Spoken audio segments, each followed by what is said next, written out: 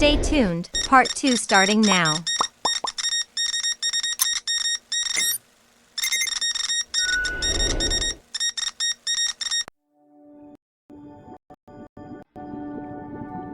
I'm Rod Serling. You're listening to the Zero Hour. Rest your eyes.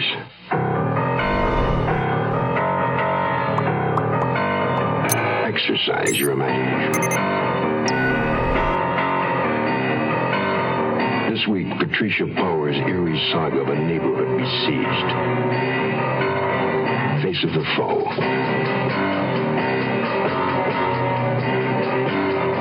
Starring Jessica Walter, Joseph Campanella, and Judy Carn.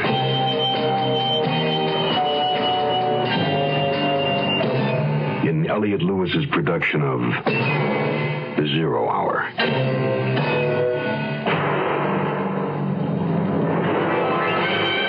Mutual Broadcasting System presents The Zero Hour. Sponsored in part by Quaker State Motor Oil and State Farm Insurance. This is The Zero Hour on Mutual Radio.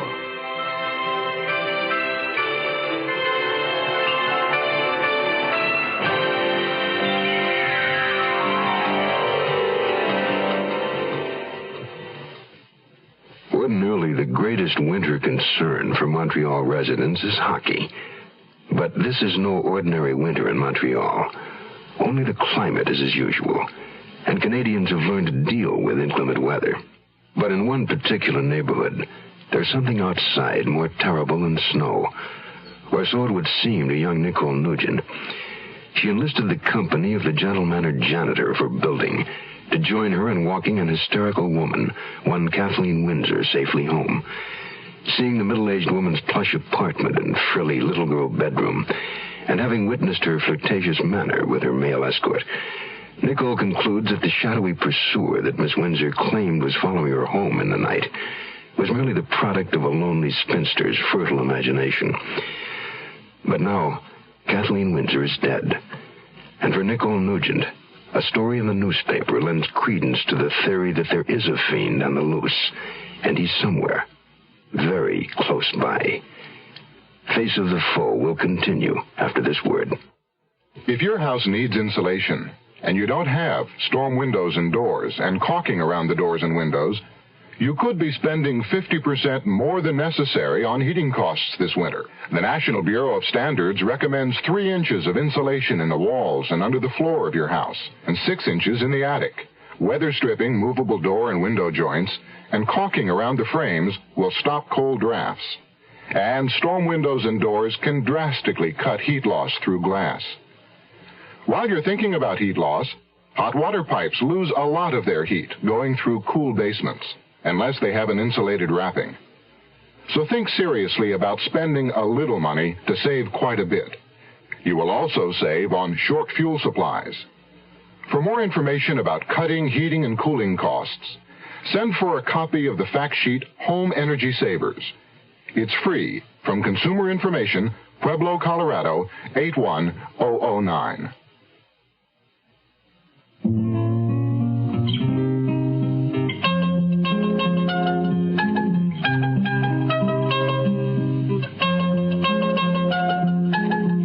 Maybe the man who killed her was someone else, someone she knew. Why do you say that? Well, how did he get in? She wouldn't open a door to a stranger, would she? Especially if she had really just escaped from a man following her. Chris is right, Nicky. It doesn't make sense. It must have been someone she knew. Which means it doesn't have anything to do with you and what happened last night. So try to put the whole thing out of your mind. I'll fix us all a drink. And then I'm going to say goodnight, Buffett. Let you put that poor stuffy head of yours to bed. Bed was one thing, but sleep was another. My head began to throb. I didn't know whether it was from my cold or the image I couldn't keep out of my mind.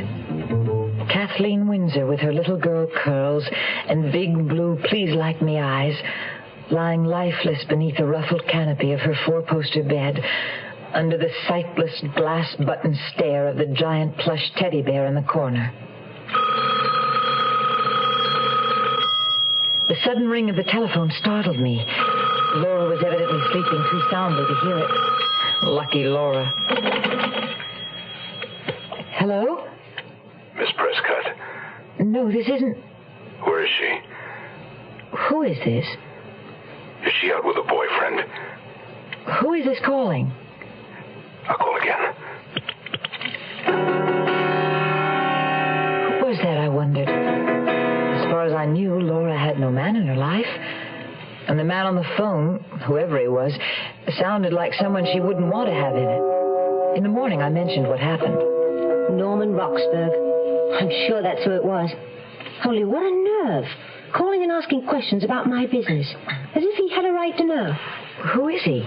Just someone in my restaurant administration class. Just hang up on him if he calls again. But it seemed I'd barely gotten settled on the sofa and begun to drowse off when Laura gently shook me awake. Sorry, Nicky, but I'm afraid you're going to have company. Oh, no. Who? Your Aunt Emily. She just phoned. I tried to put her off, but you know your Aunt Emily. I wouldn't trade my Aunt Emily for a round dozen of anybody else's aunts. And granted, she was a little eccentric. Some people might even say crazy. The truth of the matter was, she was just gloriously herself. A blithe spirit. Unfortunately, though I was only 24 and she was close to 70, just listening to Aunt Emily took more energy than I was up to in my present condition. You sound like a frog, dear. But never mind. They turn into princes, you know. As bad as I felt, I had to admit the sight of Aunt Emily was like a spring tonic. Lately, she'd been attending Sunday feasts at the Park Avenue Hare Krishna Temple. She loved the food, the incense, the dancing, the hand-clapping, and she generally dropped in at our apartment afterward, swathed in a sheet, with tilax painted on her forehead, and 108 japa prayer beads adorning her scrawny neck. Today, however, she'd just come from her regular attendance at St. Simon's Church, for which she wore the slightly more conventional attire of a jaunty bright wool cape over knickers and argyle knee socks. Laura, do you suppose I could have a drop or two of brandy? Of course, we'll all have some. Be good for Nicky's cold. I had some shocking news at church today, and I'm quite unstrung. What news, Aunt Emily? Murder. The second member of our church choir in a week. First Elsie and now Kathleen. Kathleen Windsor sang in the choir at your church? And now she's been strangled by someone, the same as Elsie was. And both of them on Winnicott Road, where I live. Oh, Aunt Emily. I know, it's a bit unnerving. Everybody in the choir warned me to be careful. But I told them no one would bother killing an old woman like me. I've been getting some strange vibes from Kathleen lately. What do you mean, vibes? She just wasn't herself. She was usually so quiet and subdued. A good little girl, as her mother would say. But these past few weeks, something had really turned her on. She started acting all nervous and giggly. Probably because her mother was away in the hospital. She felt free for a change. That must have been it. I can't think of anything else it could be. You don't suppose she could have found a boyfriend? Heavens, no. Kathleen was deathly afraid of men. Only what, Aunt Emily? I remember one Sunday a month or so ago, just after her mother went into the hospital. Kathleen didn't stay after church for choir practice. Was that unusual? Very. She never missed choir practice. And as it happened, I had to skip that Sunday, too, because of a cold. I had a throat as froggy as yours, Nicky. No good for singing. So what happened, Aunt Emily? Well, I was walking home, and about a block away from church, I could swear I saw Kathleen Windsor in a car with a man. There's a little town in western Pennsylvania called Oil City where they make peace of mind. They put it up in quart-sized green and white cans and ship millions of them all over the land to people who don't want to worry about their cars. This peace of mind for car owners is called Quaker State Motor Oil. The folks who make it are experts, men who really know motor oil, because that's been Quaker State's specialty for over 50 years. Quaker Quaker State starts with the finest natural petroleum the earth provides. 100% pure Pennsylvania-grade crude oil. Then they put it through step after step of refining and fortify it to fight heat and rust and dirt and wear and give your engine the protection it needs. Quaker State Motor Oil. Who says you can't buy peace of mind? Quaker State your car. You keep it running, yeah.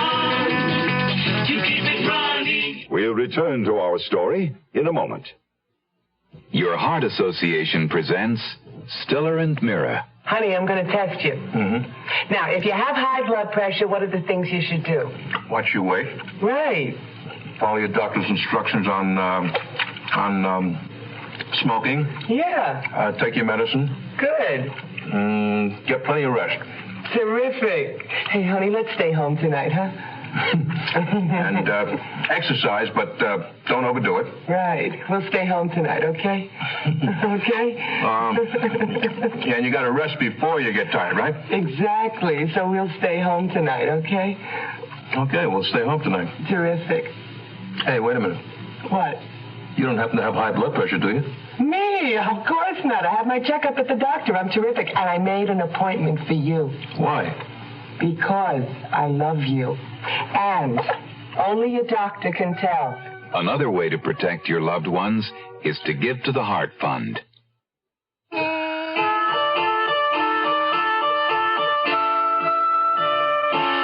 This whole business is just another reminder that we should all live life to the fullest while we're here. So hurry and get rid of that cold, Nicky, and give that man of yours a kiss for me when you see him. I will, Aunt Emily. Don't disturb yourself, dears. I'll see myself out. Oh, he wore flowing robes and sandals, and he came with love for all. With a flourish of her cape, she pirouetted across the room and was gone. I was glad it was winter. With the streets frozen over with snow and sleet, Aunt Emily had temporarily stored away her favorite mode of transportation, a gleaming red motorcycle. I spent the rest of Sunday catching snatches of fevered sleep. Monday morning, I felt slightly more human, but not quite up to my job as secretary to the principal of Kensington School for Girls. When Laura left for work, I called in sick and went through my ritual of lighting the fire in the living room, bringing a blanket and Kleenex in from the bedroom, and curling up on the sofa again. I didn't stay curled up long.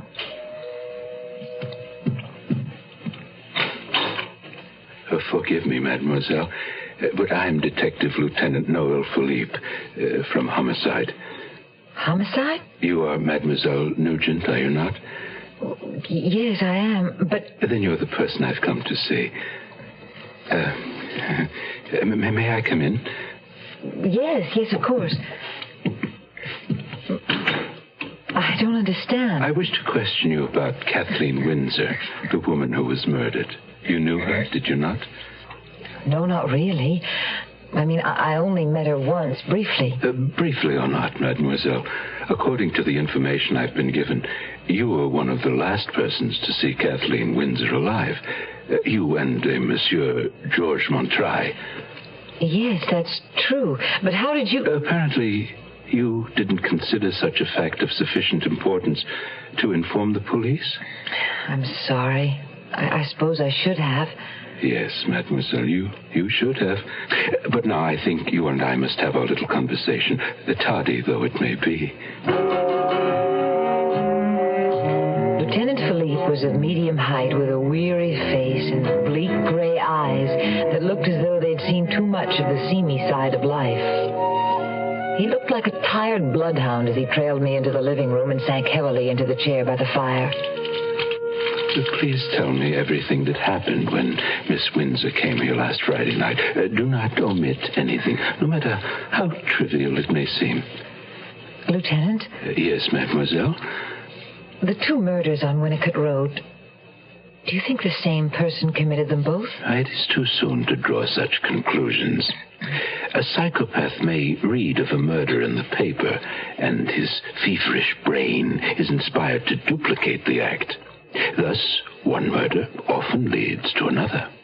What a terrible thought. In the two incidents on Winnicott Road, there is the similarity in the method of murder, strangulation.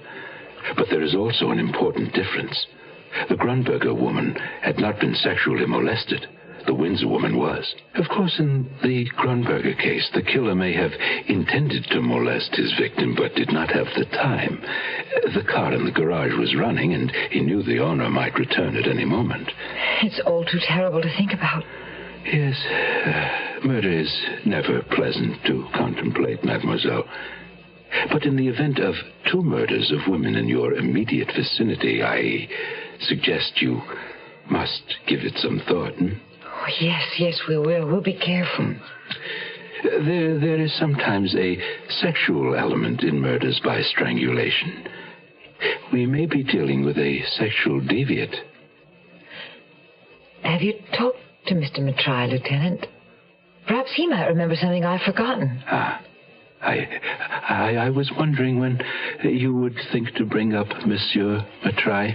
He was, after all, the only other known person to be with Kathleen Windsor just before her death. He's a very nice man, Lieutenant. I'm sure you'd find him most obliging. I'm afraid, Mademoiselle Nugent, at this moment we do not find him so.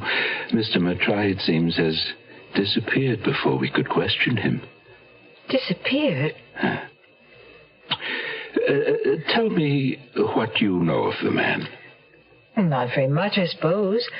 I've lived here a year, and he's always been very polite and helpful. And that is why you thought of him to accompany you and Miss Windsor to her home, is that correct?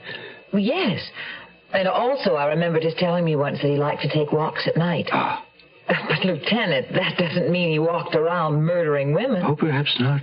Perhaps not. But then, what reason do you suggest he had for not wanting to be questioned by the police? A very good one, as a matter of fact. I'm thinking of a conversation I had with him last summer.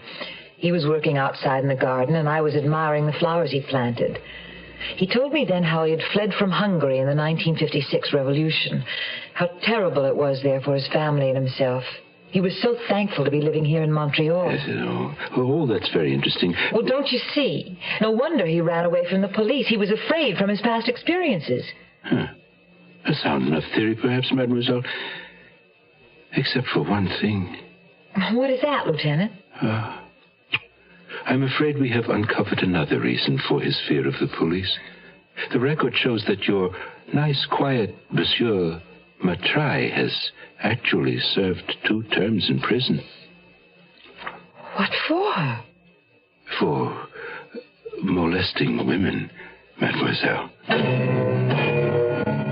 Agent Darrell Hutchison of Garden City, Georgia, explains why personal service and car insurance is just as important as State Farm Mutual's low rates. We are not always the lowest price that an individual can find for insurance.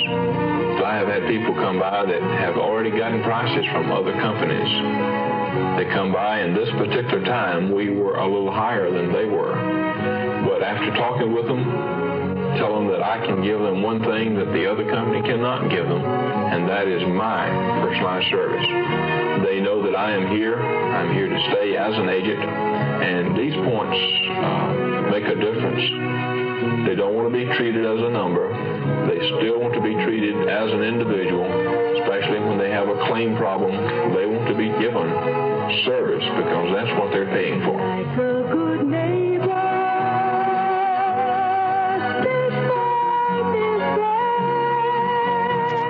The Zero Hour continues after this.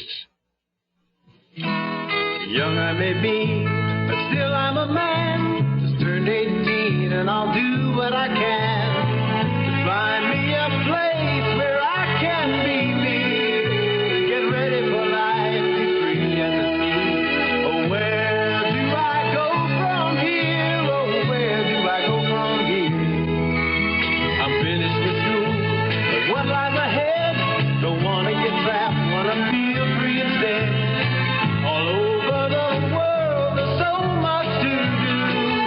The call of the sea, don't you hear it too? Oh, where do I go from here? Oh, where do I go from here?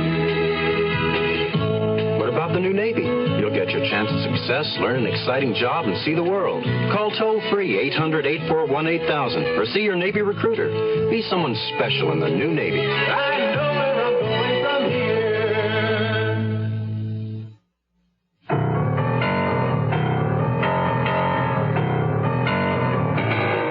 The most puzzling aspect of the Kathleen Windsor murder is how the killer got into her apartment. There was no sign of forced entry, which leads to the obvious conclusion that she willingly opened the door to whomever it was. And do you think it might have been George Matrai? He had witnessed the type of woman she was and knew that she was alone in her apartment.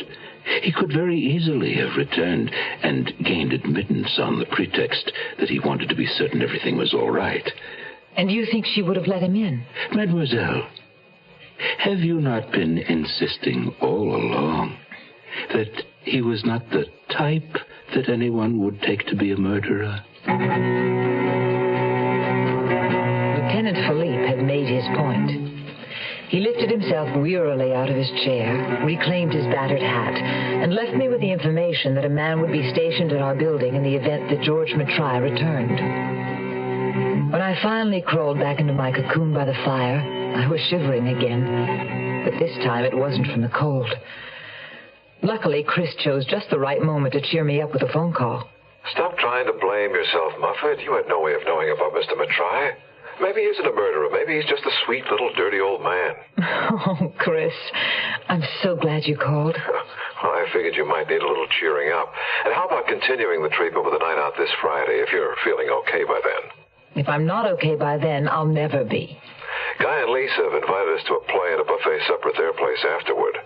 Sounds like the perfect cure for a shut-in. What's the play about? Oh, something written by a friend of Guy's, a comedy. Just as long as it isn't a murder mystery. Even if the play were disappointing, an evening with Lisa and one of her buffet suppers could never be. She was a friend from my school days, and Chris had become as fond of her as I was. Lisa had met and married Guy Sabarin less than a year ago. Unfortunately, neither Chris nor I liked the man, but we'd learned to tolerate him for Lisa's sake. At the moment, I found myself thinking I was going to have to get well by Friday night if I were going to stomach a whole evening in Guy Sabarin's company.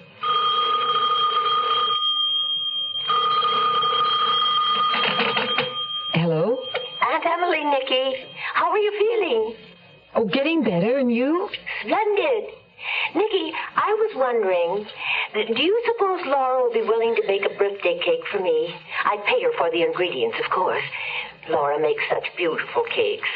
And Donald's such a nice boy. So much soul. Oh, I'm sure Laura would love to, Aunt Emily. But who is Donald? Donald Hamill. I got him from the drop-in center. The drop-in center? For homeless youth on Leary. He comes from Windsor. Couldn't stand it at home and ran away. Says he won't go back again, and I don't blame him for what he tells me. Aunt Emily, you didn't... Bring him home with me? Well, of course I did. Where else was there for the poor boy to go? I'm going to keep him with me until he finds a job and can look after himself. Aunt Emily, I don't think it's very wise of you to take in some strange boy like that. Oh, Donald isn't strange. He's a very good boy. Awfully quiet and shy, but not sullen like Tony. Now, you're right about Tony. He is a strange boy, and I'm not so sure I should have let him come home with me. Who is Tony, Aunt Emily? Tony Bartha, Donald's friend. Although I wonder if he really is. I know for a fact Tony's going steady with Mary Jane, and I'm afraid he has Donald flirting with her. Mary Jane? Is that someone else you brought home with you? Oh, dear, no. Mary Jane is marijuana, dear. You mean Tony Bartha's into drugs? Oh, Aunt Emily, I don't think you should let him stay with you. Don't worry, I'm not going to for long. I don't like his attitude. Cheers. The rest of the day passed uneventfully, except for another encounter with T. Oliphant when I went to the lobby to get the mail. I was wearing a cable knit sweater and my oldest pair of corduroy slacks for warmth, and T. Oliphant looked me up and down in the same manner that he had Kathleen Windsor. A new thought occurred to me. Maybe he just didn't approve of women wearing pants. I scuttled past him quickly and hurried back to the sheltering circle of my fire like primitive man huddling against evil spirits. A few moments later, I had fallen sound asleep. It was dark in the room when I woke up. Laura had her class on Monday nights and didn't come home for dinner. The room was chilly. I put more wood on the fire and turned on the lamp. I thought of all the things I needed to do before I left on my trip to Jamaica. Clothes to sew, laundry to do, Christmas presents to wrap. I still didn't have the energy. I picked up a book to read, making certain it wasn't the one I'd been reading the night Kathleen Windsor had come pounding on my door. Laura came in so quietly I didn't hear her. I gave a start when she suddenly materialized beside me. She looked strange, her face pale, her eyes staring. Laura, is something wrong? There's someone with me, Nicky. May I ask him in? Of course. She walked to the hall and in a moment returned with a man at her side. Pleasant looking, sensitive features with dark blonde hair that just brushed the collar of his expensively tailored suit. Mr. Brooke, this is my roommate, Nicole Nugent. Nicky, this is Julian Brooke. How do you do? I'm pleased to meet you, Mr. Brooke. Laura, what's wrong? Something is, I can tell. I'm afraid Miss Prescott doesn't feel yet like talking about it, Miss Nugent. You see, she's just had a ruddy bad scare. Laura, what happened? A man attacked her on the street. Tried to drag her off into the park. Got to get out of this city of night. Find me, oh find me, my city of light. You are listening to Mutual's presentation of The Zero Hour. Once upon a time, there was a beautiful forest where everything was all lovely and green and peaceful. Sunlight fell in ribbons of daylight through its trees. Birds flew in the quiet air above it. Deer and rabbits found secret hiding places to play, for it was truly a beautiful place. And then one day, into this beautiful emerald forest, a new creature came, a creature called man. And man brought with him fire to warm him against the night. Only with his fire, man did not bring caution, and the fire got away from him suddenly. And the beautiful forest was no more. And yet there might easily be a different ending. For if man is careful with his fire, he need never say, once upon a time, there was a beautiful forest.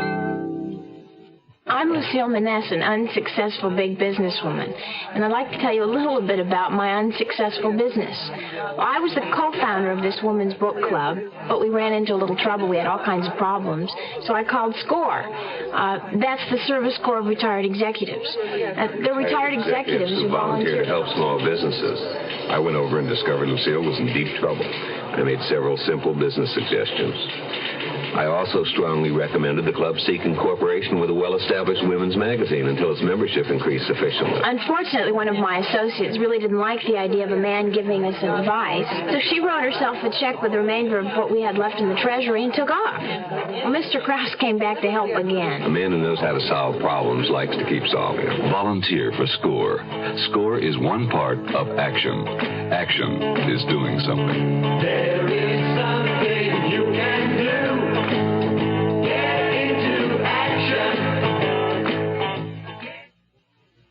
Tomorrow at this time, rest your eyes and listen here to this week's continuing study in suspense, Face of the Foe.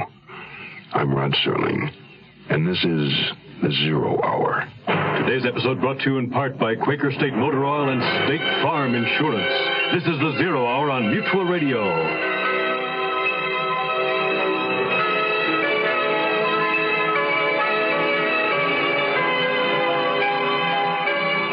You have have been listening to The Zero Hour, a presentation of the Mutual Broadcasting System in association with Hollywood Radio Theater.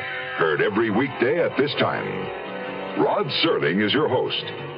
Zero Hour is produced and directed by Elliott Lewis. The Hollywood Radio Theater theme was played by Ferranti and Teicher and is now available on United Artists Records and Tapes. Hugh Douglas speaking. Tune in tomorrow, and once again, rest your eyes and listen here to The Zero Hour.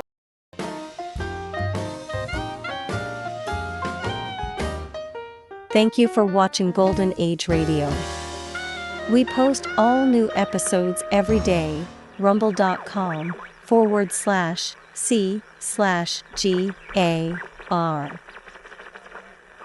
Subscribe for more videos.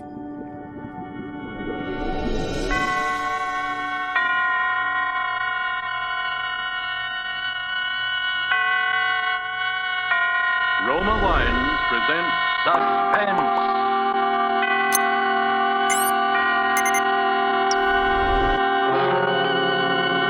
Roma Wines, made in California for enjoyment throughout the world. Salud. Your health, senor. Roma Wines toast the world. The wine for your table is Roma Wine, made in California for enjoyment throughout the world.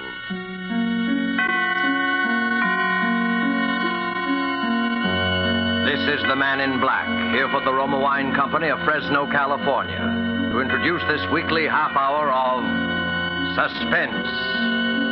Tonight from Hollywood, Roma Wines bring you as stars Dame May Whitty and Miss Maureen O'Sullivan. And so with the performances of these two distinguished leading ladies in the play called The Black Shawl, we again hope to keep you in suspense.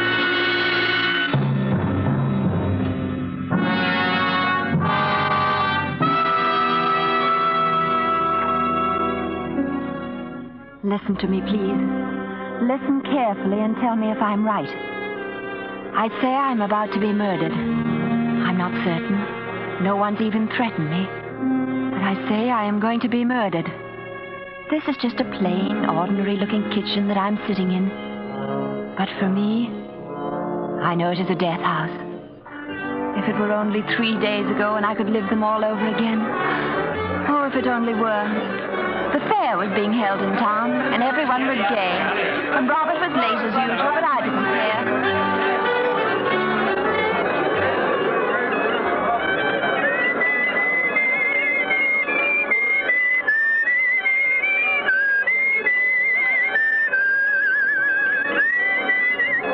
Susan, not waiting for Rob again, are you? Have you ever seen me when I haven't been? And him a lawyer for the watch factory. Somebody ought to teach him how to tell time. Hey, how about a dance, Sue? One short one before that boyfriend of yours comes around to steal you away. Oh, thanks, George, but I'd rather wait. If he's not quick about it, he'll find nothing left to steal except the bench. All right, but let me know if you're interested in a change of habit.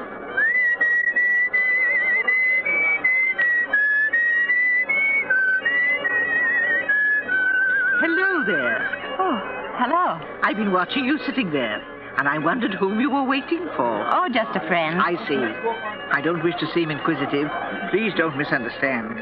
It's only that your face struck me as being unusually bright and alive, as well as being uncommonly pretty. Oh, thank you. Now, you see, I have an eye for faces. My son was a sculptor. He worked almost entirely with heads, and my job was choosing them. It's all very foolish, I'll admit. More so since he departed some time ago. Oh, I am sorry. Thank you. That's precisely why I was watching you. Of course, I know nothing about you any more than you do of me. But, by the way, what's your name? Susan Appleby. Mine is Elizabeth Masters. How do you do? I live just the other side of town. Oh. Let me come to the point, Susan. I admire your looks, and I like the way you act and speak. I'm not a young woman, and I'm lonely. I have been ever since I lost my son. I need a companion, someone who can stay with me and help me, too. And you resemble closely my very first companion, my best remembered one. Oh, but I'll pay you well. £30 a month. Your chief occupation will be to brew me some tea and talk to me. Are you interested? Well, I have been seeking that sort of a position, but I... Splendid. You need look no longer. But you know nothing about me. I know that I like you, and that I want you to accept my offer. I'll return here at the same time tomorrow evening. If you do want the position, please be here. And believe me, I hope you are here. Good night, Susan. Good night. See you tomorrow at 8. All right. I'll be here.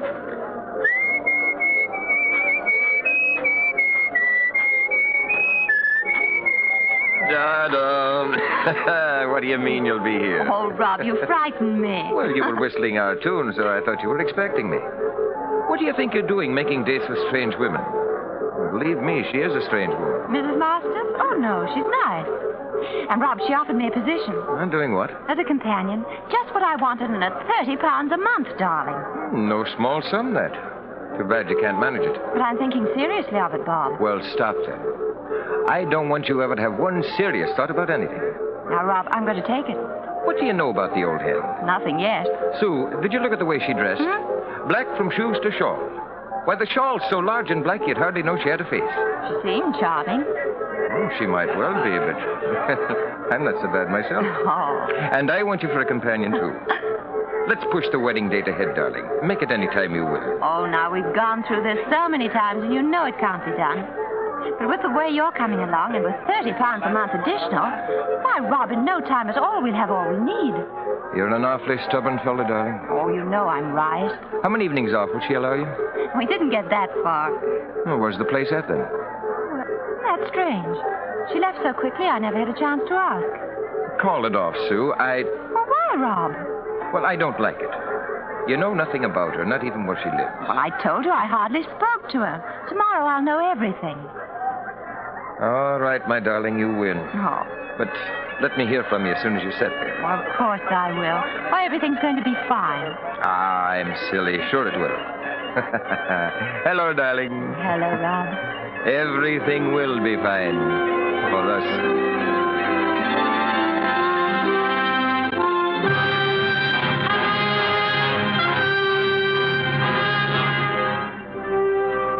Tonight for Suspense, Roma Wines are bringing you as stars Dame May Whitty and Maureen O'Sullivan, whom you have heard in the prologue to The Black Shawl by R.R. Lewis. Tonight's study in suspense.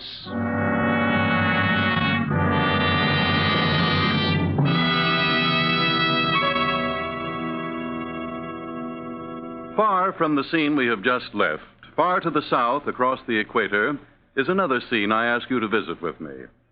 It is just before the dinner hour on the beautiful roof terrace cafe of the Hotel Metropolitano of Guayaquil, Ecuador.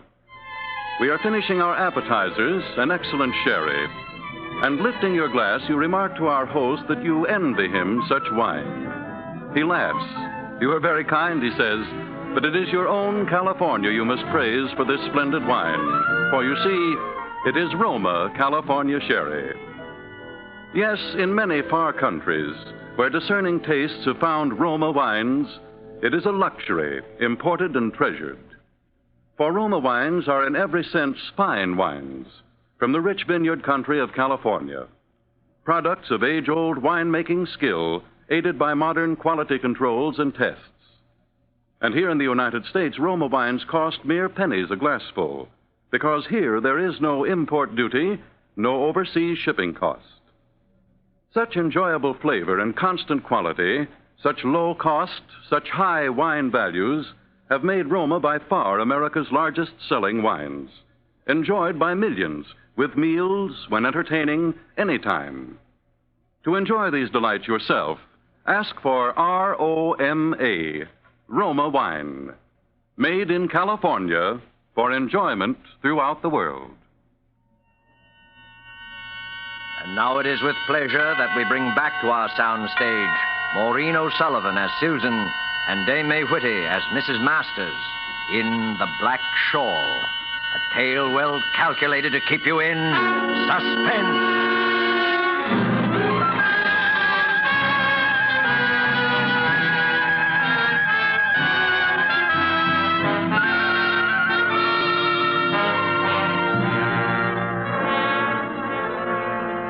So, I was there waiting as Mrs. Masters had instructed me the following night. We got into her car and she drove us off. It only seemed a mile or two from town, but we twisted and turned so many times that in the dark I became completely confused as to my whereabouts. Then finally, we stopped.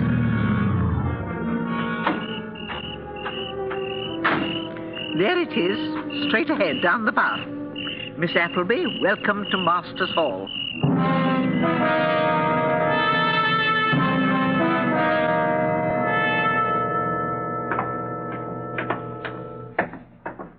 I'm in the parlor, Miss Appleby.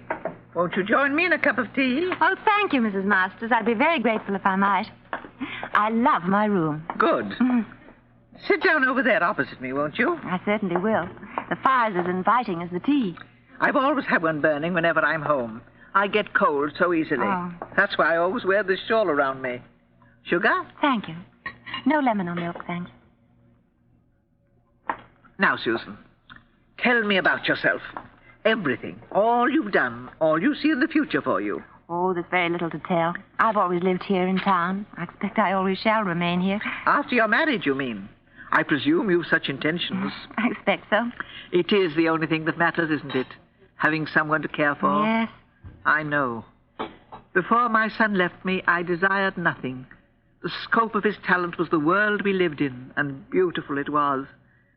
I suppose love is like talent in that respect.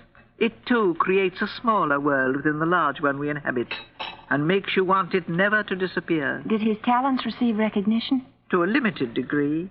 Everyone saw in his work the promise of a truly great sculptor. The promise never bore fruit, because he hadn't enough time. Winter came far too early in his life. How old was he? I lost him before he was 21. Oh, Mrs. Masters. That's terrible. So great a waste. That's it. You realize it, too. The waste. To lose a useless thing, that can be forgiven. Or if the loss can't be helped, there's nothing we can say, but to cast away genius, to kill it before it's reached its full expression, that no one can forgive. No one can forget. Oh, now, please, Mrs. Masters. We have no control over such matters. They're God's will. Of course. Thank you, dear. You're very sweet. I wish you more success in the world of your love. I'm sure you'll have more. Oh, that's kind of you. Another good man ruined. I should be insulted. Ruined by a woman. That's it.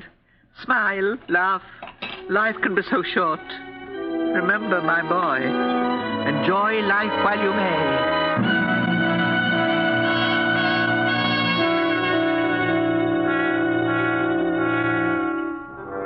I slept well that first night and did not awaken until almost 9.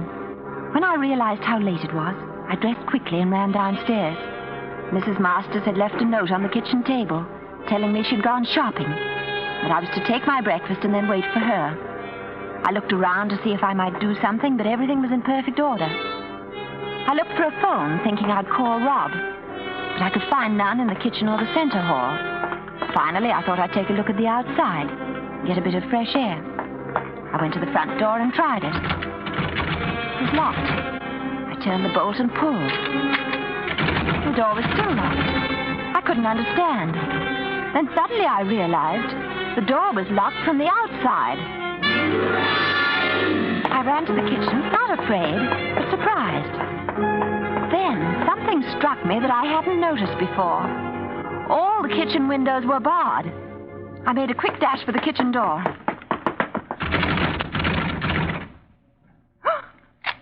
Why, Susan. Good morning. Did you have a good night's rest? Oh, yes, I did, thank you. Fine. But you're trembling. Is there a chill in the house? You really should stay away from the doors. Oh, I know, but I wanted a breath of air. The front door was locked. Was it? Yes. Oh, I must have done it automatically. You see, I've lived alone for so long, and it's natural for a person who lives alone to lock all doors behind them when they go out.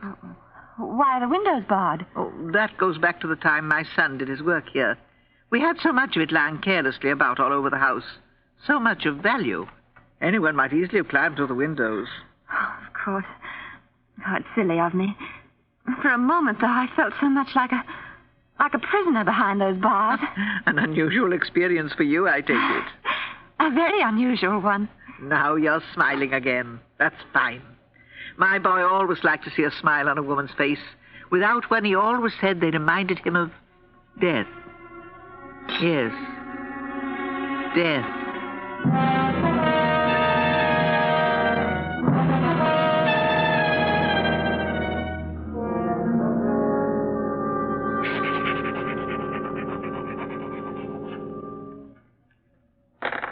Next day, I wrote to Rob. Please come to see me now, Rob, if you can. Everything's all right. Don't worry about me, but come to me. It's unbelievable, but I must tell you that I still don't know the address here. I cannot tell you how to find it. But someone must know Mrs. Masters and can tell you where she lives. I want to send this off to you now, so I'll close. I can't tell you, darling, how great is my need to see you and my love for you, Sue.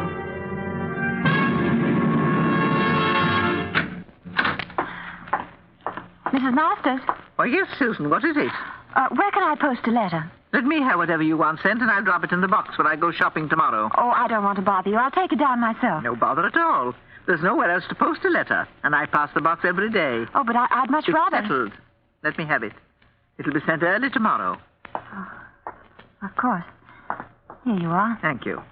And, Susan, I dropped my shawl. Would you mind? Oh, not at all. Exquisite, isn't it? Will you join me in a cup of tea? No, thank you. Mrs. Masters, this morning I said I was silly for feeling like a prisoner in your home, but the feeling is still there. What have I done or said that might create any such impression?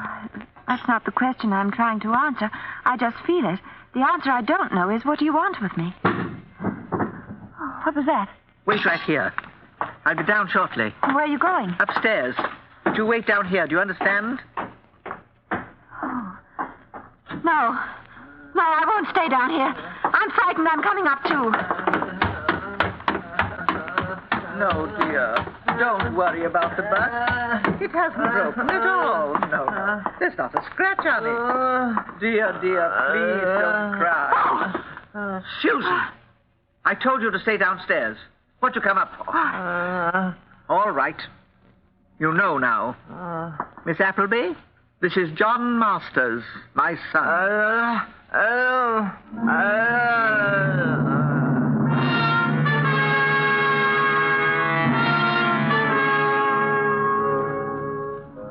That night at dinner, there were three of us. I couldn't bear to look at him. The twisted face, the dull, glazed eyes, whimpering, grunting, unable even to speak a single intelligible word. And when I saw the two together, she with the horrible black shawl draped around her, I knew for certain that in her own way she was as mad as her son. And I knew more surely than ever how great was my own danger. Late that night, I packed my bag silently and swiftly. Then I waited. It was well past midnight before I dared open my door and look out. The house was completely dark, upstairs and down. I felt my way along and started down the stairs. I reached the bottom and went right to the front door first. Susan! Susan, where were you going? You couldn't possibly know your way about once outside the house. You'd surely have lost your way. Wouldn't she, John? Stop it! All right.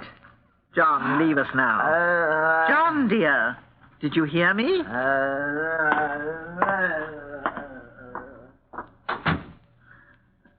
Miss Masters, you have no right to keep me here if I don't wish to stay. Well, when I accepted this position, I was of the opinion that you lived alone. Conditions have changed, and now I wish to leave. Please, Susan, believe me, I don't blame you a bit. But think of me. Just for a single moment. Why do you think I asked you here? Do you believe it's so easy for me, chained to this lost thing? No one to talk to day or night. I needed someone. I need you now. But you told me he was dead. I never told you that. Only that he'd left me. And so he has. No, I won't stay. I'll go mad if I do. Very well, dear. It's no use trying to argue with you. But stay at least until tomorrow. You could never find your way tonight, and If you stay over, it'll give me a chance to find someone in town. I'd rather go now, if you don't mind. Tomorrow night. Just until then. Even if I've no one, well, you can leave after dinner tomorrow. I'll pay you 2 weeks' wages if you do. Please, you can't refuse me that. Well, I... Thank you. Thank you, dear Susan.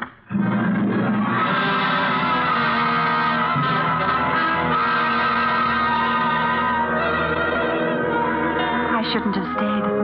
I knew that from the moment I agreed. I slept badly, waking from time to time, certain that I heard odd noises from the next room.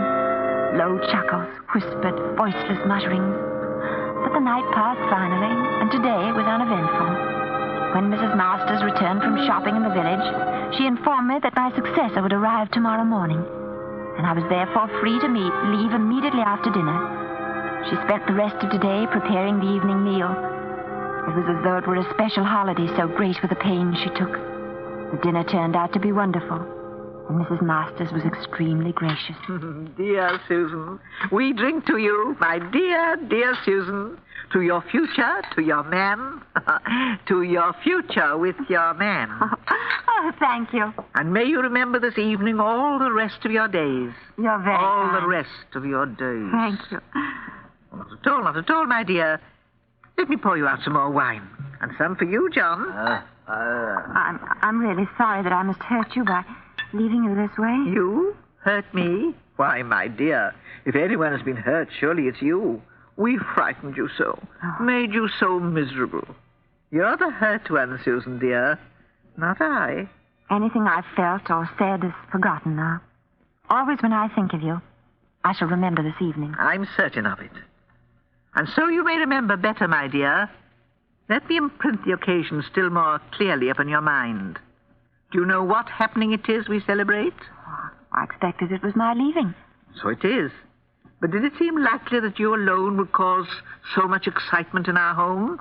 Well, Miss Appleby, this is the 3rd anniversary of the most important event in the history of Masters Hall. We honor you by asking you to partake of our joy. And I thank you for it. No need of that. You need only listen and be silent. 3 years ago, my son was a genius. Today, he is my son. 3 years ago, the world's door stood wide before us. Today, all the shoulders on earth couldn't break it down. It was shut upon us 3 years ago tonight. She slammed it as she left. My son loved her dearly. My first sweet companion. I warned him. I told him that no woman would put up with his temperament. He wouldn't listen. He loved her madly. Madly. The perfect word for it. And for that, she slammed the door on him. Slammed it in his face, his heart, his head. That night he lost the power of his mind. Ever since we've waited in vain for its return. But we've honored the occasion. Don't think we've forgotten. Eh, John? 2 years ago this evening, on the 1st anniversary, Sally Thwaite left us. We told her the story. She was overwhelmed. She couldn't bear to stay and left. Quite suddenly. Last year, Catherine it was, Kitty, can't recall her last name at the moment. She wanted to leave us too. How could we refuse? And now, tonight, Susan Appleby. Tonight, Susan, you are leaving us. Where are you going, Susan? To the kitchen. Excuse me, please.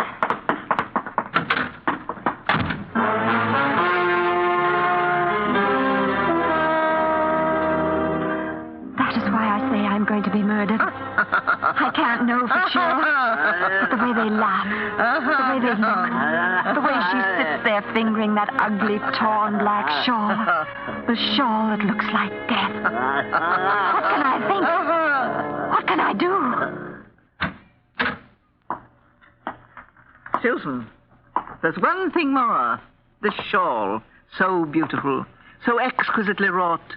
You must surely have noticed that I wear it all the time. It belonged to her, a gift from my son. In her haste, it slipped from her shoulders as she left. So this is all that remains of that lovely, wonderful creature. I should like you to wear it, if only for a moment. You're so much like her, and her memory is John's greatest comfort. Oh, no. No, don't come near me. Don't touch me. Please, just around your shoulder. I won't wear it. Stay away from me. Please don't. Dora.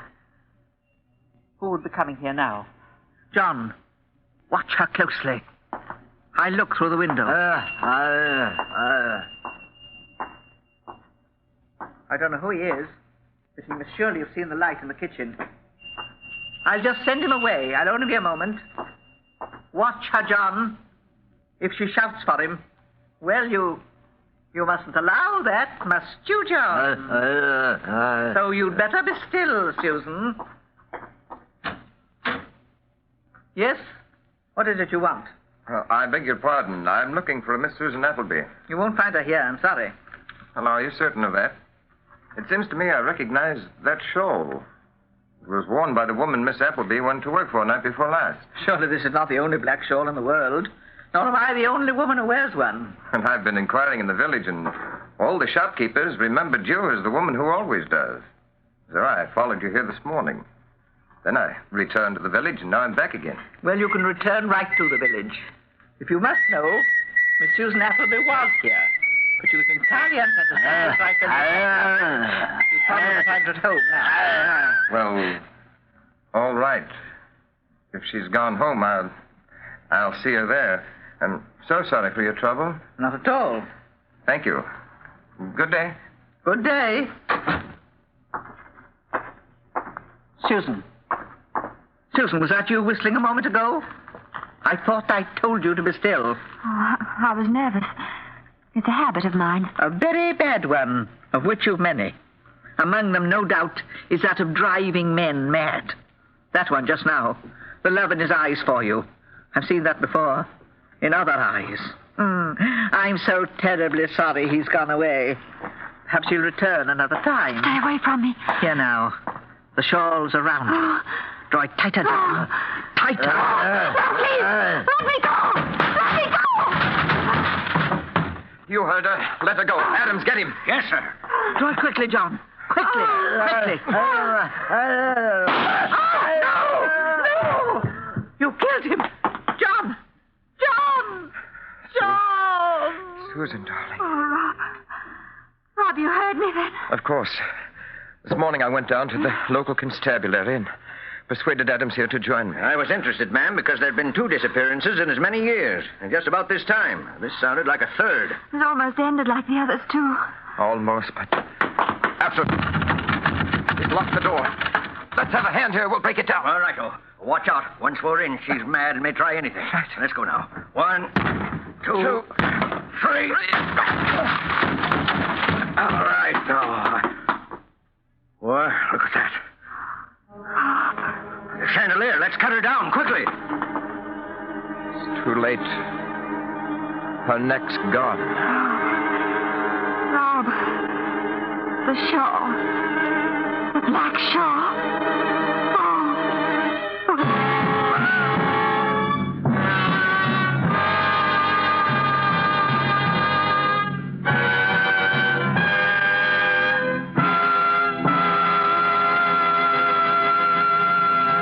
And so closes The Black Shawl, starring Dame May Whitty and Maureen O'Sullivan. Tonight's tale of Suspense. Suspense is produced and directed by William Spear.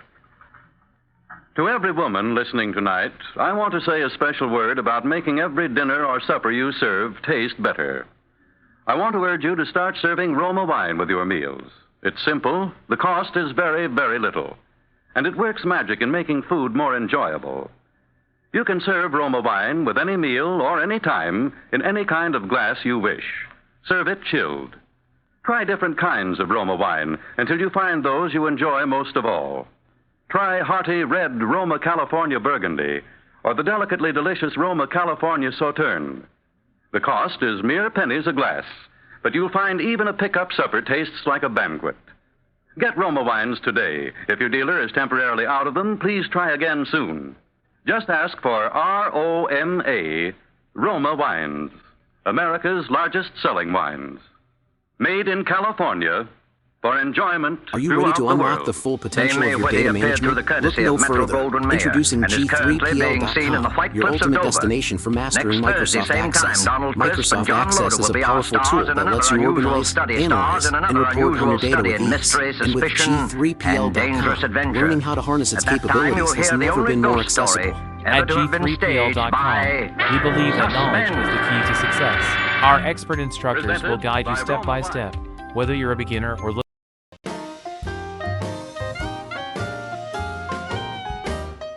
Thank you for watching Golden Age Radio. We post all new episodes every day. rumble.com/C/GAR. The CBS Radio Mystery Theater presents...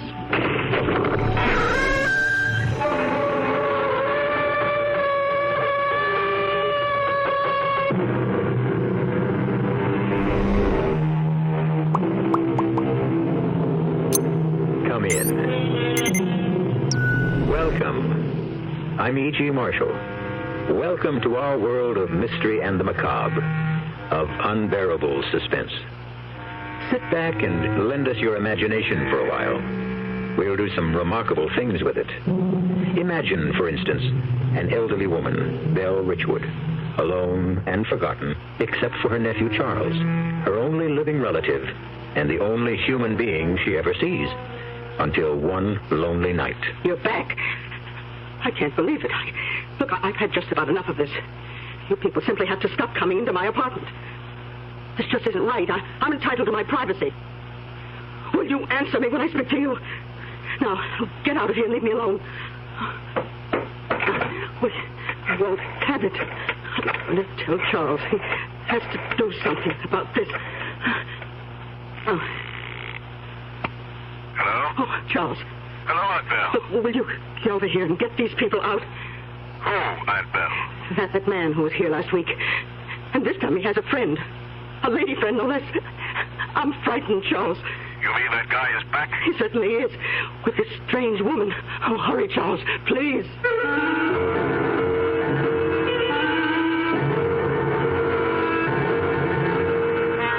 Our mystery drama, Strange Company, was written especially for the Mystery Theater by Bob Juran and stars Bryna Rayburn. It is sponsored in part by the Kellogg Company, makers of Kellogg's Special K cereal, and by new sugar-free Diet 7-Up.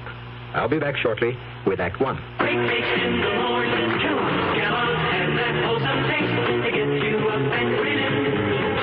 This is Jerry Coffey for Kellogg's Special K. We've been having some fun in our television and radio commercials by using a ball and chain to symbolize the slight overweight problem common to so many of us. We point out that being a few pounds overweight is just a little more difficult for you. Climbing stairs, just walking around, even sitting down can feel, well, like you're wearing a ball and chain. In case you missed the message, it's this. If you really want to get rid of that extra weight, you really have to work at it by exercising and with sensible meals like the Special K breakfast. A 1-ounce bowl of Special K, America's favorite high-protein cereal, 4 ounces of skim milk, tomato juice, and coffee. Less than 240 calories. Nutritious and, by the way, delicious. So why not begin each day with a Special K breakfast and then keep up the good work? Special K can't help you lose weight all by itself, but it really is a good start. Inflation is something that we're really living with today, and State Farm has what we term inflation coverage. Agent Gabe Franco, Fort Collins, Colorado, explains the low-cost inflation coverage State Farm offers homeowners in most areas. What it really amounts to is, as the value of your home increases, the amount of coverage that you have on that home automatically increases. You don't have to call your agent every year and say, look, I think my home's increased in value. Would you raise my insurance? You don't have to do that. It's done automatically. The idea that their home is going to always be protected at all times for the full cost of replacing it is important to a person. In most areas, State Farm Fire and Casualty offers a homeowner's policy that can increase your coverage automatically as the cost of replacing your home increases. A good reason to see your State Farm agent now. And like a good neighbor, State Farm is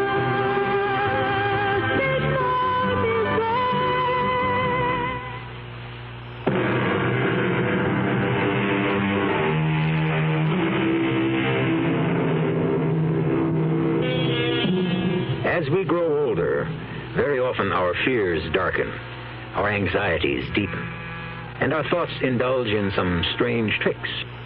Belle Richwood and her sister Julia lived their whole lives together, almost recluses.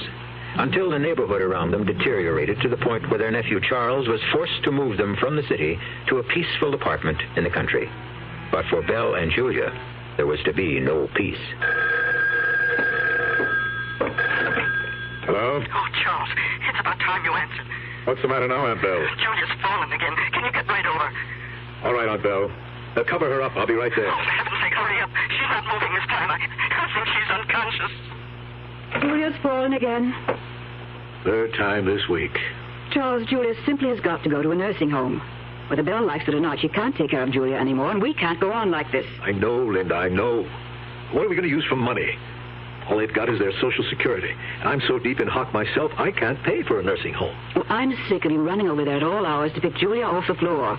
Or get her out of a bathtub. She's too old to be getting into a tub anyway. I'm fed up, too. I don't see why you bothered with them after your mother died. I'm their only blood relative. I had to get involved. Well, go pick Julia off the floor. And hurry back. Dinner's almost ready.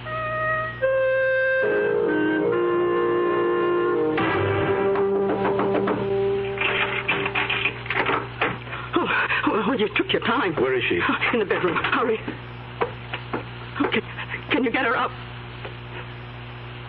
No, Aunt Belle. Julia's dead.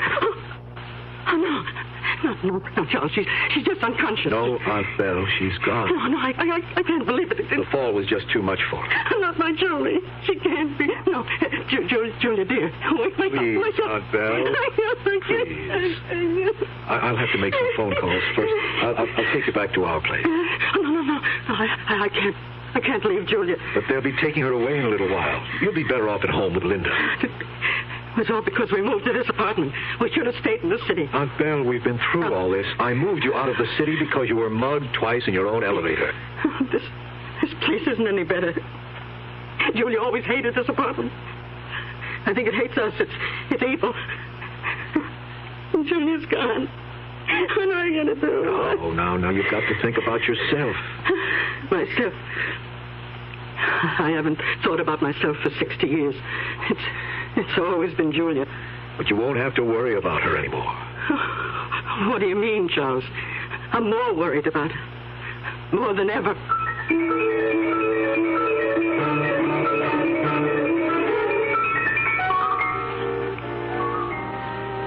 It's time to leave, Aunt Belle. Oh, couldn't I stay with her a little while longer? She looks just as though she's asleep. A few minutes more. We'll wait in the lobby. Julia, dear, do you want to wake up now? Aunt Belle. It's all right, Linda. Perhaps you're better off sleeping, dear. I'll have a nice snack ready for you when you wake. Come on, Linda. But Charles. I said come on. She shouldn't be alone in there. She doesn't believe Julia's dead. Yes, she does. But you heard her. Belle's been a sister to Julia for 60 years. And a mother for 10. It'll take her time to get over Julia's death. Gives me the chills. Don't worry about it. I suppose we'd better go now. You'll have to be getting back to work.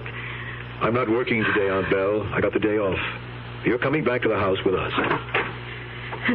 Charles, I have to settle with you about the funeral expense. I'll take care of them, of course. Plenty of time for that later. Now, I want you to watch your head. Oh, That's it. Thank you, Charles. Yes, I'm in. Well, Linda, would you want her any more rational than that? I suppose not. What a relief.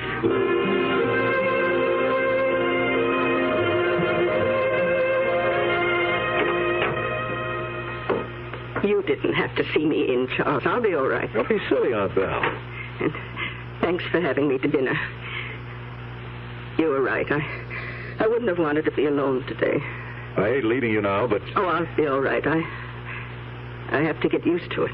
I'll stop in tomorrow night after work. Yes, do. And I'll give you the money for the expenses. Do you know how much they are? Well, that can wait, Aunt Belle. In fact, I didn't think you'd be able to cover it. I was planning to take out a loan. Oh, nonsense. I have it, and I'll pay it. Well, it's $1,500. All right. I'll have it counted out for you tomorrow. You mean you have that much in cash here? I don't think that's a wise thing to do. No, nonsense. I've always had cash on hand. Well, that's up to you. You'll be all right tonight? Don't worry about me. Come by tomorrow. I'll lock the door behind me. I always do. Good night, Aunt Belle. Good night, Charles. I wonder if there's any ginger ale in the refrigerator. Oh, that reminds me. I wanted to tell Charles. Charles! Oh, he's gone.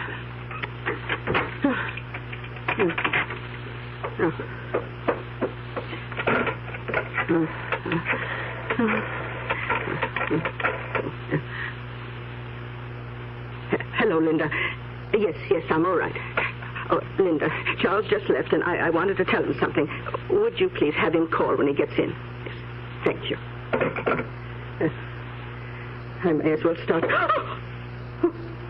Oh, you. How did you get in here? Answer me. What do you want? I order you to leave my apartment. Why don't you say something? Stop sitting there smiling. How dare you just come in and sit on my furniture? Tell me what you want if you don't. I'll get you out of here. I'm calling my nephew.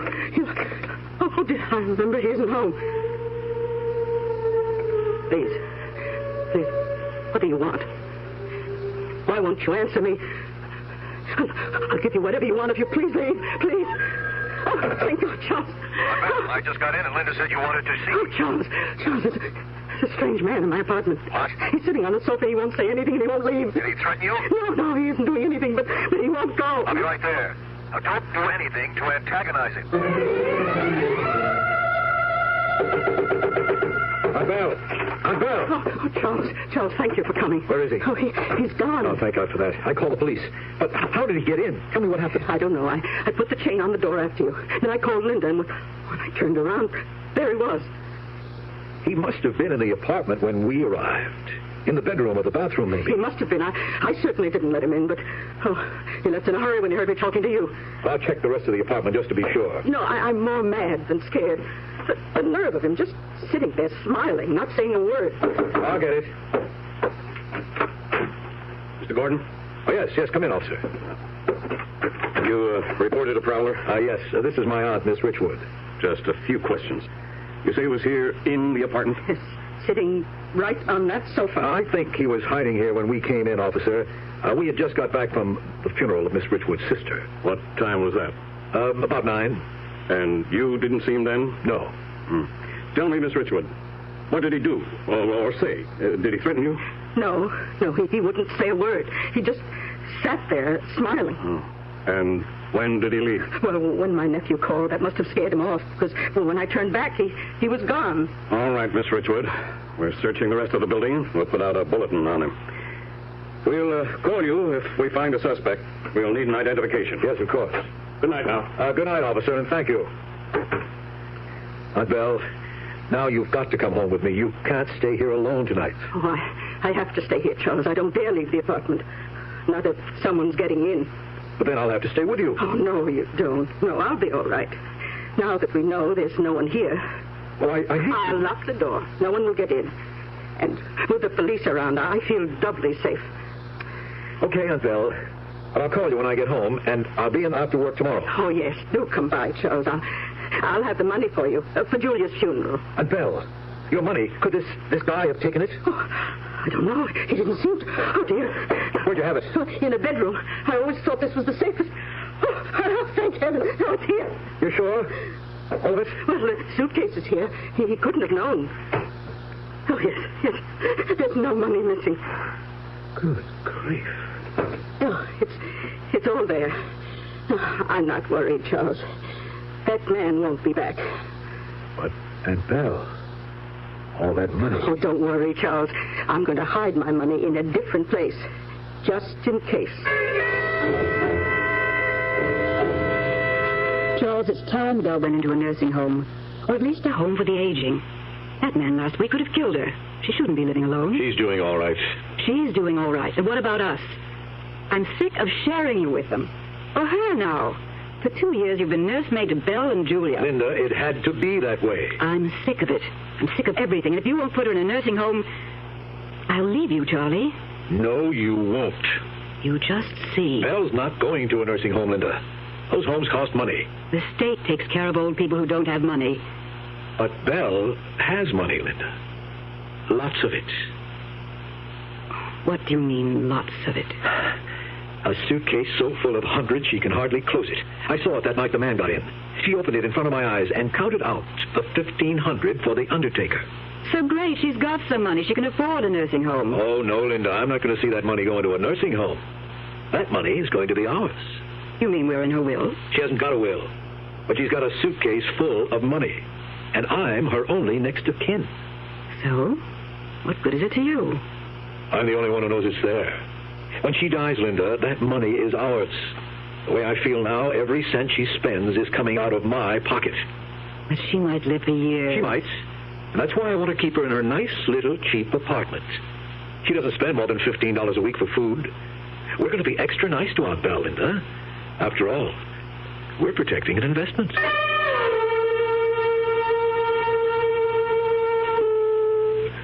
You're back. I can't believe it. I've had just about enough of this. You people simply have to stop coming into my apartment. Get out of here and leave us alone. Oh, we won't have it. I'm going to tell Charles he has to do something about this. Oh. Hello? Oh, Charles. Hello, Aunt Belle. Will you get over here and get these people out? Who, Aunt Belle? That man who was here last week. And this time he has a friend. A lady friend, no less. Aunt Belle, you mean that guy is back? He certainly is, and with a strange woman. I'll be right over. Oh, please do. They're upsetting Julia terribly. I think she's afraid of them. Julia? Aunt Belle, Julia is dead. She can't be there. Strange company indeed. That suspicious man is back, and with a lady friend. An accomplice, no doubt. It's not easy being alone and old and rich. But Julia, that sort of thing doesn't happen. Belle must be imagining things. I'll be back shortly with Act 2. Oh, somebody's been drinking my sugar-free Diet 7-Up, and it's all gone. Oh, actually, I saved a little. Oh, a bear! Hiya, Goldie. What's brewing? That's Miss Goldilocks to you. Oh, come on, kid. You mean you don't remember me? The cottage, the 3 chairs, the porridge? Baby bear! In the fur. Been a long time, Goldie. But baby bear! Just call me BB. You drink all the sugar-free Diet 7-Up, and I have to conduct another diet drink taste test today. Well, yeah, I saw the sign on the door, a professional taste tester, huh? But how can I conduct my taste test now? Why bother? I tried those other diet drinks, too. You'll notice there's still plenty of them around. Why not ask me? Well, okay, BB. Tell me, why did you drink all the sugar-free Diet 7-Up? I like the taste. Light, fresh, natural, sugar-free Diet 7-Up is definitely unbearably delicious. Mm-hmm. Orange or black? Glad is what happens when you use Dial Soap. Orange or black? It starts right out with a clean, fresh scent that's like nothing else. Orange or black? To get you going, clean and fresh. Orange or black? Orange or black? Orange or black? Orange or black? Orange or black? Orange or black? Orange or black? Just to be. Orange or black? Dial washes away the cause of odor on your skin. Orange or black? You just can't buy a better deodorant soap than Dial. Orange or black? And that's saying something. Orange or black? Orange or black? Do you Dial? Orange or black? Do you Dial? Orange or black? Orange or black? Do you Dial? Orange or black?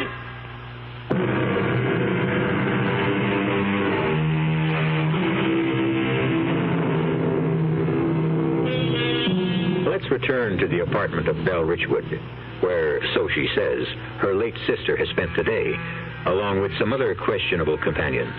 Her nephew Charles is with her now, and it seems as though the visitors have left. Belle, look.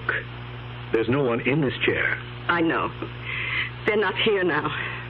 And this is where you saw Julia, in this chair? Yes. Yes, and I'm so worried. Where can she be? Aunt Belle, you know Julia passed away. Julia is dead. Yes, I know. I feel so terrible about Julia. Do you think we should call the police? No, they couldn't help. But they could look for her. I remember one time in the city she wandered away. Aunt Belle, stop it. Charles. We cannot look for Julia because Julia is dead. I know. Julia's dead. Then stop saying you saw her in the apartment. It's all right, Charles. I won't mention Julia again. But I do wish you'd do something about the other two. The other two? I told you before. The man who comes in here, and now the woman. Oh, yes, those. I simply don't understand how they're getting in. Doesn't it stand to reason that You're imagining there's a man and woman here? Charles, I know real people when I see them. Have you ever touched them? Oh, heavens, no. But that might convince you. Oh, why should I have to touch them? I know they're here. But they never speak, isn't that right? Yes, that's true. They don't talk. Aunt Belle, I don't know who or what they are, but there's nothing I can do about them. Well, I can't. The next time they show up, I'm calling the police. I wouldn't do that, Aunt Belle. You couldn't tell them any more than you already have. Well, they can certainly put a stop to strange people in my apartment. And another thing, I'm going to find another place to hide my money. Well, that is a good idea. Charles, come closer. They might be listening. Now, I want you to know where my money is, just in case. I'm going to hide that suitcase. You know, the one you saw it. Yes. I'm going to hide that behind the refrigerator. Good idea. But where should I hide the other one?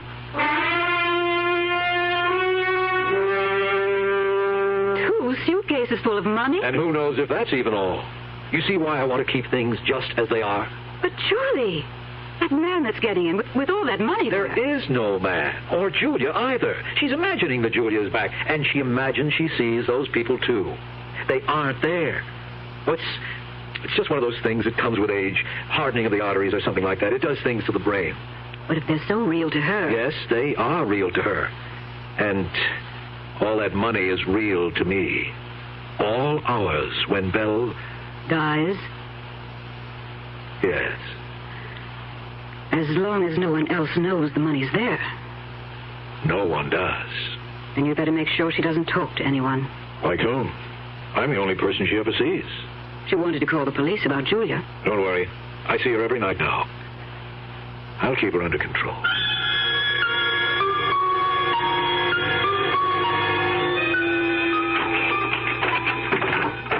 Hi, Aunt Belle. Oh, Charles, I'm so glad you came by tonight. I know how those people are getting in. You do? Yes, through here. They're coming right through this door. Aunt Belle, that's a closet. It's the clothes closet.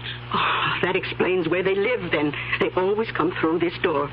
In fact, that woman came in today, and nice as you please, she picked up my coat and put it on. I could have smacked her face. Maybe you should have, Aunt Belle. Well, I couldn't bring myself to do that. But you would have found out that woman doesn't exist. She's just in your imagination. Oh, yes? Well, I'm not imagining. Missing $100. What? I had the rent money all counted out. It was in an envelope on the kitchen table, and now it's gone. I reported it to the police. Aunt Belle, you didn't. Oh, of course. Why shouldn't I? Because you probably misplaced the money and think it's gone. What did the police say? Well, that nice young officer who came the other time said they'd send out a search for that woman. She's the one, I know. Belle, I don't think you ought to keep so much money around. Well, I had thought of putting it in the bank. I was thinking maybe you ought to let me take care of it for you. I mean, with one case behind the refrigerator. Shh. They'll hear you. Don't let them know where it is. Oh. Yes, you're right, Aunt Belle. Is anybody watching? No. No. Oh, good. Oh, come on. We're going to move the suitcases. Now, you get the one behind the refrigerator, and I'll get the one under the sink. How did you ever get it back here? I can hardly...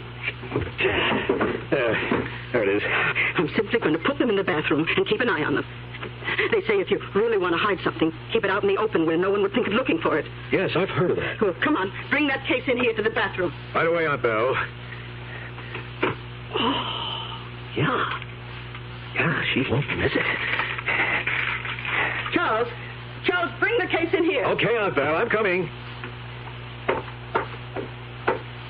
There you are. Oh, put it there in the tub next to the other one. No one's going to look for my money there. Now, how about a nice glass of wine?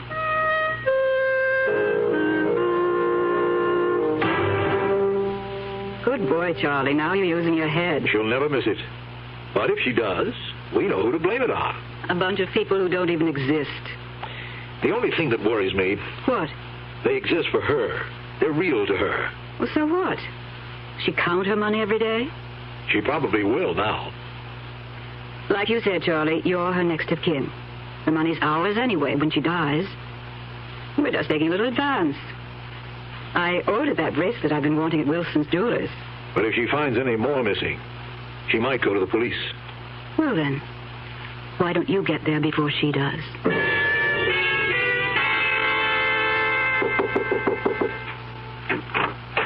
Oh, hello, Hello, Miss Richwood. Oh, Mr. Geller, I'm sorry to bother you. That's what superintendents are for, Miss Richwood. And you don't bother me a tenth as much as some of the other people in this building. Mr. Geller, I wonder if you'd mind coming upstairs and getting rid of those people. I can't seem to make them leave this time. People? What people? Why, all those people in my apartment. Well, sure. I'll throw them out. Come on.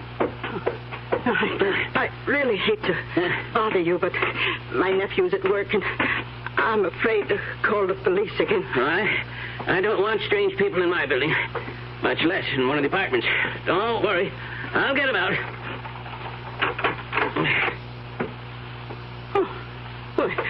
Oh, where did they all go? You're sure there were people here, Miss Richwood? Oh, yes. Yes, I'm not crazy yet. There was that man and woman who always come in, and 2 little girls. Oh, we didn't pass them on the stairs, and there's no floor above this. How can they get out? Oh, but now my sister's gone, too. Oh, do you think they took her with them? Oh, this is terrible. How am I going to find Julia?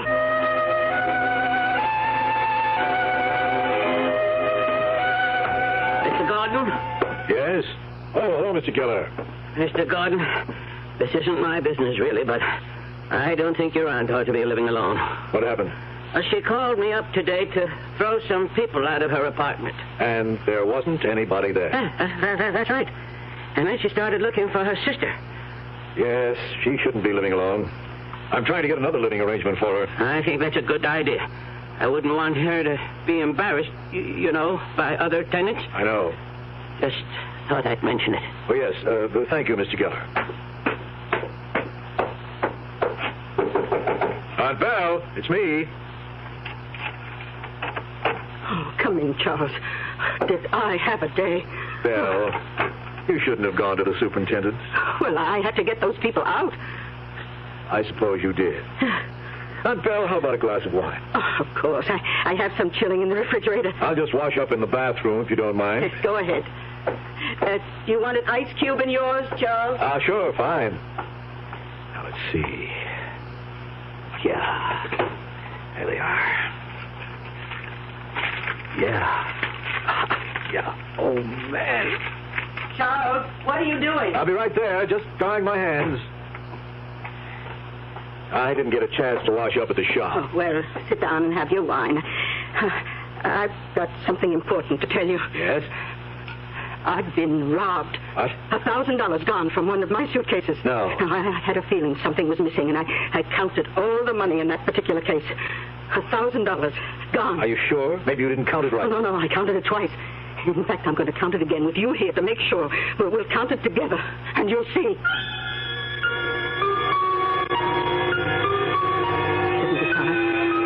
7,600. That's right. But it should be 8,000, even with that 1,000 gone.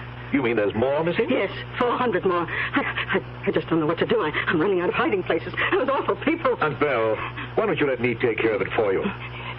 You? Yes, I'll keep the suitcases. They'll be safe with me. Those people are stealing from you. You can't keep all that money around anymore. Oh, yeah.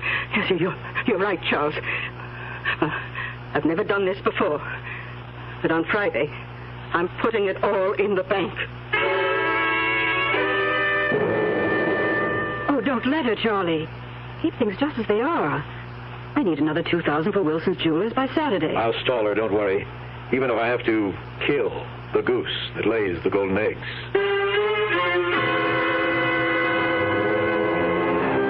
It's not safe to have cash lying around these days, particularly when you have unscrupulous relatives.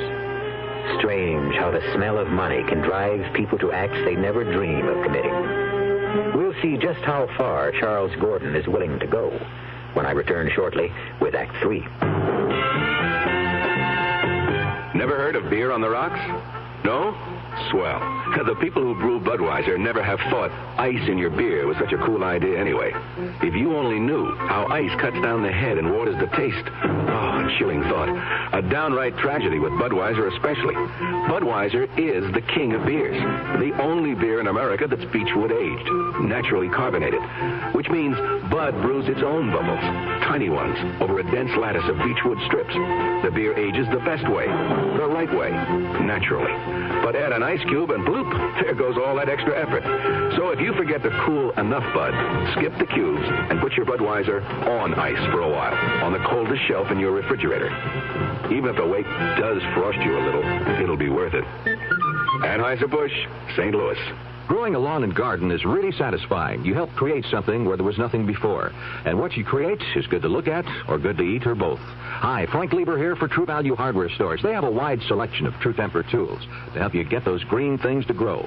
You can take your pick of 4 tools designed for close-in gardening work for just $1.99 each. Get a regular trowel, a 3-time cultivator, a transplanting trowel, or a dandelion digger. All 4 have chrome-plated finishes and finger-molded grips, just $1.99 each. True Value Hardware Stores have True Temper tools for big jobs, too. A round-point shovel with a hollow back blade, a long ash handle, just $5.44, and a lawn rake with 22 spring steel teeth and a 52-inch handle, just $3.99. This spring, you can get help getting things to grow. See the True Temper tools at your participating True Value Hardware store. Check the yellow pages.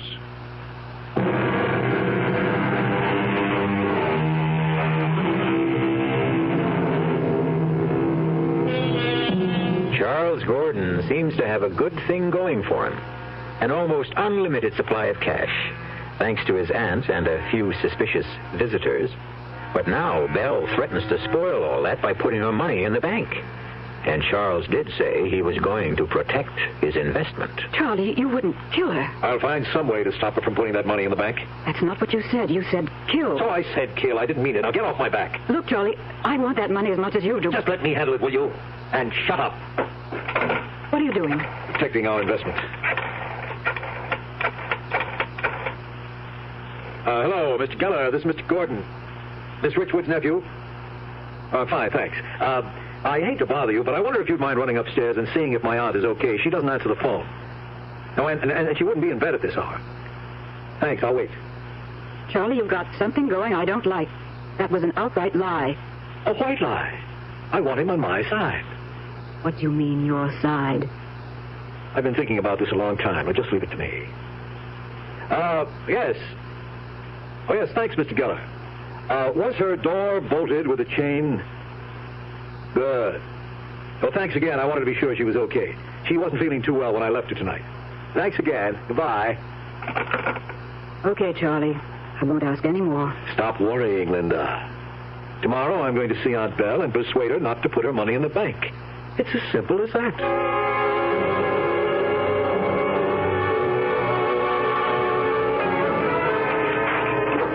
Oh, I thought you weren't coming by tonight. I just wanted to drop in and talk.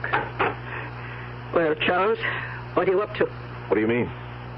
Why did you have the superintendent come up and check on me last night? I just wanted to make sure you were all right. I was all right, and you knew it. Charles, I know you took the money. The money you said they must have taken. Aunt Belle, I didn't take your money. Why do you think I did? They told me. The little man who wasn't there and his girlfriend? They saw you take it, and they told me. Aunt Belle, I can't reason with you. I can't argue with hallucinations. You just think what you want. Well, I'm getting all the money into the bank, where it will be safe from you. Charles, I'll give you a chance to give it back before I go to the police. The police? Well, of course. You stole it from me, and I have witnesses. Such as they are. Anyway, you'll have your money safe in the bank soon, won't you? You bet I will. Yes, well, I have to be getting home. You want me to drive you to the bank on Friday? I'll get a cab, thank you. I'm sorry you feel this way, Aunt Belle. You should have thought of that before you took the money.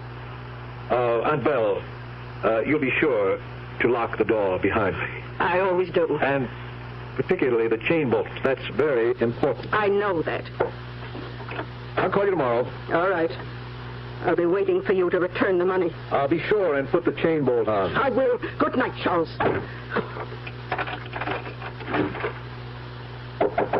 Aunt Belle, it's me. I forgot something. What? Open the door, but keep the chain on. I just want to tell you something. Don't take the chain off. What do you want? Pleasant dreams, you old witch.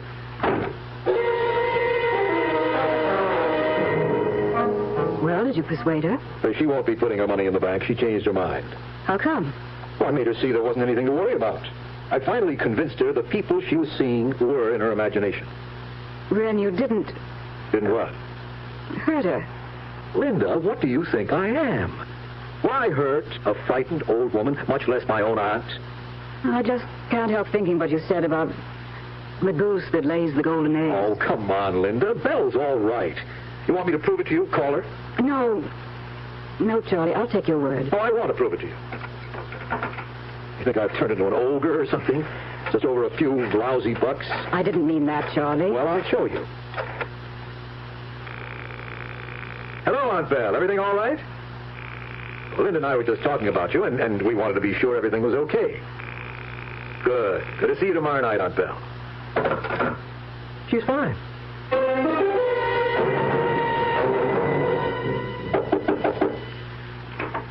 Oh, hello, Mr. Gordon. Oh, anything wrong? I don't know. My aunt doesn't answer the door. Could you come up and open it with your key? I'm worried. Oh, sure, Mr. Gordon. Now, she might be asleep, but she hasn't been feeling too well lately, and I'm a little concerned. Well, like I said before, a lady like your aunt shouldn't be living alone. Yes, I know. I've got to do something about her.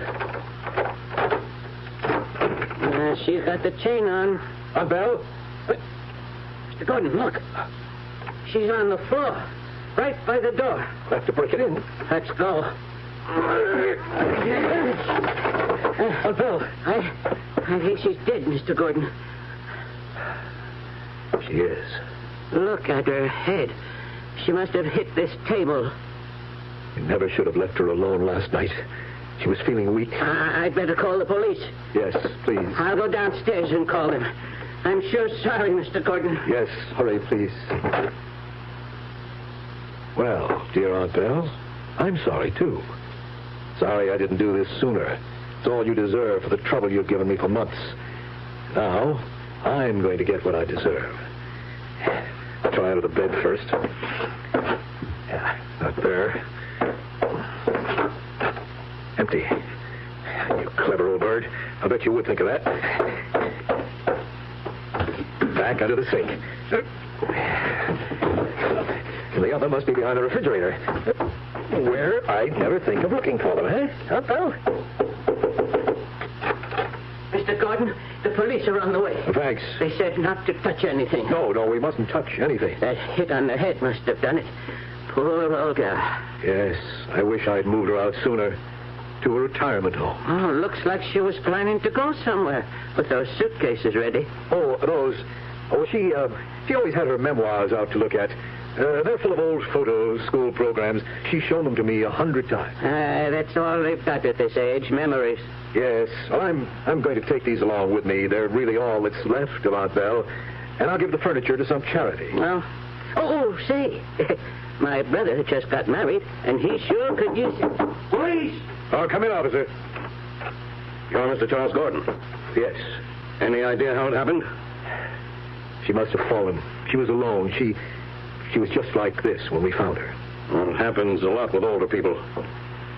Oh, bad bruise on the head. We think she hit that table when she fell. That looks like the answer. I'll call in. They'll send an ambulance. There'll have to be an autopsy. Oh, and I'll need a statement from both of you. The door was chained from the inside. It had to be an accident. I didn't say it wasn't. I only said I'd have to get a statement.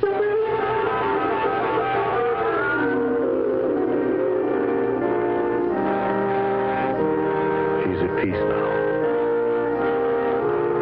Charlie, I feel nervous about all that money back at the house. Why? No one knows it's there. No one knew she had anything. Little by little, I'm going to bank it, invest it, slowly, so nobody gets suspicious. I'm still nervous about $90,000 in a fireplace chimney. Oh, come on, Linda, I'll take you home. I'm going to Belle's apartment and pack up her personal things. Okay, but don't be all afternoon. I don't like being alone with all that money.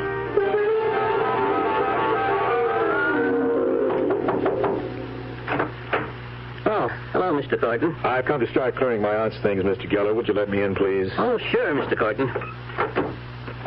I'm sure sorry about your aunt. When's the funeral? We had it this morning. There wasn't anyone but my wife and me. Too bad old people have to live alone. If you need any help, I'll be glad to do it. Thank you. I'm just going to pack her personal things. Well, all right. Call if you need anything. Thank you. Let's see. I'll start with the bedroom. No use saving any of this stuff. Get it into the cartons and out to the dump. Oh, Linda might want these blankets, though. Ah, poor Aunt Belle. 2 torn slips in an empty drawer. I'll have to... What was that?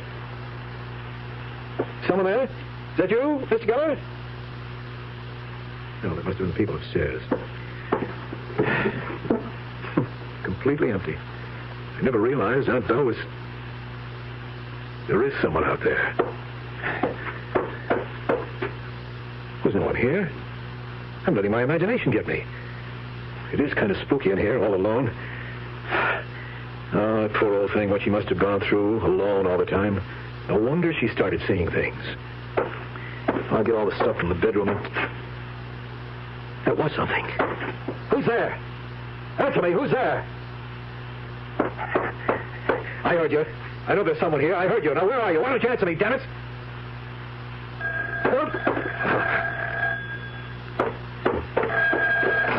Hello? Oh, Charles, thank God you answered. Linda. Charles, come home quickly right now. Linda, what's the matter? It's this man in the living room. What man? I don't know who he is. He just sits there on the couch, smiling at me. He won't leave and he won't answer me. He won't say a word. Good Lord. Oh, Charles, I'm scared. Come home now, please. Charles!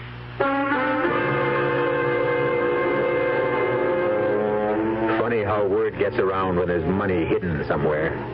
It looks as though Charles is in for some strange company of his own. But then, that sort of thing doesn't happen. Linda must be imagining things.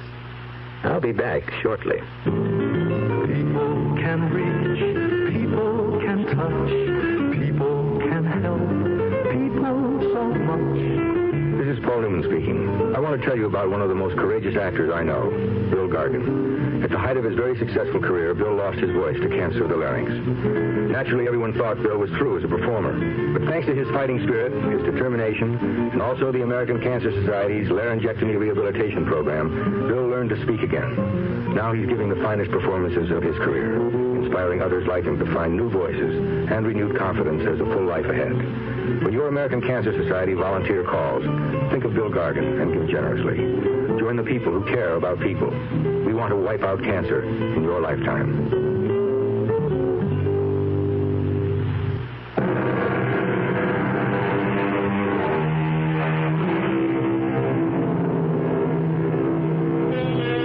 The imagination is a curious thing. It can haunt us, help us, even hurt those who cross the line between imagination and reality. Imagination, the stuff of which dreams and Radio Mystery Theater plays are made. We hope we've teased yours with tonight's story, and hope you'll be back for more. Our cast included Bryna Rayburn, Laurie March, George Petrie, and Gilbert Mack. The entire production was under the direction of Hyman Brown. And now, a preview of our next tale. There are no such things as ghosts. I'm just imagining things. But I see you. I see you. No, don't hurt me. Whatever you are, please, stay away from me. You want me to leave the house? I will. If that's what you want, I'll go right down the stairs, walk out of the house, and never come back. Is that what you want? Please. No! Don't touch me! Let me out!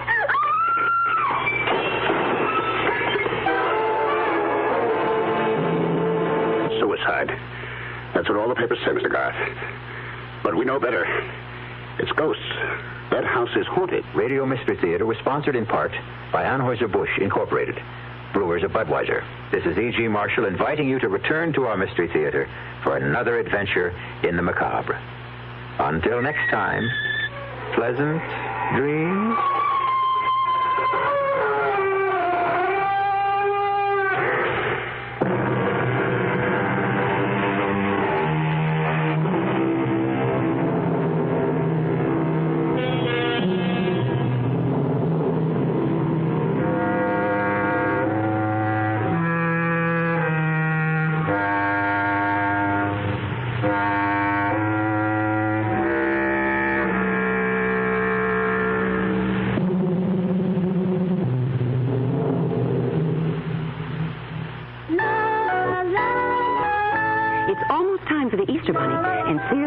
shop is ready with brimming baskets of special surprises for little girls and boys. Baskets laden with sweets and super surprises, all filled in the candy shop so they're always fresh. From $2.99 to $29.95. There's a bevy of the Bunny's friends, too. Plush Easter toys from $2.49 to $8.99 in the candy shop at Sears. You're listening to the sports voice of the Great Southwest, KRLD.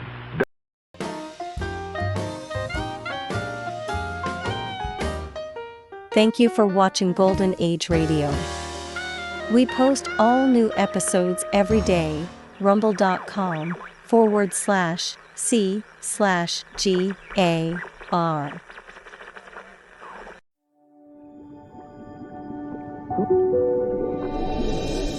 Now, from the makers of Cold Water Omo,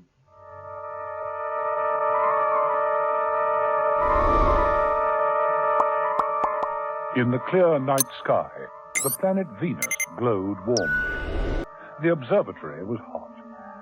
Ernest Cosgrove, seated in his shirt sleeves before the large telescope, paused in his work to wipe his brow with a clean handkerchief. In his early 20s, with a mop of black hair falling into his eyes, he had an expression of keen concentration on his lean face. He made a couple of notes on a pad and chewed reflectively on a half-finished beef sandwich. Returning to his work, he adjusted the focus of the camera attachment and pressed the button. That should do it. Whew, it's hot. On the tray, next to the plate with the sandwich, was a glass of beer, 2/3 full. A heavy froth clung to the sides of the glass. The bubbles in the beer kept rising. Cosgrove, intent upon his work, hardly noticed the strange noise that began to fill the room. He reached out for the beer glass, touched it, and reacted with a sharp cry of pain. The liquid in the glass was boiling. The reverberating sound became louder. Cosgrove stared at the glass incredulously. There was a sudden sharp explosion. Cosgrove was knocked from his chair. He lay sprawled in a crumpled heap under the telescope. His black hair had quite suddenly turned snowy white.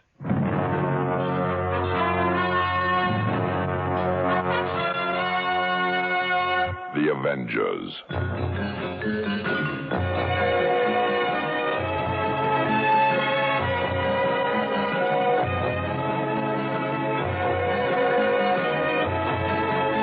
John Steed and Emma Peel, The Avengers.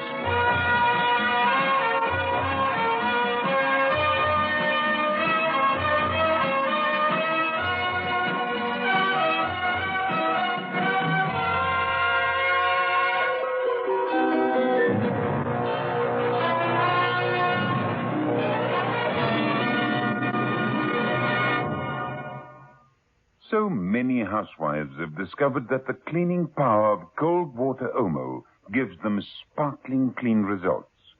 Mrs. Joyce Whelan of East London has this to say. I've tried it, and it works beautifully. I tried it on my children's clothes, on the general wash, and I noticed straight away that things were cleaner. Since then, I've used nothing else but cold water Omo. Once an Omo user, always an Omo user. Omo cleans best. Walls Ice Cream presents the new Pink Pussycat song. We've got strawberry and vanilla, half and half. That's on inside. White milky chocolate the way you like. All over the outside. Where Walls Pink Pussycat now.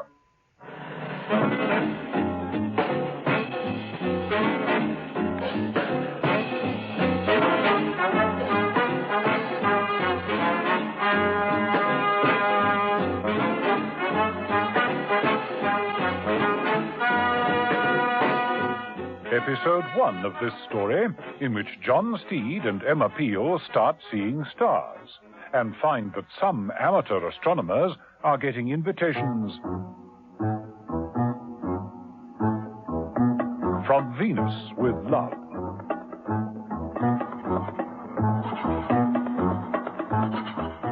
John Steed and Emma Peel were celebrating having nothing at all to do. It was a very welcome change, and one that they both knew wouldn't last all that long. They dined in the country, and returning to town on this very hot night, they'd found a pleasant spot on a roof garden restaurant for a final nightcap. Splendid night, Steve. Starry, Mrs. Beale, starry. I was, meaning the evening's entertainment. Well, for you, Mrs. Beale, it's starry. Thank you. Another glass of wine? Oh, I don't think so, thank you. Just how long will this last? Usually until morning. Trouble's bound to crop up sooner or later. It always does. I'd prefer it to be later. Oh, look, a shooting star, see? They always seem to get away from me. Sure it wasn't imagination? No. It was a meteorite, all right. Well, life is filled with unidentified objects. Mr. Steve? And you're not one of them, Steve. Telephone call for you, Mr. Steve. How the devil could anyone know that I'm here? Well, they must know your haunts. You better take it. It doesn't have to be trouble. But of course it was. It was Mother. And a request that Steed stop stargazing with Mrs. Peel and hurry over to Cosgrove's observatory. Nothing had been touched except that the body of Ernest Cosgrove had been delicately covered with a sheet. Steed turned the corner back with the end of his umbrella. That's young Cosgrove, all right. Did he trip or was he pushed? Neither, it seems. Not a mark on him. Was he important? Up and coming, according to Mother. Worked in the War Ministry. One of the brighter young lads. Young? With snow-white hair? He looks About 60. Not, though. Half that age. Any idea what he was working on? Stargazing in general. And from these notes, observing Venus in particular.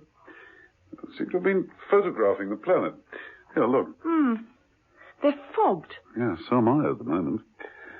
A young man in the War Ministry takes up astronomy. Dies with no apparent signs of violence, and his hair goes white. Oh, what's this? Venus, our sister planet. And written inside, Sir Frederick Hadley. Well, I suppose he'd better be our next step. Very curious death, Steve, as you say. Is there anyone like this? So far, Mrs. Peel. So far.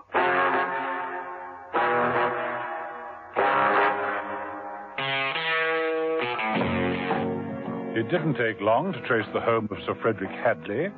He wasn't in bed. In fact, he was sitting in his study, a room that reflected a man of means. A mass of books, charts, and diagrams covered the floor and the walls. From the open window poked the head of a telescope. Sir Frederick accepted the telephone call from Steed, assured him that he would be available for an interview at any time, and returned to his work. He focused the telescope on Venus and pressed the button marked Automatic. The camera started clicking. Sir Frederick hummed softly to himself and poured out a whiskey and soda.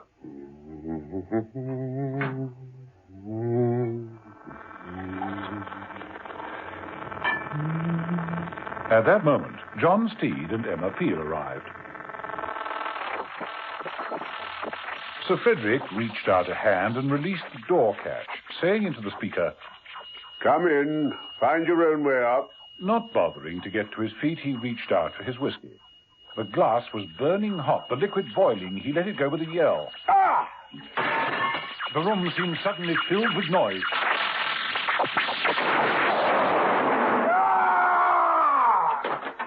Just too late, Steed. Too late, Mrs. Peel. Dead? At least we know the exact time. A matter of seconds ago, we both heard his voice telling us to come in. I also heard something else. Curious sort of whining noise. Unusual sound. Almost like something from outer space. Has Sir Frederick always had white hair? Can't say. Manner of death is identical to Cosgrove's. We know there must have been a connection between them. They're both keen astronomers. Mrs. Peel moved over to the telescope and peered through it. Both had their eyes on Venus, too. Both filming at the same time, the time of death. Think we might take that roll of film and have it developed. You think it might show some bug-eyed monster in a flying saucer? Well, whatever he was looking at shouldn't have frightened him to death. From the little I know of Hadley, he was a remarkably tough business tycoon. Steed and Mrs. Peel made a thorough search of the study. He seems to have strange pen friends. Oh? This letter. Dear Freddie, had a message from Venus. Next meeting Friday the 13th. Ominous. Is it signed? Yes, Bert. And a card. Bert Smith's chimney sweep. 24-hour service, anytime, anywhere. 11 Hembridge Road, London. Anytime, anywhere. Well, that gives you a nice task in the morning, doesn't it, Mrs. Peel? I'll tidy up in here and get the films developed. You find out where Mr. Smith is sweeping and what he knows about that message from Venus. There's got to be a connection somewhere along the line.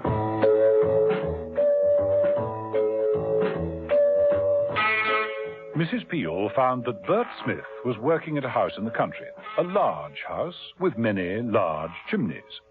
The owner was out, wisely leaving everything covered with dust sheets. Mr. Smith turned out to be a happy chimney sweep. Mr. Smith! Hello there! Mr. Smith! Hello there! Mr. Smith's begrimed face appeared from under a plastic sheet which covered the open grate. Anyone call? He made a full entrance into the room with a cloud of soot. Oh, good morning. I was looking for Bert Smith. Ah, then look no further, dear lady, for I am he. Mr. Smith doffed a filthy old cap with an elegant flourish. I don't believe I've had the pleasure. Peel. Mrs. Emma Peel. How do you do? Mr. Smith extended a grimy hand, then withdrew it apologetically. Pardon me, ma'am. And wiped it with a brush from his pocket. They shook hands. You appear to be somewhat startled. I am, rather. Frankly, when I read your card, I didn't expect it. Gentlemen. The name that fooled you, Bert Smith? Well, actually, see, it's Bertram Fortescue Winthrop Smythe, to be absolutely correct. I had to change it, of course. Of course. Oh, firstly, it was far too long to print on the card. Just didn't go on. And more important, such a name is a terrible disadvantage in this business. Oh. Of course. Who ever heard of anyone having their chimney swept by a Fortescue Winthrop Smythe? Oh, indeed. It's sheer prejudice, Mrs. Beale. They'll have me in for cocktails, but if I ever go near their chimneys... You're out? Ostracized. Social death. Quite.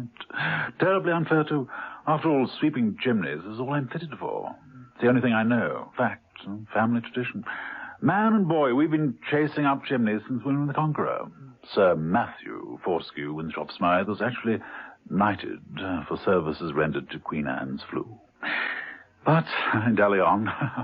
Dear lady, how ill-mannered of me. I didn't ask your business here.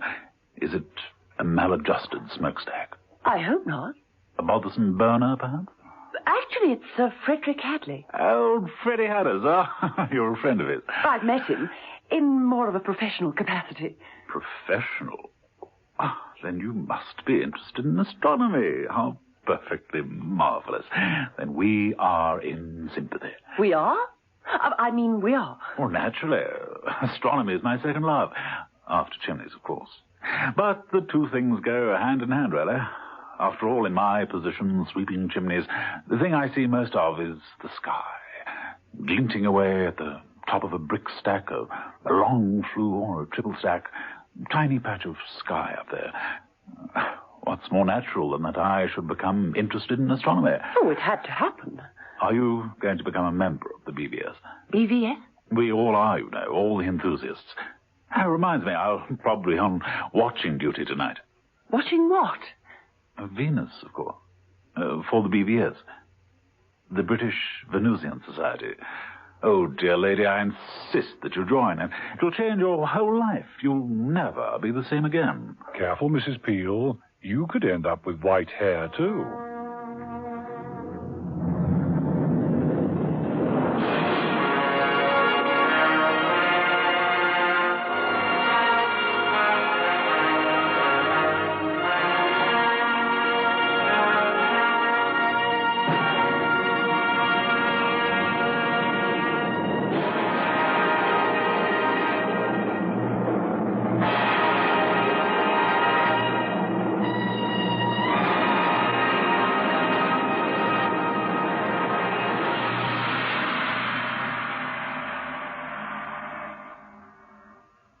Gosh, Mary, you're lucky to have such a hard-working servant. What do you mean? I haven't got a maid. Well, how on earth do you manage to keep your floors so clean and shiny? Ah, that's easy. I use Dual. Dual? Yes, Dual, the self-shining floor cleaner. It's so easy because Dual cleans and polishes in one go. How do you mean? Well, Dual lifts all the dirt out of the floor and dries to a bright, long-lasting shine, all by itself. So when you use Dual, you don't have to worry about polishing. No, Dual cleans and polishes in one go. Once an Omo user, always an Omo user. So many housewives, like Mrs. Adnall, say. I wash every single thing in cold water, Omo. Anything that's washable.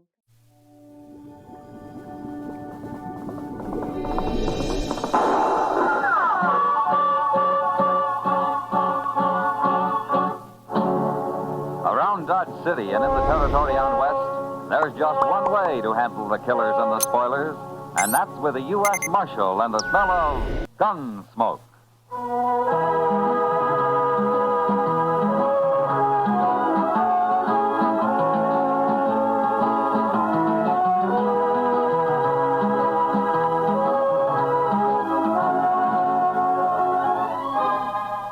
Gunsmoke, starring William Conrad. The transcribed story of the violence that moved west with young America. The story of a man who moved with it. Matt Dillon, United States Marshal.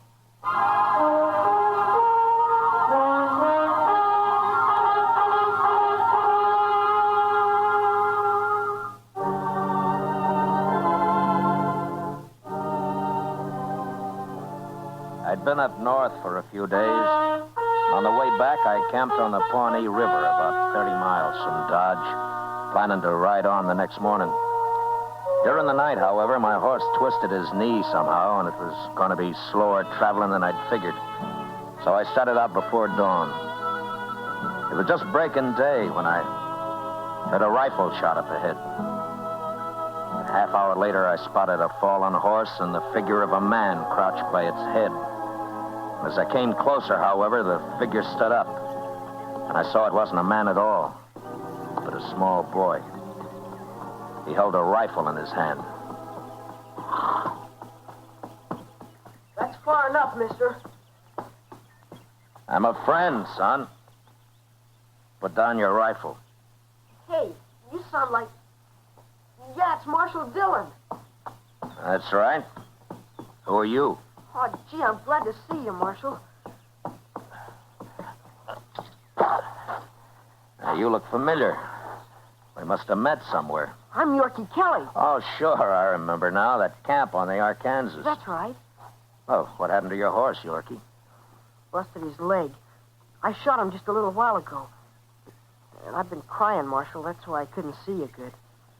I don't know. Every man loses his horse once in a while, Yorkie. It ain't the horse so much, Marshal. It's my pa. Your pa? Oh, where's he? They rode off with him, Marshal. Right that way. You gotta go after him. Please, Marshal, please. Something will happen if you don't. Now, wait a minute, Yorkie. Take it easy. Just tell me what happened. Who rode off with your pa? I don't know, Marshal. It was dark. I couldn't tell. Well, let's sit down here. Come on. Okay. Now, take your time and tell me the whole story, huh? I was out hunting last night, Marshal. I sneaked off to shoot some coyotes. Yeah? And then I heard a lot of horses coming. So I hid and watched them. Those were our horses, Marshal. And 2 men were driving them. They stole them. I know they did. Well, what about your pa? He was with them. They stole him, too. Well, how do you know? It was dark, but I could tell. The way he was riding. He had his feet tied under his horse's belly. That's why. Go on. Well, I followed him till my horse went down. He busted his leg in a prairie dog hole. So I unsaddled him and then I shot him. Where do you live, Yorkie? Over there. About 5 miles. All right. My horse is lame, but I'll get you home on him. Go get you saddled. Well, what about my pa? Ain't you going to go after him? I'll find him, but I gotta have a fresh horse. All right, hand me your saddle. Now get up behind me.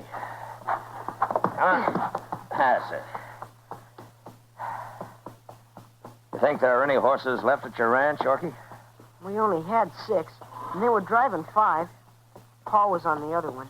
We're in a spot, then. My horse will never make Dodge. He's getting worse every step. I got a little Indian pony out in the pasture.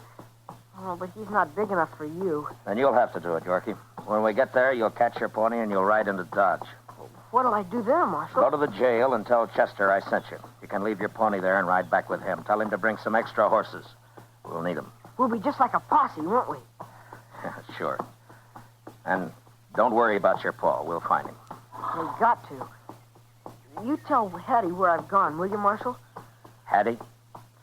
Hattie ain't my real ma. My real ma, she's dead. Oh, I'm sorry to hear that. Hattie's awful pretty, but I don't like her much. Well, I hope you don't tell her that, Yorkie. She ain't as old as Pa, but she's awful old. Oh? She must be 30 anyway.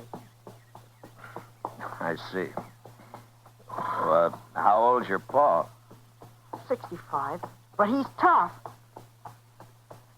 You know, Marshal, I don't think Hattie's any good for a ranch. Why is that? Oh, I don't know. I just don't think she is. You'll see. Yeah. I'll ride real hard for Dodge, Marshal. We'll be tracking my Pa before you know it. Sure we will, Yorkie.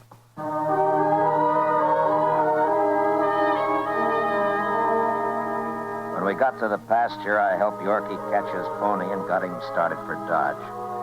Then I rode on into the ranch, put my horse in the corral, and walked up to the house. Hattie came to the door. She was young, all right, and pretty. But she looked more like she belonged in a dance hall than on a ranch. What do you want? My name's Matt Dillon, ma'am. I'm from Dodge, U.S. Marshal. Marshal Dillon? I heard about Mr. Kelly from Yorkie. I ran into him out on the prairie. Where is Yorkie? Oh, he's gone to Dodge for some fresh horses, ma'am. He will be back by evening, and we'll get started. Get started? Now, don't you worry any. We'll find him, all right. What did Yorkie tell you, Marshal?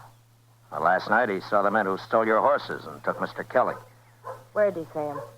Right. He was out hunting, he told me, and he saw him ride by. So that's where he was. Darn little scoundrel. He's always running off like that. I don't understand, ma'am. That boy's got the wildest imagination. What do you mean? There's no trouble, Marshal.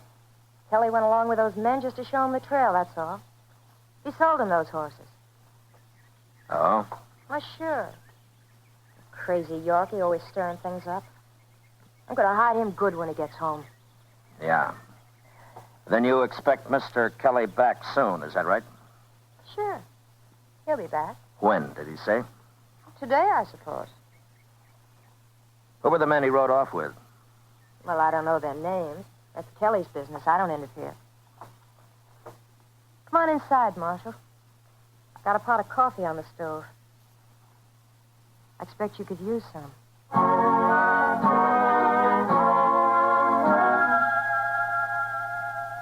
We had coffee, and she insisted that I call her Hattie. And we talked for quite a while. It seemed she'd worked in a dance hall, all right, over in Abilene.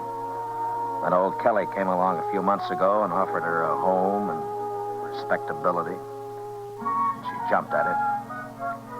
According to her, Yorkie was the biggest problem she had, aside from the fact that living on the prairie wasn't exactly her idea of a good time. Oh, I'm sick of it, Marshal. Nothing but work and wind and dust and that awful kid. Are you plan to stick it out? Oh, sure, I'll stick it out. Sure I will. You'll get used to it in time.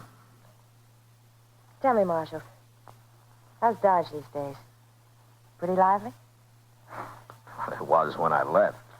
You know, I was planning to move to Dodge once, before Kelly came along. I kind of wish I had. Oh. Now. One town's pretty much like another, Hattie. Yeah.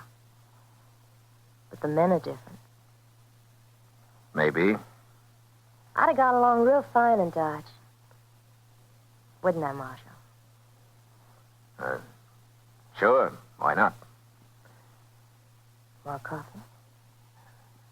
No, thanks. It'll be night before anybody gets back here, Marshal. Yeah, I suppose it will. You sure you don't want any more coffee? No, thank you. I think I'll go see what I can do for my horse. He's pretty lame. I'll see you later. I'll be here, Marshal.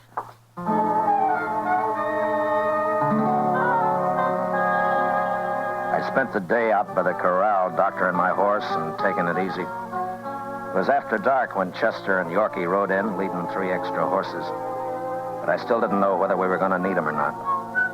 I told Chester how things stood while Yorkie was watering the animals, and then we all walked up to the house.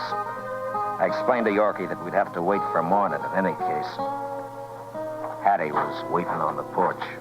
Well, Yorkie, you ought to be real proud of yourself this time. We're going after Pa in the morning, Hattie. Can't track him at night. At least that's what the marshal said. That's right, Yorkie. Now, don't tell me you're going to make a fool of yourself, Marshal. Well, I hope not. Oh, excuse me. This is Chester Proudfoot, Miss Kelly. How you do, ma'am? Yorkie, I could whip you. Now, good. wait a minute, Miss Kelly. He's done no harm. Your husband isn't back yet, and if he doesn't come in tonight, maybe we better go look for him. How can he come home when they got him all tied up? Stole our horses, too. That's a lie, Yorkie. Those men bought our horses, and your father just rode out to show them the trail. Why are you saying that? You know Pa wouldn't sell our horses. Don't you talk back to me. You shut up, that's all. I won't shut up. You ain't my mom. You can't Now, make Yorkie, you take it easy. We'll find your Pa. I promise you that. Well, okay, Marshal. But you find him. We will. Well, Marshal, I figured you'd all be back here, so I fixed some supper. Well, say, now, that's mighty kind of you, ma'am. I'm awful hungry. And the Marshal also missed his dinner. Come on inside and we'll eat. Well, I'm going around back and wash, Marshal. You don't have to if you don't want to, though.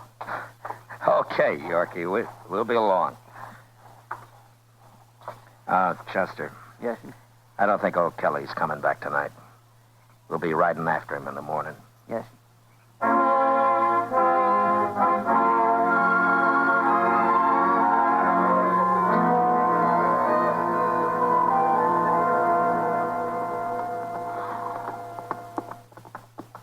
It sure is a lot cooler now the sun's down. I don't know when I rode so much in 2 days. Dodge yesterday and clear out here today. I must have covered 1,000 miles. Well, maybe you'll learn to ride. You keep this up, Yorkie. Oh, now, Marshal Dillon. Now, wait a minute. Huh? What's the matter? Now, here they are. The tracks go off this way. They got a whole day's start on us. We can't follow them at night. We'll find them. We got to. Hey, look up ahead there. Where? What's a man? And he's afoot. Yeah, come on.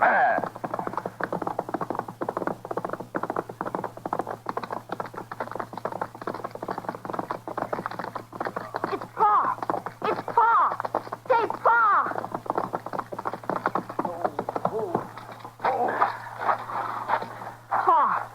Pa, you all right? We found you. Me and the Marshal and Chester. We found you. Yorkie. Boy. Get him some water, Chester. He's about played out. Yes, sir. Sit down, Mr. Kelly. Chester's getting you some water. Here it is. Thank you.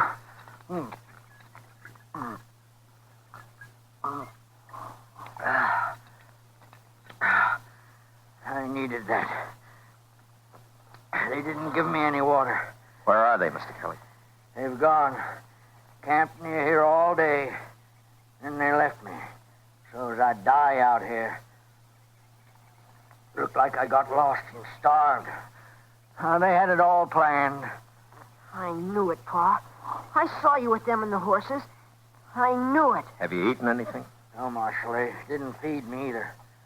Wanted me weak so as I couldn't walk far when they left me. Chester, dig out the jerky. Yes. I'm old. Wouldn't have lasted very long. It was a good trick, blast them.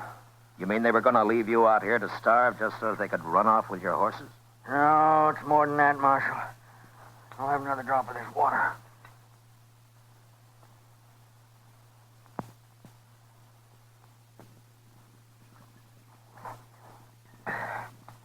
One of them fella called Webb Cutter. He's going to run off with my wife, Hattie. As soon as they sell the ranch, he is. Hattie'd own the ranch with me dead. Oh. I never did like her nohow. Here, Mr. Kelly, chew on some of this. Oh. And I got some hard biscuits, too, if you want to soak them in the water. Thanks. I'll be all right once I get something in me. Pa's old, but he's awful tough. Ain't you, Pa? Yeah. An awful fool, too, Yorkie. Oh, that's all right, Pa. We're better off alone, you and me, anyway. Who was the other man, Mr. Kelly? Rourke, he called himself. Friend of Cutter's. He's going to get his share of the money off the sale of the ranch. Did you know these men before? No. Hattie knew him back in Abilene. So they said. They had it all figured out before we got married. Oh, Marshal, there's nothing worse than an old fool. Well, you aren't the first man to be fooled by a pretty woman, Mr. Kelly. I was lonely, that's all. And I thought Yorkie ought to have a mother. Sure picked a good one. Just you and me, Pa. We don't need no woman around. Well, there ain't going to be one long. That's sure. Look, Mr. Kelly, what did they do with your horses? They going to drive them back to the ranch? That's what they said. Only thing that bothered them was Yorkie here. They weren't sure he was asleep. Hattie said she'd take care of him. I sure fooled them. Didn't I, Marshal? Yeah, you sure did, Yorkie. But if they're headed back to the ranch, Hattie will tell them we're on their trail and they'll all run off. I got to stop them. They got a couple of hours start on us, Mr. Dillon. Yeah, I know, but those horses they're driving will slow them a little. Chester, you stay here. You can ride in tomorrow when Mr. Kelly gets his strength back. I'm going to take the horse Yorkie was riding on a fresh one. I'll go with you, Marshal. I'll fight him. No, Yorkie. You've done your part. You stay here with your paw. Yeah, I'm the one that ought to go, Marshal, but I just ain't up with that kind of ride. That's all right, Mr. Kelly. You take it easy and come on back when you can. I'll see you at the ranch. Mr. Dillon, you wouldn't have an extra horse, Chester, and you'd need it. Yes, sir, that's true. Well, good luck. Thanks.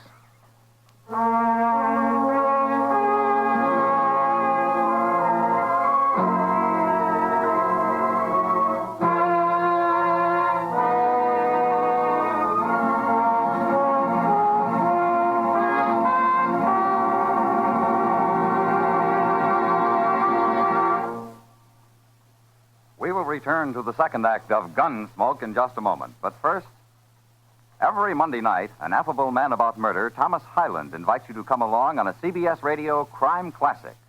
Dramatizing all the known facts about actual killings of bygone days, crime connoisseur Hyland recreates atmosphere as well as details in his crime classics. Remember, Monday nights on most of these same stations, CBS Radio presents crime classics for an unseasonal chill in the atmosphere. Now the second act of Gunsmoke.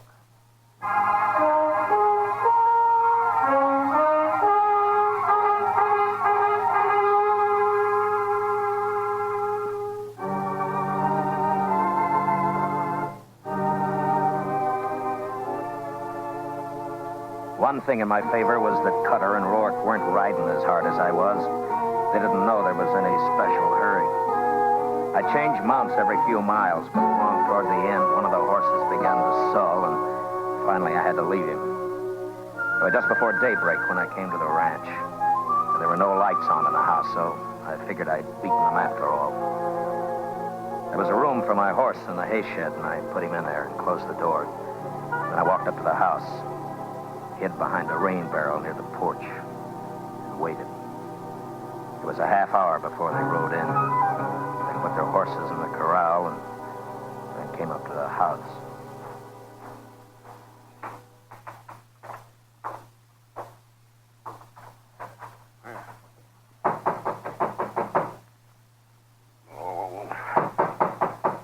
Take it easy, Cutter. She's awake. She's lighting a lamp back there. What's she need a lamp for? It'll be daylight in a minute.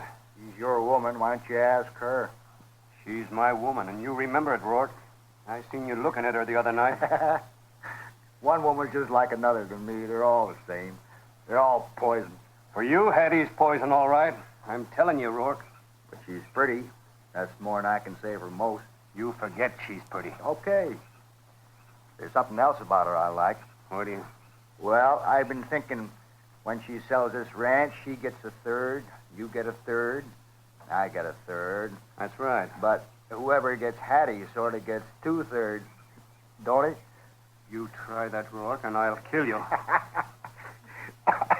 I'm just joshing you. You really going to marry her, Cutter?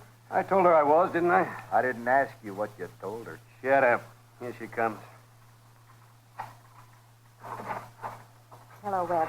Rourke. What are you all locked up for? Old man Kelly ain't gonna come sneaking home. Come on inside. Hurry up. We haven't got much time. What's the matter with you, Hattie? You're all upset. You'll be all upset, too, when you hear what I gotta say.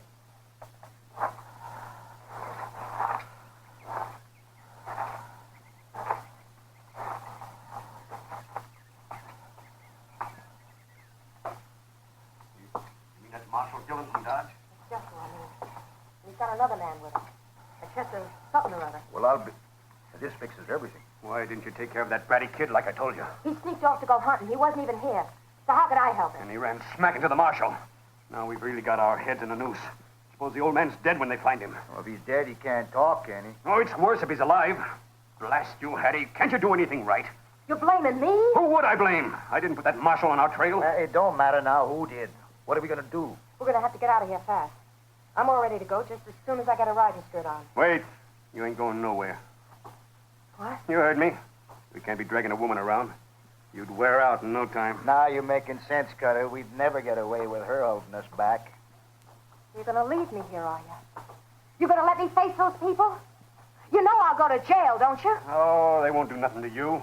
Tell them you got misled or something. They always go easy on women. You're going to run out on me. Oh, now, Hattie, you'd be better off here. They'll let you go and you can get on back to Abilene. And I'll come by as soon as they forget about all this. Oh, come on, Cutter. We're wasting time. They could be here any minute now. You coward. You dirty, rotten coward. Now, Hattie. Who is your mother, That's mister? enough, Hattie. I hate you. Go on, get out, both of you. I wouldn't have either one of you. Either one of us? You didn't think I cared, did you? I'd have made one of you shoot the other before I was through. Pies don't cut 3 ways, mister. Now we all know, Cutter. What'd I tell you? There, that'll hold you. Come on, Rourke, let's go. Dirty dog! Ah, forget it, Hattie. Maybe I'll get to Abilene sometime. So long. I'll fix you. I should have known about you. You gonna talk all day? Come on. All right, get your hands up, both of you. Get them up in the air. And don't try anything. Hello, Marshal. You touch that gun and I'll kill you. Well, while you're killing him, what do you think I'll be doing, Marshal? Don't try it. Either of you. Hanging's bad, Marshal. I ain't going to hang. You don't have to hang. Kelly isn't dead. We found him in time. I don't believe you, Marshal. I think you've been here quite along. You ain't even seen Kelly. Yeah. You just want to see us hang. I'm telling you the truth. Oh, no. Lawmen don't tell the truth. Not to fellas like us, anyway. Do they, Rourke? No, I don't believe they do. Well, he can't kill us both, Rourke. We'll draw at the same time. I'm telling you, don't try it. Why not, Marshal? Let's kill him, Cutter. No.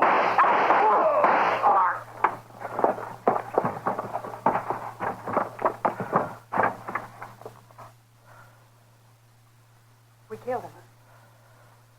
We killed them both.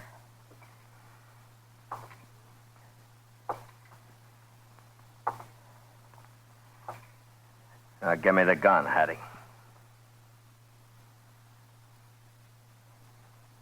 I said, give it to me.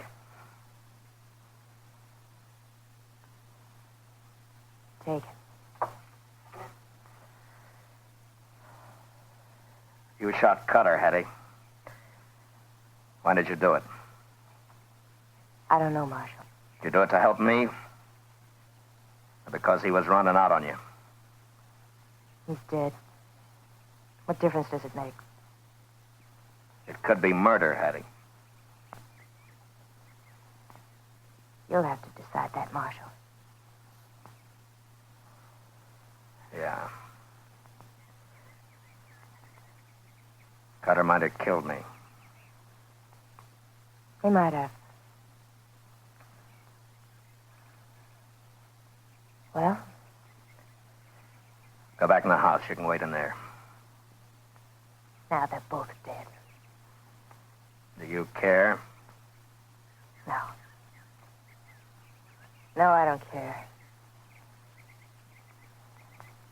What's going to happen to me, Marshal? I don't know. I think I'll let Mr. Kelly decide that. Where is he? He'll be here tonight, probably. He's with Yorkie and Chester. Marshal, will I go to jail? I don't know, Hattie. Depends on Kelly. He's a nice old man. He wouldn't hurt anybody.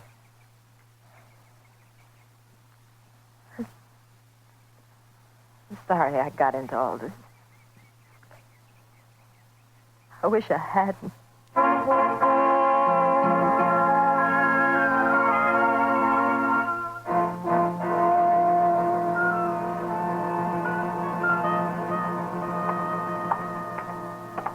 Marshal Dillon? Yeah? I just had a long talk with Hattie, Marshal. Well? She tried to kill me, you know. She had a hand in it. She'll go to jail for it if you prosecute her. I know. But, Marshal, I can't send anyone to jail. Not a woman.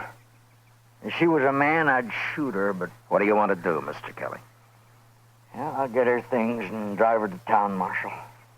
I'll give her some money. And then Yorkie and I'll come back here. Yorkie will just have to grow up without a mother. And about me, it don't matter none.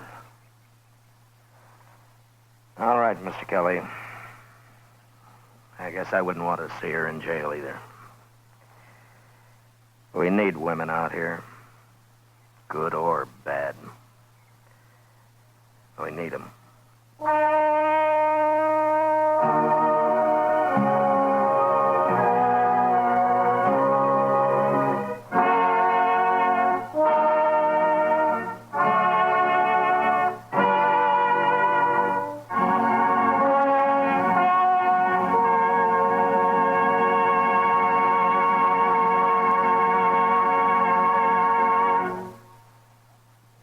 Gunsmoke, transcribed under the direction of Norman McDonald, stars William Conrad as Matt Dillon, U.S. Marshal.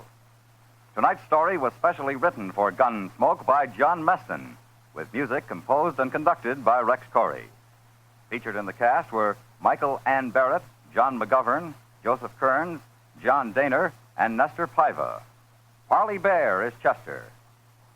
Gunsmoke has been selected by the Armed Forces Radio Service to be heard by our troops overseas.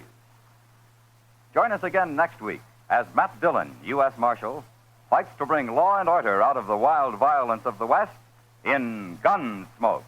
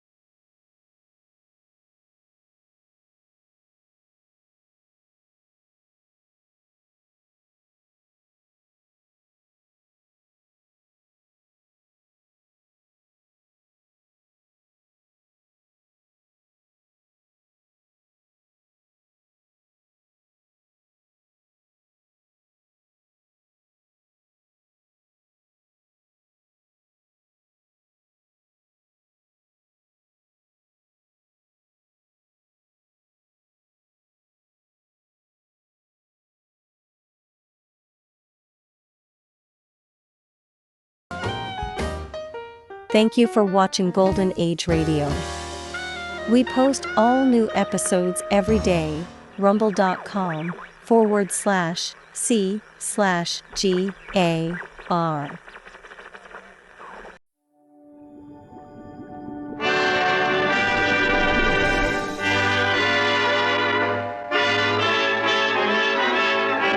The makers of Camel cigarettes present Dick Powell as Richard Diamond, private detective.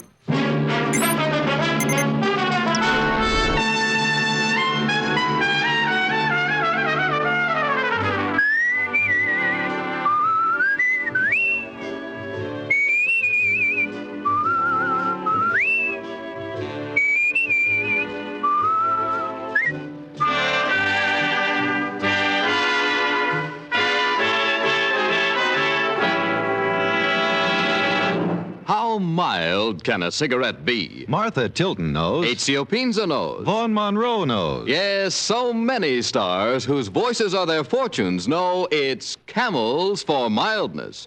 They choose Camels because they know that Camels get along with their throats. Make the 30-day Camel mildness test and see how mild, how flavorful, how thoroughly enjoyable a cigarette can be.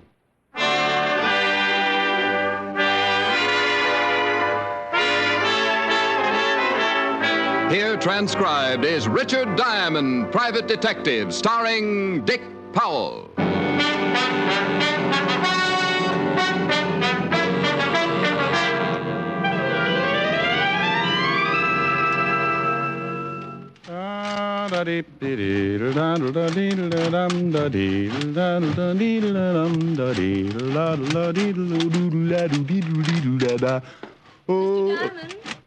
Back here behind the socks. Care for the clothesline? I thought you were a detective. Oh, it's been a rumor for some time. Do you always do laundry in the office? Only on Fridays, honey. Have a seat, Miss... Caspery. Well, I'll be right with you, Miss Caspery, as soon as I ring out these, as soon as I ring them out. Go right ahead. There. Mm-hmm. All right, Miss Caspery, what can I do for you? It's Mrs. Well, now, what's it all about? My husband's going to kill me. Just frisky, or has he got a reason? I found out he's been stealing from his partner, and when I faced him with it, he threatened me. Has he done anything more than threaten? Last night he went out and said he'd be gone for most of the evening. I went to bed, and about an hour later, I thought I heard somebody start upstairs. I got frightened and put pillows in my bed to make it look like I was sleeping. Was it your husband? I hid in my dressing room and watched, and then the door opened. It was too dark to tell, but I'm sure it was Phil. He came in and had a knife, and he jabbed the pillow several times before he realized it wasn't a real body. Couldn't he see? What do you mean? Well, there's some things a guy remembers. Even if you slept in a diving suit, you'd have a hard time hiding them. I like lots of covers. Yeah. Now, you said Phil. Is your husband Phil Caspery, the gambler? Yes, he and Max Bruno are in business together. Yeah, I know. The Rooftop Club. An iron claw with a cover charge. This morning, Phil said he was going away on a business trip, but I don't believe him. I'm afraid he's going to try killing me again. I want you to come around about 8 and protect me. Here's $100. That should cover it. Well, thanks. We might be up late. Maybe I should bring a good book. You'll strain your eyes. I like dark rooms.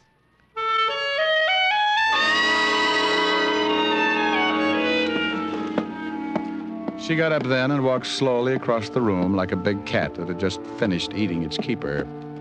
She stopped at the door and smiled a promise. I thought how Samson must have looked with a crew cut.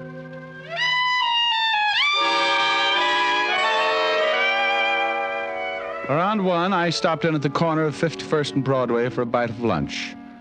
I killed part of the afternoon at the newspaper morgue, looking up the past files of one Phil Caspery. No convictions, but a bundle of arrests. The partnership with Max Bruno had earned some big type from time to time, and it seemed that Mr. Caspery's partner, Max, was quite a favorite with the local authorities. They'd nailed him twice. The first time, Uncle Sam sent him away for missing too many March 15ths. The second was when I remembered. A rookie cop caught him with a gun. The parole board said shame and sent him up for the rest of the stretch. I went back to the apartment, dressed, and by 8 o'clock I was ringing Mrs. Caspery's doorbell.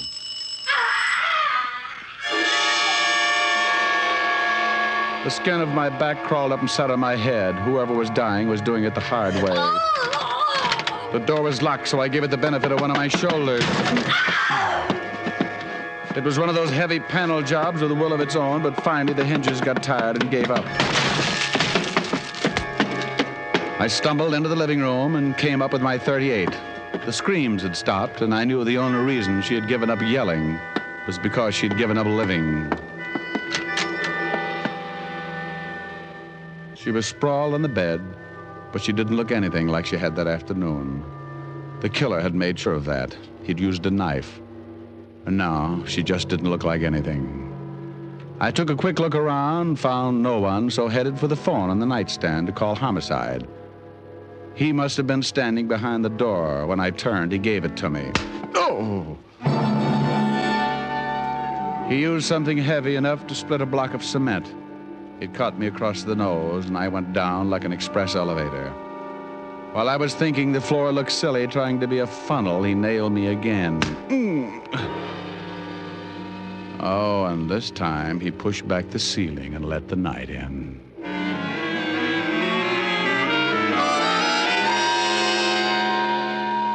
It's easy to relax after a good beating.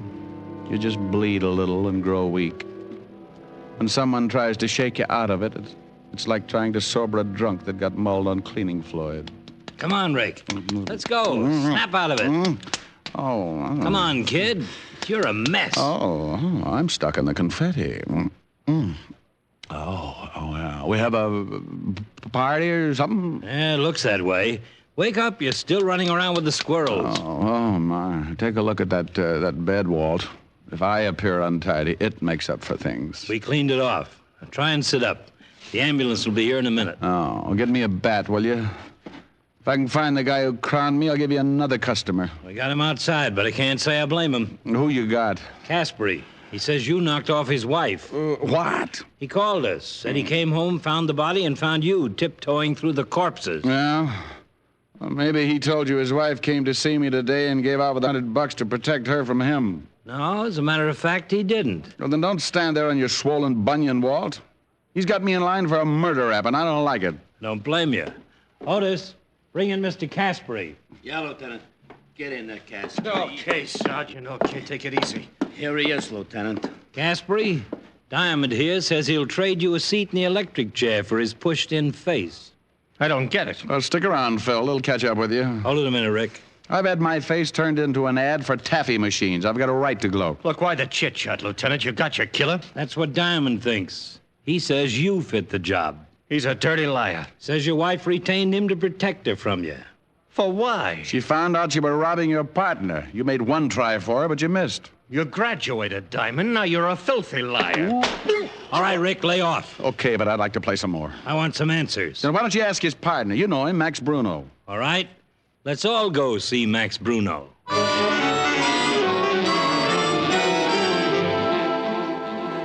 A prowl car on Park Avenue is as conspicuous as an outside shower at a girls' camp. A crowd of people watch Sergeant Otis herd us into the back seat. Even if you aren't guilty, you feel like you've got the Chrysler building tucked away under your coat. I waved goodbye to a good-looking blonde with a poodle, and we took off for Bruno's office. It was an old building on 6th Avenue, and a gunniff named Tony Garcia with a big bulge under his arm met us at the door.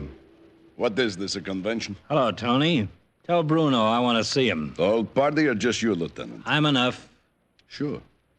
What's the matter, Casper? You look sick. You get tagged for speeding? You can tell Max it looks like he built the frame just the right size. I don't think you know what you're talking about. Oh, stop playing Alice in Wonderland. We want to see Bruno. I'll find out if he's in. We know how to turn a doorknob. Look out. Okay. Well, what is this? They wouldn't wait for an introduction. Hello, Max. What do you want, Levinson? Couple of questions? You in some kind of trouble, Casper? What do you think?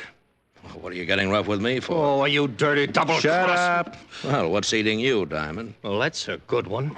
Now, look. You look, Max. You keep your mouth shut, Caspery. Not when I'm being framed. I'm going to yell my head off. Framed? Don't know nothing about it, huh, Max? I don't know what you're talking about. What is this? You framed me with that killing. Killing? Don't come on with that bit. You know what I'm talking about. Take Caspary in the hall, Otis. Yes, sir. Come on, Caspary. I'll get you for this, Max. So help me. Come on, you. Will somebody tell me what's going on here? Liar, I swear to you, if it's the last thing I do, I'll get... What's happened to him? Max, you don't know? How am I supposed to know? Guess? Somebody just killed his wife. Tony. Yeah, boss. Wait in the hall. Yeah, boss. Caspary knocked off his wife, huh? Well, he didn't say it was Caspary. Look, Caspary's my partner. At least he was. You split? Yeah, a couple of days ago. Why? I've been checking for a couple of weeks. Caspary's been holding out on the take. How'd you find out? His wife called me and told me. Oh, really? Wonder why a wife would incriminate her husband like that. Yeah, she was scared stiff. She found out what he was doing, and he told her he'd kill her. So she didn't know what to do. She called me. You knew her pretty well, huh? Not too well. She figured I could give her protection. I told her to see you, Diamond. Well, now, that was very nice of you, but what did you do about Caspary when you found out he was robbing you? Told him to get out, have the money back by tomorrow morning. You tell him his wife tipped you about him? Are you crazy? Of course not. Said I'd been checking on him for a long time, that the books didn't tally. And what did he say? He said he didn't do it. What'd you expect him to say? Well, are your books short? 200,000 worth. Okay, Max. We'll be talking to you. Wife's dead, huh?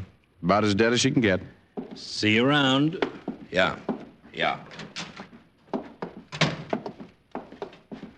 Okay, so he told you how I've been robbing the till. Yeah, he did. Well, let's go. What's the matter, Caspary? You give it up? I'm framed. That's it. Let's go. Oh, by the way, what did you do with the murder weapon? Don't be surprised if you wake up some morning and find it sticking in your back. Get him out of here, Otis. Come on, you. Come on.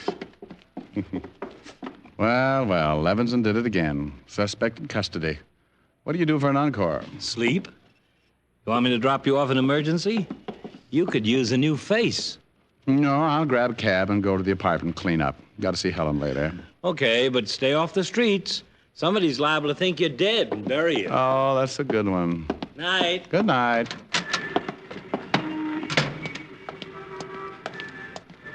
Hey, cabby. Yeah? Where to, Mac? Holy yike. What's the matter? Oh, don't scare me like that. I got a nervous stomach. Well, they could sell your face for 60 cents a pound. Okay, so good housekeeping shuns me. 553 East 51st and step on it. What are you rolling the window down for? I want to see if it's still bleeding out.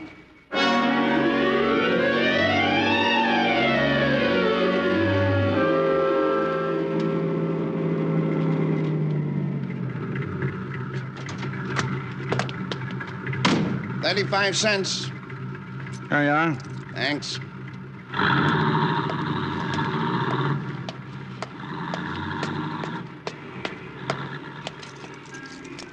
Let's take a ride instead. What? Don't move. Hey, what's going on? I told you, we're gonna take a ride.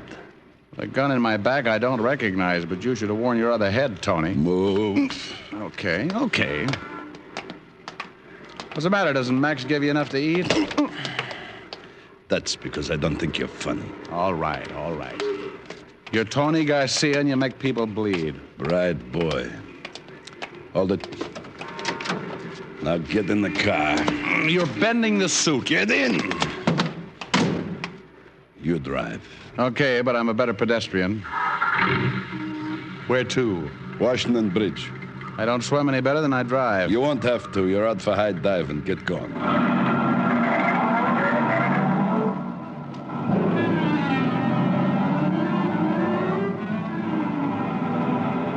Come on, hurry it up. I thought we were going to a funeral. That's a good one. What's it all about, Tony? Don't get nosy. Enjoy the ride. It's a new car.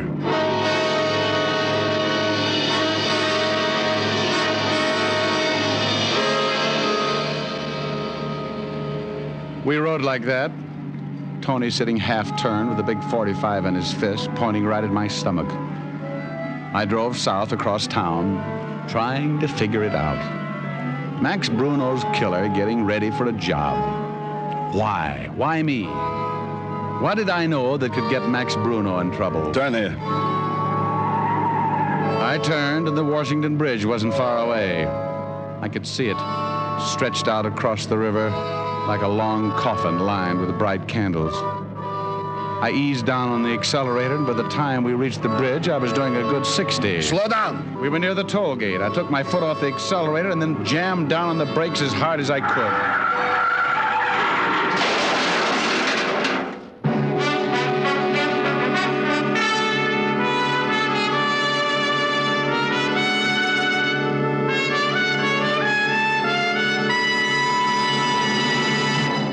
Before we continue with Richard Diamond, private detective, here are a few words about smoking enjoyment. You know, smoking is a day-in, day-out pleasure.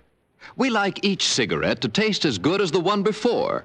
And we like the cigarette we smoke to be mild, to get along with our throats for a good long time. So it's good sense to test a cigarette over a period of time.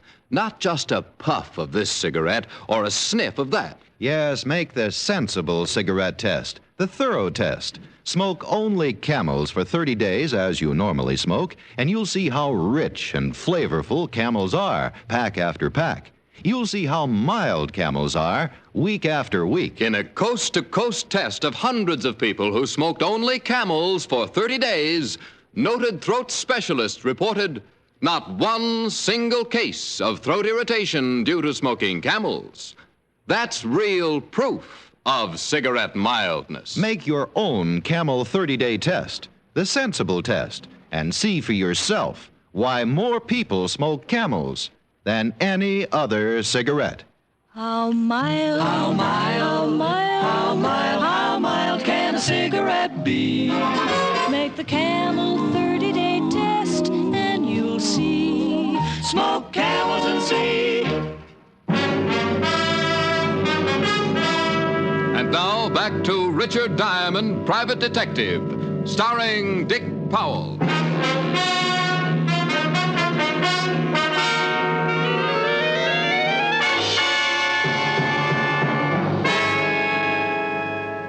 We had hit the bridge railing and stopped cold. The steering wheel had caught me in the stomach. I opened my mouth to make my lungs work. It was like sucking air through a bent straw. I didn't know how long I sat there before I finally made it, but a slow, dripping sound made me remember Tony and look over. He was halfway through the windshield, and the dripping wasn't a broken radiator. His life was running out all over the hood.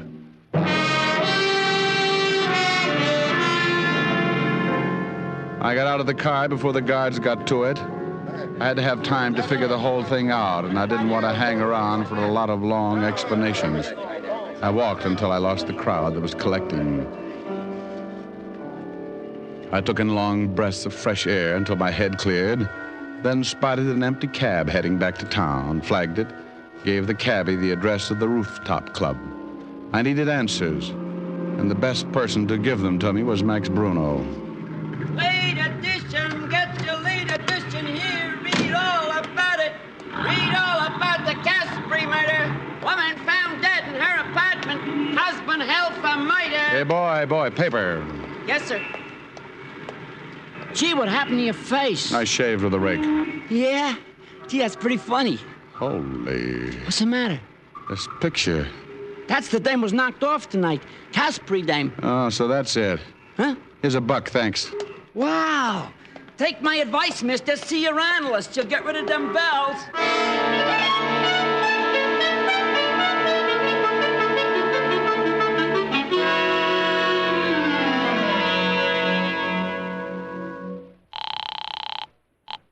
Homicide, Lieutenant Levinson. Walt, did you get to 415 at the George Washington Bridge? Yeah, about 10 minutes ago. Tony Garcia ran into the bridge railing. Some other guy with him. How'd you hear about it, Rick? Well, I was the other guy. What? Yeah, Tony was going to show me the bottom of the river. Are you nuts? Not at all, no. And have you seen the evening papers? No. Well, there's a picture of Mrs. Casper on the front page. So what? Well, so this. The girl in the picture isn't the same girl who came into my office this afternoon. Who was she? I don't know. Now, wait a minute, Walt, Rick. well, no. Don't you get it? That's why Tony was supposed to gun me tonight. No, I don't get it. Oh, Walt, somebody wanted to frame Phil Caspary. They sent a girl to my office posing as Mrs. Caspary, so I'd swear she suspected that Phil was going to kill her. When I found the wife dead, she was cut up so bad I couldn't tell the difference. Well, then why kill you? To prevent what's just happened. Get me out of the way before I saw the evening papers. Then Max Bruno was lying about Caspary taking the money. Sure. There had to be a motive, so he cooked up the story about Mrs. Caspary calling him and telling him about Phil and the money. Then Bruno's our man. Oh, Walt, you're such a good boy. I knew you'd get it.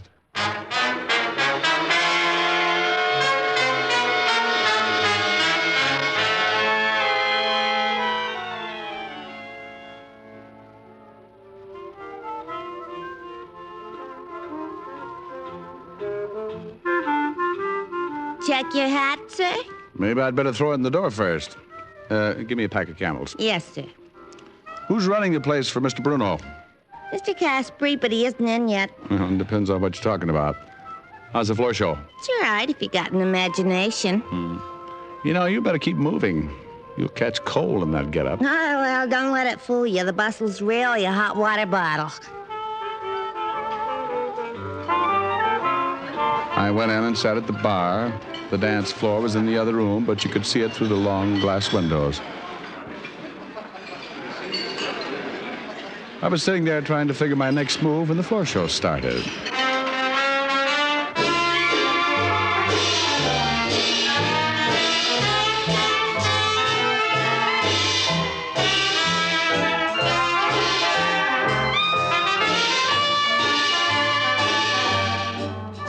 The usual line of cuties came out. The hat check girl was wrong. You didn't need an imagination. They were wearing just enough to make a bathing suit look like a sleeping bag. They tripped over each other getting off, and the lights went dim, and a white spot circled the piano. She came out in a green satin evening gown. I've seen grapes with looser skins. I didn't know what time it was. She knew what time it was. She was pretty good, too. But she was better this afternoon in my office when she told me she was Mrs. Caspary. I got up and went back to the hat check girl with a warm bustle. Maybe you need a shot. Even the old ones stick around for the last show. Honey, where can I find that singer's dressing room? I thought you looked healthy. Mr. Bruno wouldn't like it. Well, maybe we don't let Mr. Bruno in on it. Oh, $10. You'll have to shove bamboo under my nails before I talk. She told me how to find the singer's dressing room. I thanked her and gave her a pat on the... You know, it was a hot water bottle. I walked by the bar again and listened while she poured it on. I've heard singers with better voices, but this one had the difference. She went into the last few bars, and I headed for her dressing room. I wanted to get there before she did. And unless that green satin gown was a breakaway, she didn't figure for an encore. I got in, sat down to wait. It was a quick minute before she showed up. Oh, shut up, you're flat. Oh, you get out of here. Go on, get out. Now, relax, baby. I got something to say. You want to listen or do you want to get shoved around? You just try it. I'll get some of Max's boys to let the air out of your muscles. Open your mouth and you'll be tripping on your teeth. Get away from that door and sit down. Not until you get your eyes full of fingernails. You little... Now, get this. I don't like marking up dames' complexions, but you're making it easy. Who sent you up to my office? Was it Max? Why don't you ask him? He's good at answers. Well, so was his boy, Tony. He got dead trying to figure it out. Maybe you'd like to guess. Wait a minute, Diamond. One scream from me and everybody in the joint will be in here on your back. Honey, if you open your mouth, I'll shove your foot in it. If I tell you, do I get squared with the law? You're an accessory before the fact. I can only give you a head start. Just give me long enough to find a healthy climate. Now, you're killing time. Come on. I want to know who built you up to fit Mrs. Caspary. Was it Max Bruno? All right. It was Max. Phil found out he was holding out in the gambling take. So he dissolves the partnership by killing Mrs. Caspary, making Phil the patsy. Neat, huh? Yeah, like a sack full of brains. Go on, answer it. Who is it? Open up, baby. It's me. Max, look out! Diamond's in here! Sorry, baby, but twice makes you a punching bag. I didn't want to hit her, but it was the only way to keep her tongue in. She dropped like a wet wash in an earthquake, and I jumped for the door.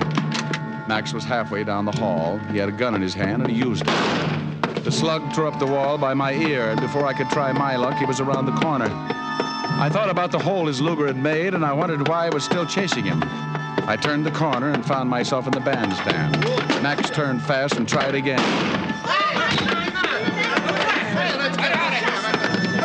I was across the crowded dance floor when the panic busted loose. What's going on here? I shoved aside a drunk who thought it was the 4th of July and went through the bar like I needed the exercise. That man's got a gun! Roll on your own, baby. Max was nearly to the front door when he turned around for another shot at me. He didn't see the little hat check girl standing behind me with her arms full of coats. He backed right into her, and they both went down together.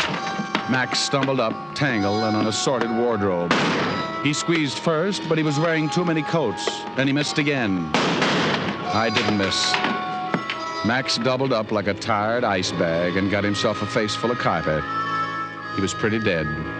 The hat check girl looked at me for a minute, then leaned over to Max. She said something that endeared her to me forever. Check your gun, Mr. Bruno.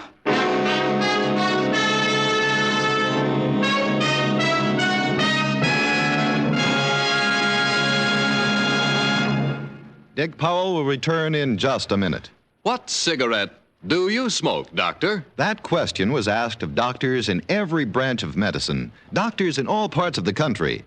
In repeated surveys, the brand named most is Camel. Yes, according to these surveys, more doctors smoke Camels than any other cigarette. Camel's costly tobaccos are properly aged and expertly blended for your smoking enjoyment. Make the sensible cigarette test, the 30-day Camel test, and see how enjoyable a cigarette can be. See for yourself why people say, once a Camel smoker, always a Camel smoker.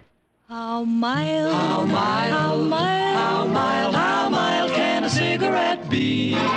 Make the Camel 30-day test and you'll see. Smoke Camels and see.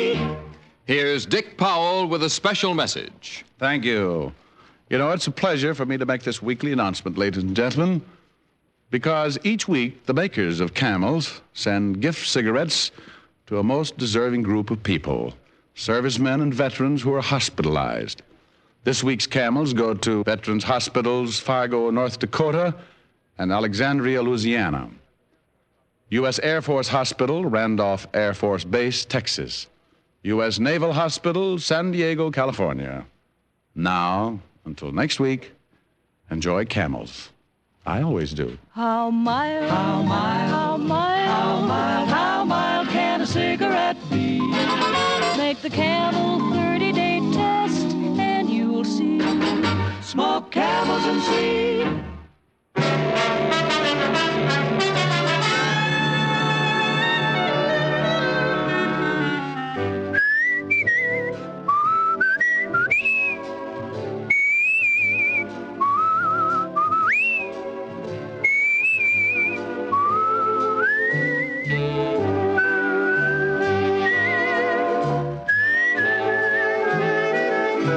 Tonight's adventure of Richard Diamond, starring Dick Powell, was written by Blake Edwards with music by Frank Worth. Our director is Helen Mack. Featured in tonight's cast were Virginia Gregg, Arthur Q. Bryan, and Wilms Herbert.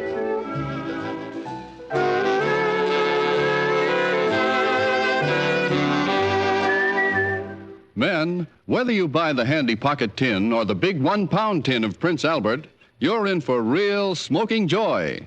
PA's Choice Tobacco has a rich taste and delightful natural aroma. It's specially treated to ensure against tongue bite, and it's crimp cut for smooth, even, cool smoking. Get Prince Albert, the National Joy Smoke, America's largest selling smoking tobacco.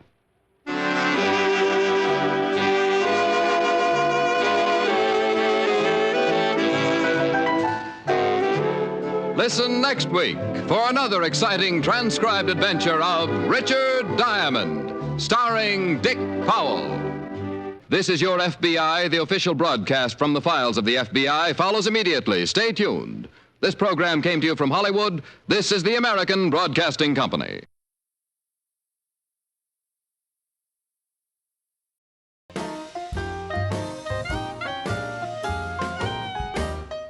Thank you for watching Golden Age Radio.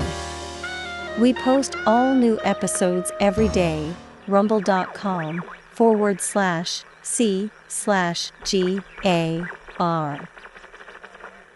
Before today's story begins, an important message to all householders.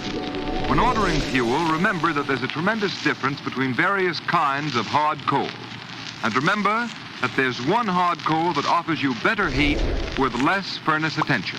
And that's blue coal. You'll find that blue coal banks and burns better and gives you absolutely the most for your money in heating service and satisfaction. So ask for blue coal by name the next time you order fuel. And be sure to listen at the close of today's program, for we have a special guest whom we wish to introduce to you. The Shadow, mysterious character who aids those in distress and helps the forces of law and order, is in reality Lamont Cranston, wealthy young man about town. Cranston's friend and companion, the lovely Margot Lane, is the only person who knows to whom the unseen voice belongs. The only one who knows the true identity of that master of other people's minds, the Shadow. Today's story, Hypnotic Death. Herbert, why did you bring me to this doctor's office? I want you to meet the famous Dr. Dharma. He's a friend of mine.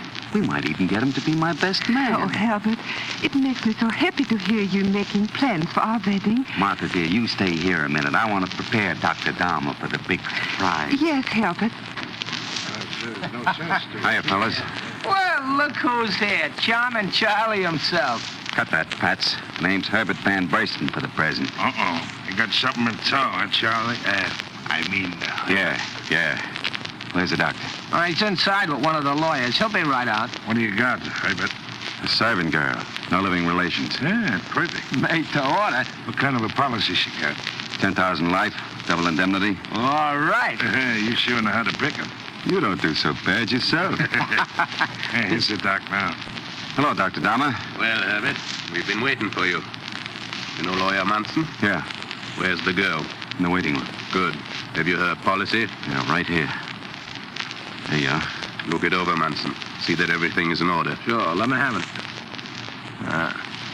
Usual form. No inserts. Double indemnity for death. Beneficiary, Herbert Van Burston. That's made out to you, all right. You bet. That's okay. Very well. Bring the girl in. Okay, Doctor. See that the boys have their instructions, Manson. Right, Doctor. Come right in, Martha. Yes, Herbert. These men are friends of mine, and this is the great Dr. Dharma. Pleased to meet you, Doctor. Herbert was telling... Come here, Martha.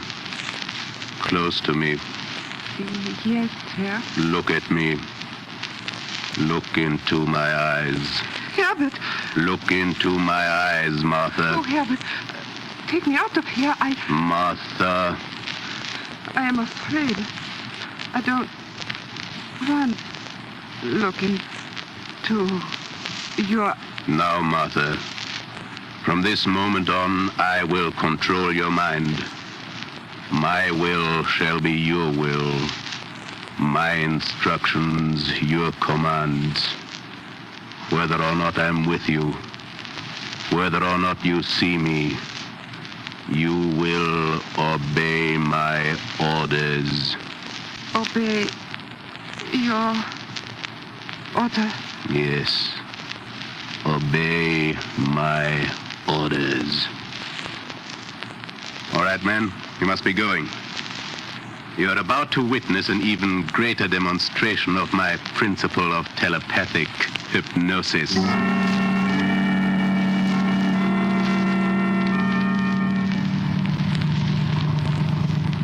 The car with Herbert and the girls just pulling over to the curb, Dr. Dharma. Where are the boys?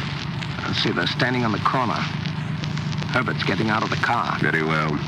Stop the car. Oh, this far away, Doctor? Distance in no way affects my powers. I must close my eyes and concentrate. Keep me informed of the results, Munson. Right. Say, a girl stepped out of the car. Yes. Now to test my theory of telepathic hypnosis. Martha. Martha. Move close to the curb. She's doing it, Doctor. She's there. Stop, Martha. Wait for my orders. She's standing at the curb. Is a car coming, Munson? Yes, there's one coming down the street at a fast clip. How far from the girl? About 200 feet. Yes. 150 now. Yes. 100. 50. Now, Martha. 25. Walk, Martha. Walk. 10. She's...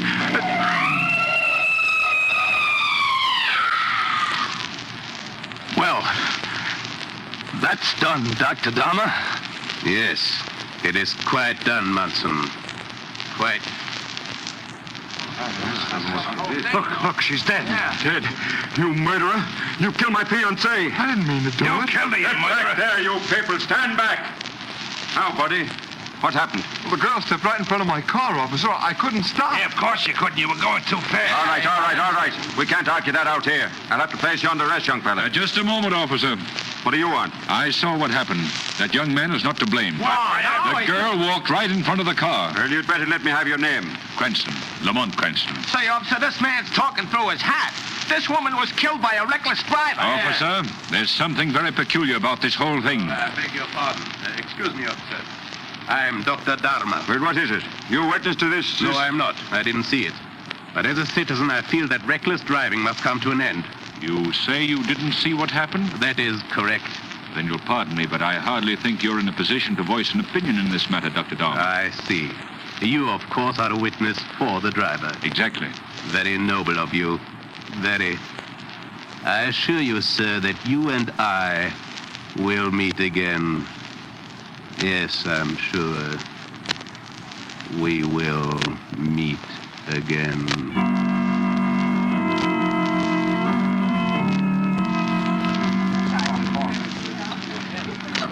Lamont, you've hardly touched your dinner. Are you ill? Strangest feeling's been creeping upon me since that automobile accident, Mother. Lamont, your voice sounds awfully strange. Yes, I must shake this off. I must.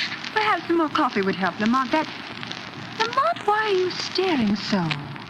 You and I will meet again. What are you saying? Yes, I'm sure we will meet. You dropped the cup. What is the matter? We shall. Wait, does somebody help, please? What happened? I don't know. He just simply toppled over. Some terrible thing has come over him.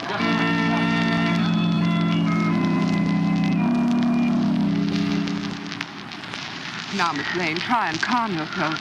Nurse, how long will I have to wait for some news about Mr. Cranston? Dr. Anthony and Dr. Whitman are with him now. You must be patient. I don't understand it. He was so well only yesterday, and now I just can't believe it. Oh, here's Dr. Anthony now. Dr. Anthony, how is he? Just a moment, Miss Lane. Nurse, will you stay with Mr. Cranston? Yes, of course, Doctor. Sit down, Miss Lane.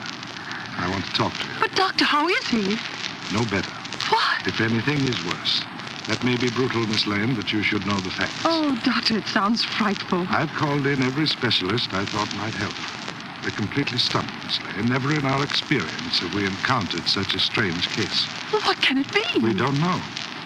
All the vital organs are in excellent condition, yet his energy is rapidly ebbing. Oh. I hate to have to tell you this, Miss Lane, but we're afraid Mr. Cranston won't last the night. Oh, no.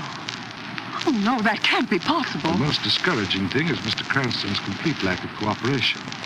He seems to have lost the desire to live. Oh, I must go to him. He must fight this thing off, whatever it is. Come along, Miss Lane. We put him in this room right across the hall. There we are. Now, Miss Lane, try to arouse his interest in something. Yes, Doctor, I will. Step right in. Lamont. Oh, Lamont. Margot. How are you, Lamont? Are you any better? Something pressing. Where? Here. My head. Oh. Hands. Squeezing. Lamont, listen to me, please. Your life is in your own hands. You must fight, Lamont. Fight. Yes. obey orders. My will, your will. What do you mean? What are you trying to tell us, Lamont? Can't tell you. He won't let me. What's that? Who won't let you? Can't tell you. You must tell us. Must obey orders. Lamont, you've got to tell us. We want to help you. Tired. Sleepy. Doctor, would you step over here a moment? Of course. Doctor, don't think I'm mad, but the man in that bed is not Lamont Cranston. Not Miss Lane. The body is Lamont Cranston, all right, but the spirit is not his. Well, that doesn't make sense. Let me explain. Isn't it true that when a person suffers from a psychosis, they mutter of things and experiences of the past? Yes, that's quite correct. Well, these things Mr. Cranston's been saying, I've never heard him say before. No, but... Doctor, I'm convinced Mr. Cranston is uttering the words of someone else. Someone else? Yes, a will stronger than his own dominates him, dictates his every word and action. You mean a form of hypnosis? Have you ever heard of telepathic hypnosis? Why, of course. A book has been published on the subject just recently. In fact, I have a copy in my office. I feel only an authority on that subject can help Mr. Cranston. We must send for the author of that book. But, Miss Lane, the theories of hypnosis described in this particular book have not been endorsed by the medical profession. Makes interesting reading. Dr. Anthony, we don't know what's wrong with Mr. Cranston. Perhaps I'm clutching at a straw, but his life is in danger. I insist that you call in that author. Very well. Nurse, Yes, officer. go into my office. Phone this man to come here at once. Here, I'll write the name for you. Dr. Agastya Dharma.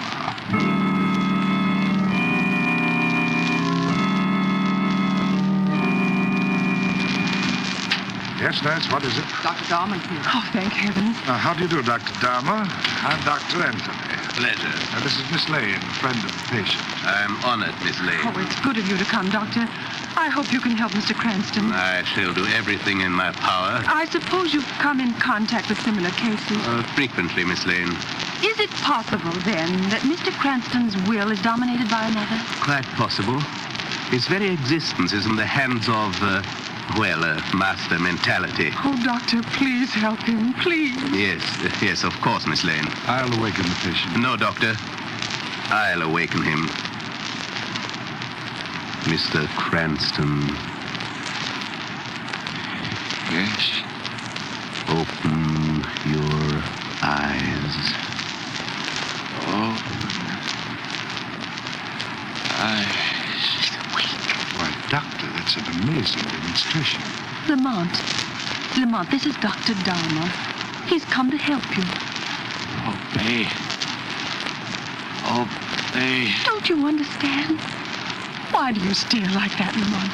Dr. Anthony, Dr. Dharma, that's the same expression he had on his face just before he collapsed in the restaurant. He seems frightened. Dr. Dharma, do you... Miss Lane, Dr. Anthony, I think it best that you leave me alone with the patient. Of course. It's a little cool in this room. Would you mind closing that window behind you? The window? Window? Of course, I'll take care of it. Now, if you please. Certainly, Doctor. We'll leave it. Come, Miss Lane. Dr. Dharma, I place my last hope in you. Mr. Cranston will be well taken care of. Thank you. Well, Cranston, we meet again, eh? We meet again? Oh, yes, of course. Your vocal cords. Quite forgotten. You can think clearly enough, but can't express yourself. Well, I shall lessen the pressure a bit for the moment so that you and I can have a little tete-a-tete, eh? You may talk, Cranston. You may talk. You murderer? You fiend? Rather a spectacular beginning for a tete-a-tete. There may be a spectacular end to it, too, Dr. Dharma. There's a limit to your control. The facts dispute you, Mr. Cranston. You are helpless. You can speak no louder or no longer than I choose to permit. You've grown rich by murder and fraud. But in some way, I'm going to put an end to you. Come now, Cranston. Your slight respite is over. I returned you to the condition that baffles science and destroys you. My will is your will. My orders, your command. Obey. Obey. I will. Your will.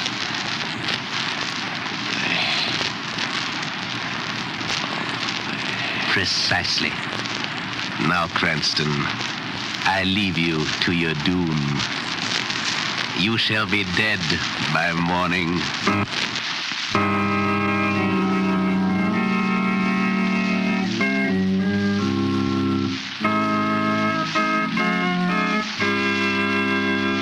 Before our second act begins, let me ask you a question. Have you ever talked to an older person who said, well, of course, things are a lot easier for you people now than they were in my day? I guess you can't blame older folks for being just a bit envious, for we have so many new improved products which make present-day living easier. The list is practically endless. Just for example, take Blue Coal. Now, thousands of you homeowners will agree with me that Blue Coal has certainly simplified living. Its use has brought home heating comfort that wouldn't have been thought possible a generation or so ago. For Blue Coal burns so much better, requires so little furnace attention, and it gives you safer, more dependable heating service and satisfaction. You see, Blue Coal is a guaranteed product of the Glen Alden Coal Company, the nation's largest hard coal producers. All their superior resources, equipment, and care in mining and preparation combine to make Blue Coal the finest hard coal money can buy. That's why it will pay you to make your next fuel order a supply of Blue Coal.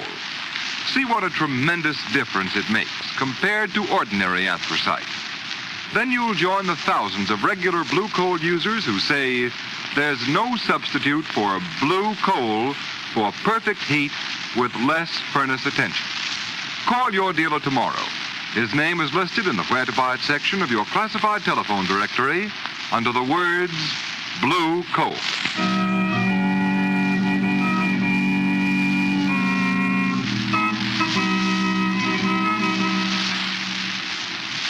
Is Mr. Cranston any better, Dr. Anthony? Sorry, Miss Lane. No improvement. Oh, this is terrible. It's horrible. Even Dr. Dahmer couldn't help. No, he said the patient refused to cooperate. Under the circumstances, help was impossible. I'm afraid Mr. Cranston lacked faith in Dr. Dahmer. If there was some way I could... Dr. Anthony, you have a copy of Dr. Dahmer's book. Yes? That might do it. If we show Mr. Cranston the book, he might realize how important Dr. Dahmer is. Well, we can try it. Nurse. Yes, Doctor. Go across to my office. You'll find Dr. Dahmer's book on my desk. Bring it here. Yes, Doctor. Dr. Anthony, the phone light is on. Oh, thank you. Hello? Yes. Wants to speak to Mr. Cranston. Well, that's impossible. Well, I see. All right, have him come up. I'll talk to him. What is it, Doctor? The driver of the car that killed the girl goes on trial tomorrow. His lawyer's downstairs in the reception room. He thinks Mr. Cranston can save the boy. Oh, perhaps the plight of the boy might stimulate Mr. Cranston's interest. Why, yes, there is that possibility. Here's the book, Doctor. Let me have it. Yes, Miss Lane. Look, Lamont. This is Dr. Dahmer's book. You see his name on the cover. He's a tremendously important man, Lamont. You must let him help you. Miss Lane, I believe we've struck something. He's thumbing through the pages. I think we've aroused his interest. Oh, that's the lawyer. You must put him off, Doctor. Yes, nurse, tell the gentleman we can't see him just yet. Yes, Doctor. Look, Doctor. He's actually reading the book. This is the first break in the case. Oh, I hope so. Dr. Anthony. Yes, nurse, what is it? All that lawyer wants is for Mr. Cranston to establish how far the automobile was from the girl when she stepped off the curb. He brought this enlarged photograph of the scene of the accident in the hope that Mr. Cranston could mark the spot on the picture. Well, I'm afraid that... Doctor, look. Mr. Cranston's reaching out for the photograph. I believe... Do you think he recognizes it? Apparently. Nurse, let me have that photo. Yes, Miss Lane. Here, Lamont. Show us where the automobile was when the girl stepped off the curb. Why, he's drawing his finger over the picture. No, Lamont, not there. The place where the car was. No, he's indicating a spot on the sidewalk. You see, it's useless. His brain isn't functioning. Why, look, Miss Lane, he's He's pointing from Dharma's name on the book cover to the spot on the photograph. Doctor, I see it now. What? He's placing Dharma at the scene of the accident. Oh, Doctor, don't you understand? Lamont has met that man before. That's why he was so agitated when Dharma came in here. Why, I believe you're right, Miss Lane. That's why he keeps repeating the words, "We will meet again." Do you think Dharma might be the influence that dominates Mr. Cranston? I don't know, Doctor. Look, Miss Lane. He's pointing to a passage in Dharma's book now. What is it, Lamont? Read the passage, Miss Lane. Should the controlling mind lose poise for even an instant, in that moment the spell is broken and the will of the subject released. If the controlling mind loses poise... Window. Oh, he's trying to tell something by association of ideas. What significance can the window have? I've got it, Doctor. What? Do you remember when you asked Dharma to close that window? Yes. He lost his poise. He never went near it. He didn't dare look out of this 26th floor window. Of course. I thought his conduct strange at the time. Dharma is a victim of a phobia. The fear of high places. That is what Mr. Cranston is trying to bring out. We shall meet again. Doctor, we've got to get Dharma back up here. We've got to make him lose his self-control, if only for an instant. It's the only way to break Dharma's influence. But will he come? He's washed his hands of the case. I think I know a way to get him here.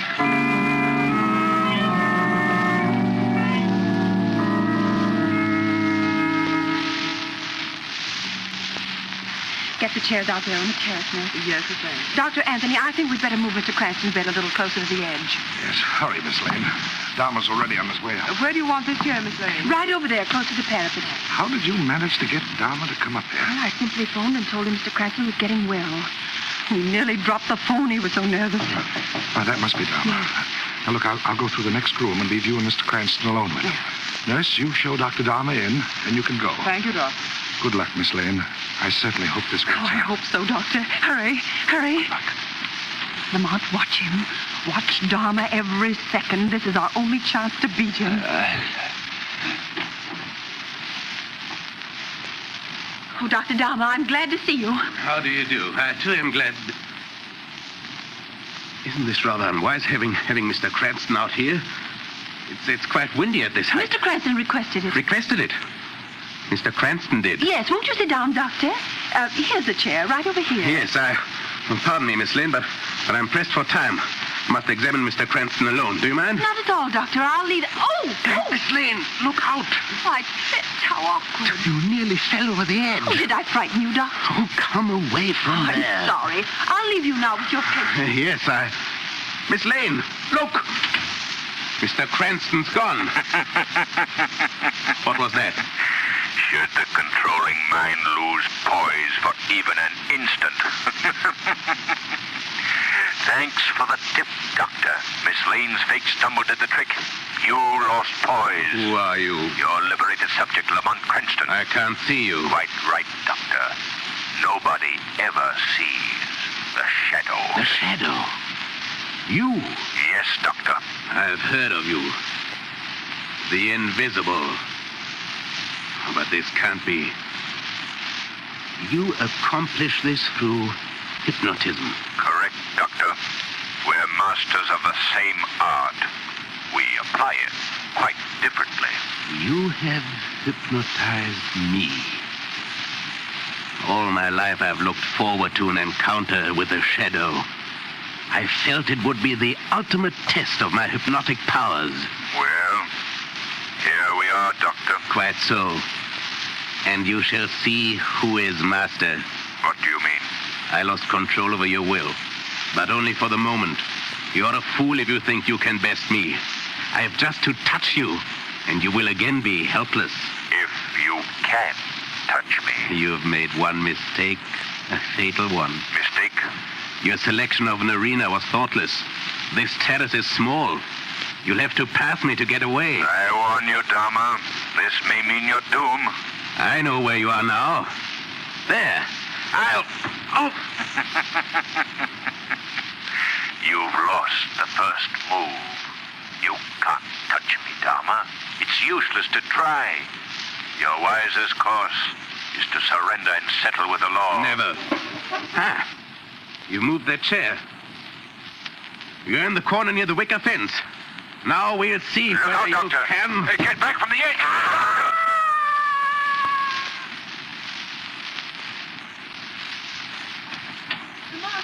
Lamont, are you all right? Yes, Margot. I heard a scream. It was Dharma. Lost his balance. Oh, Fell 26 stories. Lamont. Well, thank God you're safe. Oh, it was so ghastly, you lying there, aware of everything, not able to express your thoughts. You expressed them very well for me, Margot. If it were not for you, this would be my hour of doom instead of Dharma's. He had an amazing mind, Margot. But like so many brilliant minds, it was bent in the wrong direction. Men like Dharma would be a boon to mankind if they used their talents constructively.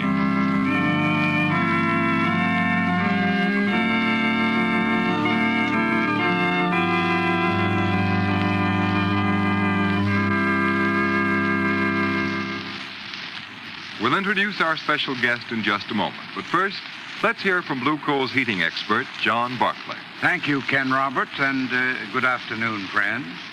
Many homeowners are under the impression that all they need do to put coal on the furnace fire is throw on a few shovels full. I can assure you that that's neither the most practical nor the most economical way to get satisfactory heating results. First, the grate should be shaken gently until you see the first red glow in the ash pit. Be sure not to shake red-hot or unburned coal through into the ash pit, for then you'll simply be wasting coal. Next, pull a mound of live coals to the front of the firebox, just inside the fire door, with a shovel or a hoe. Now you have a fire bed sloping down toward the back of the furnace. Put fresh coal into the hollow formed by this slope, being sure to leave a few burning coals near the door. These live coals will act as a pilot light, which will burn off the gases which rise from the fresh coal contact with the burning coal. Try this method of putting coal on the fire and see if it doesn't give you far more satisfactory heating results. And remember, if at any time you have difficulty with your heating plant, get in touch with your nearest Blue Coal dealer. He'll gladly send a John Barclay serviceman to show you how to fix up the trouble. John Barclay service is absolutely free, so call your Blue Coal dealer. I thank you.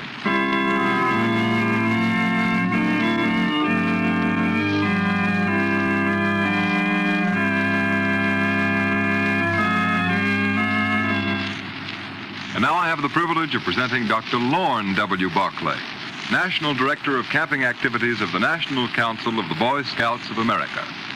By the way, you're not related to John Barclay, our heating expert, by any chance, are you? Not that I know of, but I've heard his heating advice on this program and found it very useful. Good. Dr. Barclay, the producers of Blue Coal have asked me to congratulate your great organization, the Boy Scouts of America, on the 29th anniversary of its founding. Through the years, the Boy Scouts have made many important contributions to the finest American ideals. And for that, we salute you. Thank you, Mr. Roberts. And may I say that we are grateful to the sponsors of the Shadow program. They, too, are making a valuable contribution to Americans, young and old, by showing them that crime in any form does not pay. We appreciate having had you with us this afternoon, Dr. Barclay, and we sincerely hope you will visit us again.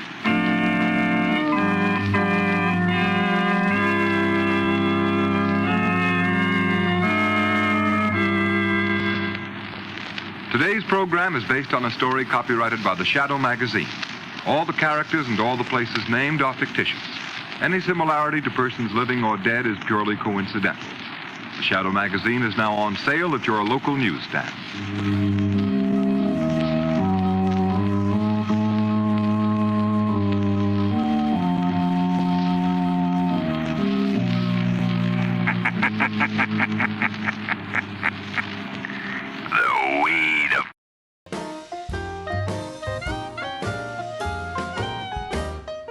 Thank you for watching Golden Age Radio. We post all new episodes every day. rumble.com/c/GAR.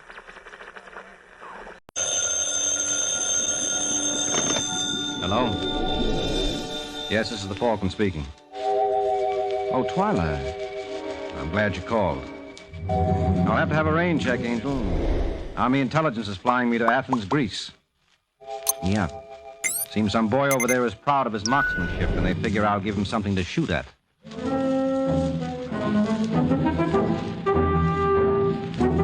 Once again, the National Broadcasting Company brings you the transcribed Adventures of the Falcon, starring Les Damon. The Adventures of the Falcon, dedicated to private investigators everywhere. Those hard-hitting detectives who, like Mike Waring, risk their lives to aid law enforcement agencies. So join him now when the Falcon solves The Case of the Gorgeous Greek.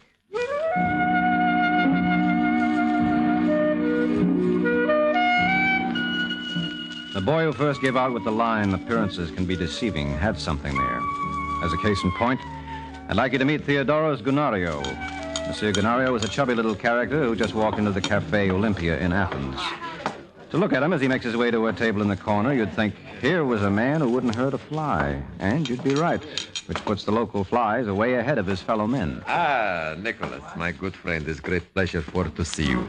Unfortunately, I can't say the same. You know this isn't wise, Gunario. Suppose the police see us together. So? Who else knows Nicholas Venizelos is #1 man in Communist Party in all Greece? A position you obviously feel much better qualified to hold. Oh, you are wrong, Nicholas. I think you are best man for job. I once tell Comrade Molotov, if it can help the party, Nicholas Venizelos would cut off his hand up to here. Never mind, Gunario. Did you see Iris Richards? Oh, yes. We have a very nice talk. She knows why she was brought to Athens? Of course. For to become good friends with General Daliani. Well, our Bulgarian comrades would like to know why they weren't advised that Greece would defend the island of Gamma from their attack. They find out different, huh? The situation seems to afford you some amusement? Well, after all, I am Greek. So am I. Oh, it's different for you, Nicholas. Your whole family is living in England for a long time. I'm still a Greek, but I'm a communist first. Why didn't Iris inform us of General Daliani's plans? How did she know when she has not seen him? Why not? He was interested in her? Yes, but she's not interested in him. What? Oh, you must not be too hard on girl, Nicholas. But she is in love. That isn't funny, Gunario. No, it's very sad. But love is feeling very difficult to control. She is to give up this man at once. I say this to her, but she finds it very hard. Well, if Comrade Richards hasn't enough self-discipline to give him up, we'll have to do it for her. Get rid of him. Get rid of him? You seem to take a strange delight in misunderstanding me, Gunario. You don't understand, Nicholas. To get rid of this young man is a very difficult problem. This is not boy we can drop in Mediterranean and nobody will ask questions. I don't care who he is. I want it done. Then maybe you do it yourself. You have best chance. What are you talking about? This young fellow Iris fall in love with is your brother George. What? Oh, she's real crazy for him, Nicholas. You're lying. It's easy enough to find out. Why don't you ask Iris? I will. Oh, I'm so happy. Imagine, 5 years I know you, and this is first idea you take from Gunario. Maybe someday I give you some more.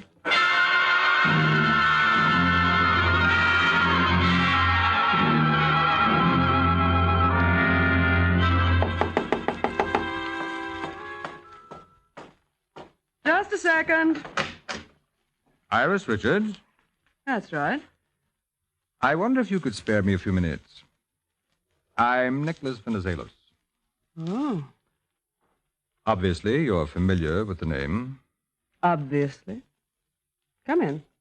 Thank you. Very lovely, sweet. I like it. All right, Mr. Venizelos. Let's get on with it. Pardon? You came here for a reason. Naturally. I understand you're in love with my brother, George. Where do you understand that from? The usual reliable source. Have I been misinformed? No. You care a great deal for him. More than anything else in the world. You know, oddly enough, I believe you. I'm overwhelmed. I'd like to tell you a little about our family. Don't bother. George has already briefed me. Why don't you leave him alone? You must understand, Iris. My brother is very young. He's 29. He's still a child in many ways. Maybe that's because you never gave him a chance to grow up. Perhaps I should explain. I'm very fond of George. And he hates you. That's not true. You'd better open your eyes, Mr. Venizelos. He can't stand you. You've interfered with everything in his life. Someone had to. This situation proves it. Meaning I'm not good enough for him? If you prefer to believe that, that's your privilege, but I order you to give him up. You order me? Yes. Oh, you've got the wrong girl. On the contrary, I've got the right one. Does George know you're a common form agent? What? That you're in Greece on party business? You're crazy. Your contact here is Theodoros Ganario. Why, you're a comrade yourself. My party card bears the name of Paul Papoulos. You're Papoulos? Yes. Oh, but I had no idea. Naturally. Ganario is the only one in Greece who knows. The party is outlawed here. Please, comrade, may I say something? No. But I'd like to explain. You couldn't possibly. You were sent here on an important mission. To date, you have betrayed their trust. I feel my brother is responsible. You are never to see him again. Is that understood? I asked you something, Iris. What can I tell him? That you were just using him to pass the time of day. No, I can't do it. And I say you will. Good day, comrade. I know I can depend on you to fulfill your obligations.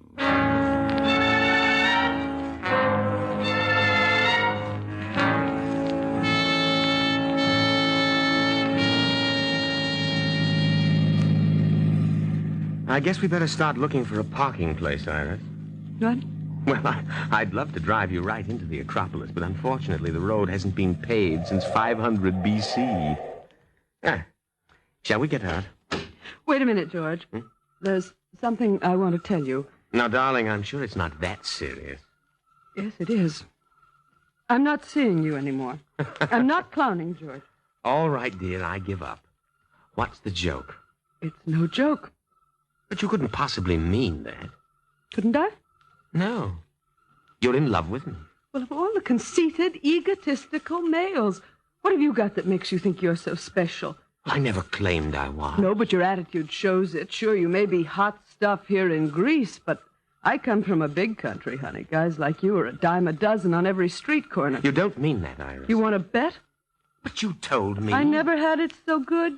You didn't believe me, did you? Yes, I did. You poor sap. I guess your brother was right. My brother? Well, didn't you tell me that he said you needed a nursemaid? Has Nicholas been up to see you? No. You're lying. All right, so I am. Yeah, he was up to see me. What did he say? Well, it wasn't what he said, sweetie. It was what he did. He gave me a check for 20,000 drachmas. You didn't take it. Now, baby, be reasonable. A girl's got to look out for herself. You can't mean that, Iris. For heaven's sake, what does it take to convince you? Maybe I should have made a tape recording of the dialogue. Get this and get it straight, Mr. Venizelos. You never meant a thing in my young life. You couldn't possibly. Iris. And stop irising me. I know my name. I've had it long enough. Now, will you take me back to the hotel?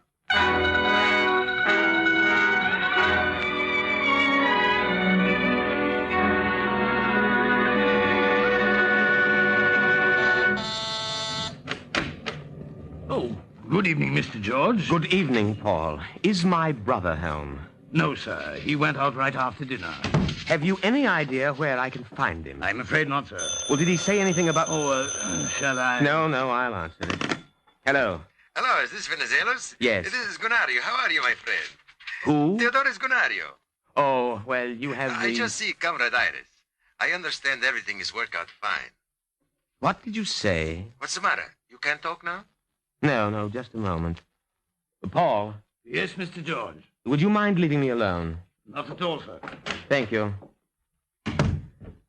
I'm sorry, Gunario. What were you saying? It's not too important. I just called to congratulate you.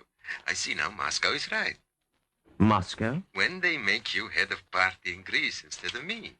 Head of the party. What's the matter, Nicholas? You don't seem to understand me. It's just that I've been asleep and I'm still rather groggy. Oh, I'm sorry. It's better I don't call, huh? Oh, I'd never forgive myself if I'd missed this. Now, if you'll excuse me, Gunario, I'll hang up. I've got 1 or 2 calls of my own I'd like to make.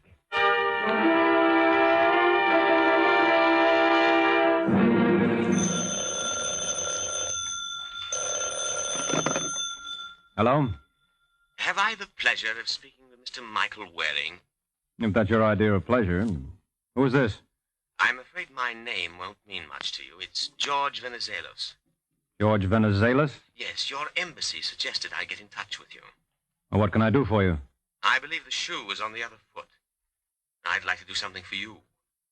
You're aware that the Communist Party is outlawed in Greece. Yes? Well, suppose I told you that the #1 man is right here in Athens. What would you say to that? Well, the first thing I'd say is, what's his name? I take it then you're interested. Interested is hardly the word. Well, I live at 14 Trikoupes. Trikoupes. That's the street right near the monument to Byron, isn't it? That's the one. Can I expect you at 10?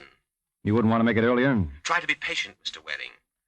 After all, you chaps have been looking for this fellow for years. A few hours, more or less, shouldn't matter. I'll see you at 10.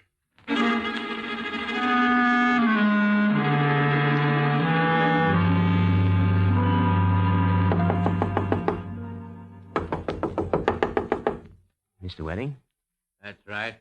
Just a moment. Come in. I'm George Venizelos. I figured as much. May I take your coat? Don't bother. I don't think I'll be staying long. Cigarette?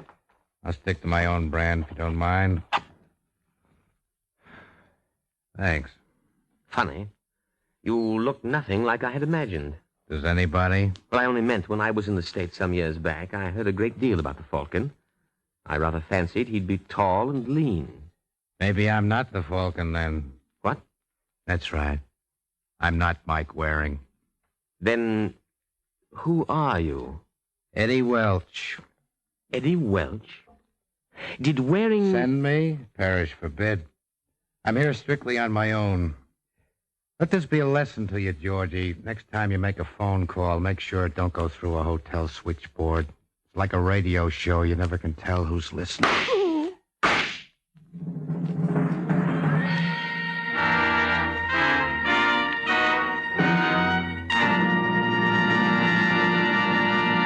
On the highway, speed is the #1 killer. It takes more than half of the lives lost in traffic accidents in many states. Last year, speeding drivers caused 15,000 deaths in the United States. That year, more than 500,000 persons were injured in automobile accidents blamed on excessive speed. That's the bloody price tag on too much speed, the cost that you may pay sooner or later for a few minutes saved by speeding. Slow down for safety's sake, and remember, drive as though your life depends on it. It does.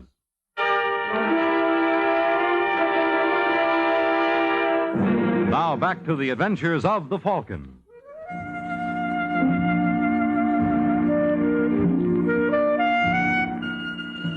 Well, that's the way it goes sometimes, and apparently this wasn't Georgie's day. It may have started badly enough when Iris gave him the air, but Eddie Welch sure ended it for him with a bang. But I knew none of this when I got out of the cab in front of 14 Trikoupes. I never even noticed the official-looking car parked at the curb. I guess I was asleep. But the boy who answered the door certainly opened my eyes. Yes, please. I'm looking for George Venizelos. On your name? Mike Waring. Be so good as to enter. Maybe I better not. Pardon? Well, I learned a long time ago when I'm greeted by a man in a blue coat and brass buttons that better I should have stood in bed. Permit me to introduce myself. I am Emmanuel Koumoudoris, lieutenant in His Majesty's Police. I was afraid of that. Well, where do we go? Right here. Uh-oh. Is that George Venizelos?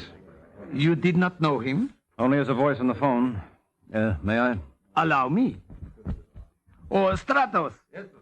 Take 3 men and interview the neighbors. Yes, Lieutenant. All right. You, come with me. Well, seen enough? Too much. Apparently he knew what he was talking about. Pardon? He called me a couple of hours ago at my hotel. The American Embassy had referred him to me. Why? Well, he claimed he knew the identity of the number 1 boy in the communist underground here. Oh, that's ridiculous. Well, someone was real anxious to shut him up. Did he have any family? Just a brother. What's his name? Nicholas Venizelos. Think I could talk to him? I do not imagine it would do any good. Still, you never know unless you try. I'll be seeing you, Lieutenant.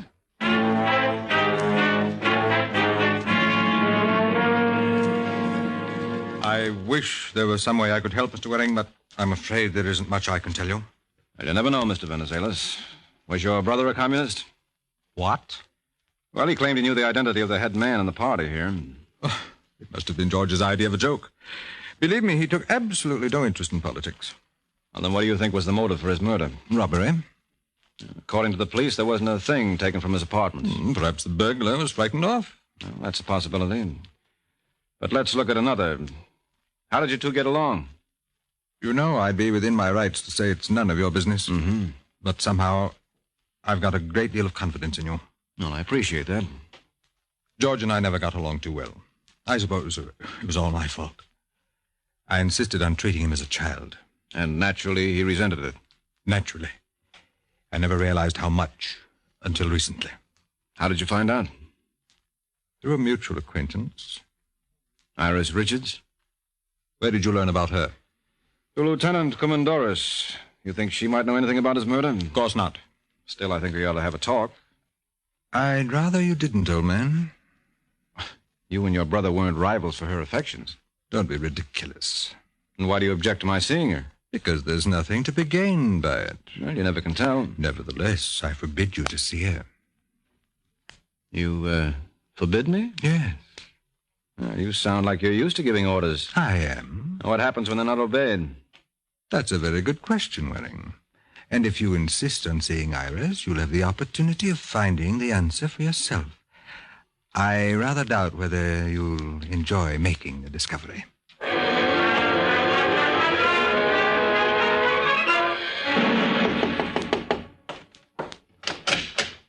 Yes? Hello, Miss Richards. Who are you? A fellow American. Oh, and you think this is old home week? Well, I had hopes. Sorry, I'm busy. The name is Waring, Mike Waring. Mm-hmm. I'm still busy. I'm a friend of George Venizelos. Oh. Mm-hmm. Well, if George sent you over to plead his case, he's wasting his time. Hmm? Well, isn't that why? Oh, yeah, sure. So may I come in? It won't do you any good. Won't do me any harm, either. How is George? Not so hot. He'll get over it. I kind of doubt that, Iris. You never get over his kind of trouble. He's a fool. He'll find a million other girls. Not George. Sure he will. He's just a kid. You sound like his brother Nicholas now. Well, that's what he is. Something tells me you were in love with the boy. Don't make me laugh. And why'd you see so much of him? Well, a girl's got to have something to do in a place like this. Mm-hmm. Then he meant nothing to you? Not a single solitary thing. Well, then you won't be interested in the fact that he was murdered. What did you say? Yeah, he was shot to death last night at 9:45. You're lying. I'm sorry, Angel. Where is he? Where is he? I've got to see him. I thought he didn't mean anything to you. He didn't. You were crazy about him. No. Why did you give him up? Because I couldn't stand him. Why did you give him up, Iris? Did Nicholas have anything to do with it? How many times must I tell you he didn't mean a thing to me? Not a thing. Now will you get out of here and leave me alone?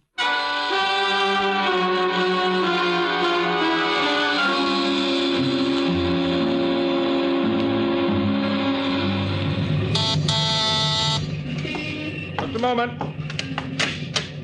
Nicholas, my good friend. What are you doing here, Ganario? I just hear about your brothers making me for to be very unhappy. Come in. Thank you. I cannot tell you what is in my heart, Nicholas. I know how you feel about Georgie. Who do you think do such an awful thing? I wish I knew. Maybe that fellow Michael Waring find out, huh? Who told you about Waring? Oh, it's little. I don't know. It was up to see Iris. She tell him anything? Not Comrade Richards. She feel about party like you do. It's like I tell you on the phone yesterday. You told me on the phone? Well, sure, when I speak to you around 7, 8 o'clock. Where did you call me? Here. I wasn't even home at the time. It's impossible. The fellow I talked to have exactly the same accent. Go on, Ganario.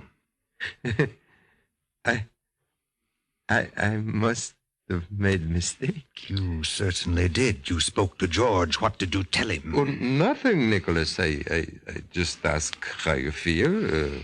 How's business? You're lying. You must have mentioned something about the party. No, Nicholas. You stupid, blundering fool. You should never do this to Gonario. I forgive you because you are upset. Get out. Sure, Nicholas. I know I have been great disappointment to you, but maybe I can make up for it. You see if I don't gonna try.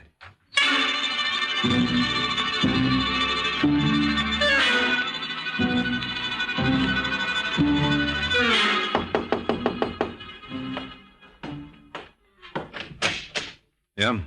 Hello, Waring. Do I know you? Well, if you don't, it's not my fault. I'm Eddie Welch. Eddie Welch? Oh, sure. Yeah, would you like to come in? Try and keep me out. I assume that gun is loaded. Uh-huh. Then I wouldn't dare. Just flop anywhere. That sofa is pretty good. Thanks. And suppose you sit right here where I can keep an eye on you. Anything to oblige an old friend. So, you're Eddie Welch. It register? Yeah, very definitely. You're a trigger man for the CP. What are you doing in Athens? I'm crazy about ruins.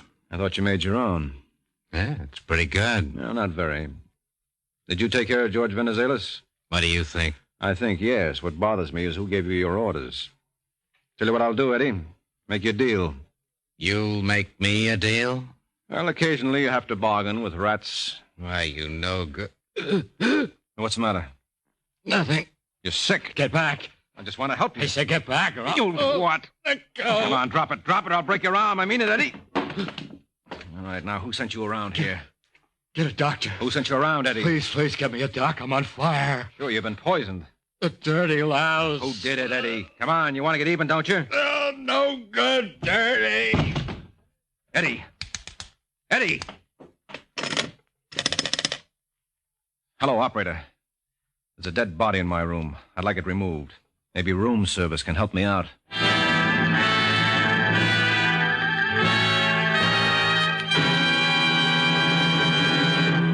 Most of us are looking forward to the Labor Day weekend and planning to spend it out of town, and that's fine for most of us. But we should always keep in mind that these long weekend holidays are often tragic times for some of us who start out gaily to enjoy them.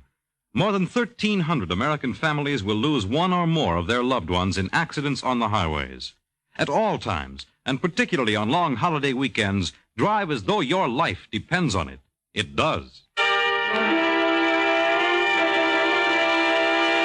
And now back to the adventures of the Falcon.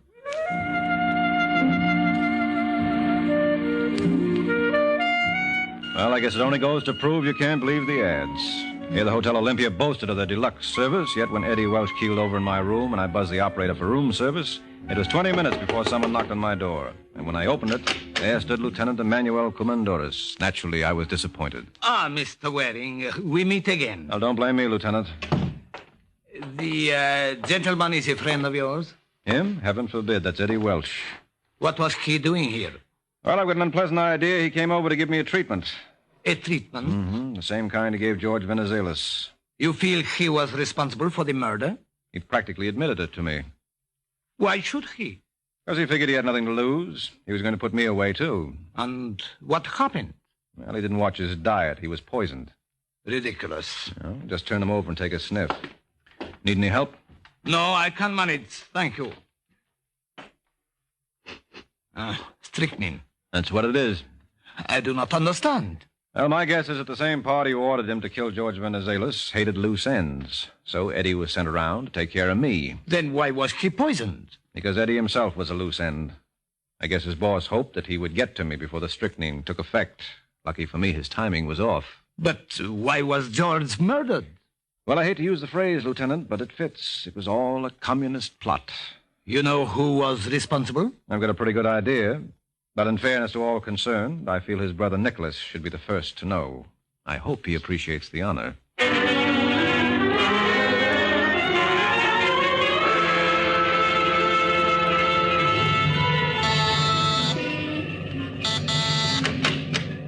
Hello, Nicholas. Miss Richards. It was Comrade Iris the last time we met. What are you doing here? I wanted to see you. That was most unwise. I thought the situation warranted it. Is Comrade Gunario here? Should he be? Mm-hmm. I took the liberty of telling him you wanted to see him. Sit down. Do you know what you're doing? Yeah. Isn't that a switch? I'm giving the orders now. It's funny what a little gun can do for your morale. You regret this, comrade. I can assure you that the proper authorities are going... Please don't threaten me with party discipline. I've had all of that I can stand. For 8 years, every minute of my time belonged to the party. For 8 years, I did everything they told me without questioning. They were going to make a better world. Well, just between us girls, comrade, I haven't seen one soul they ever helped. But it took your brother's murder to open my eyes. The poor kid never... Oh, I guess that's Comrade Gunario. Shall I? By all means. We couldn't possibly proceed without him. Just a moment. Hello, Nicholas. Mr. Waring. I think you know, Lieutenant. Well, if it isn't Iris Richards. That's who it is. That wouldn't be a gun you're holding. Wouldn't it? Yeah, I guess it would. Better put it away, Angel. This man is a police lieutenant. I must warn you, you young lady. Don't bother. Just sit down over there. Really, miss... Go on, all of you. Now, if you're going to behave like this, Iris, I'm not going to let you in on my surprise. What are you talking about? I know the motive for George's murder. What? Well, accidentally, George learned who was head of the local communist setup in Greece. I could have told you that. Yes, but you wouldn't. It's Brother Nick here, isn't it?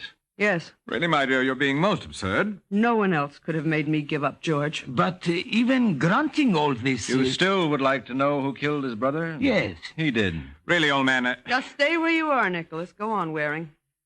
Well, Nick here was completely dedicated to the party. It came first, last, and all the time.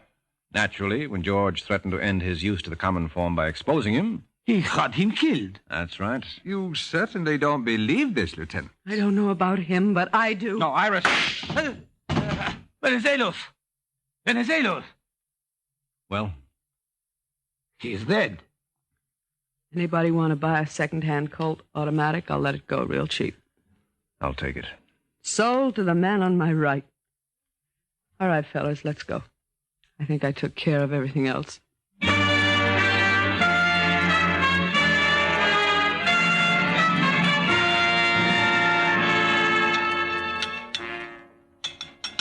Some more wine, Michael? I never could say no. You know, I am completely mystified. I don't see why, Lieutenant. Well, Nicholas and George were brothers. So were Cain and Abel. Oh, yes, but there was a difference here. Nicholas was very fond of George. He did everything he possibly could for him. Oh, sure, but his first love was the Communist Party. And anything that threatened it was his enemy. So when it came to a showdown between his brother and the party, George didn't have a chance. I see. Well, I guess it proves one thing. Romancing a woman can sometimes lead to trouble, but having an affair with the Communist Party is just asking for murder. Good night, Lieutenant.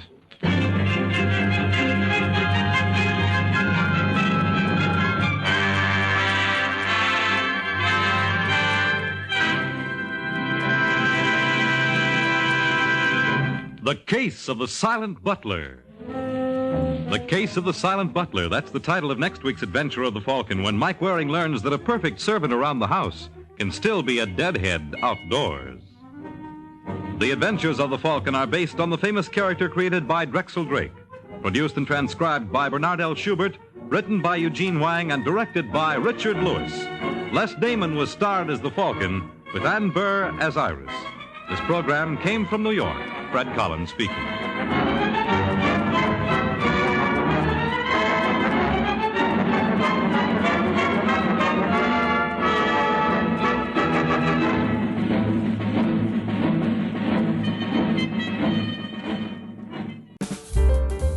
Thanks for watching Golden Age Radio. We have new episodes every day. Sit back, close your eyes, relax, and let your imagination take over. That's right.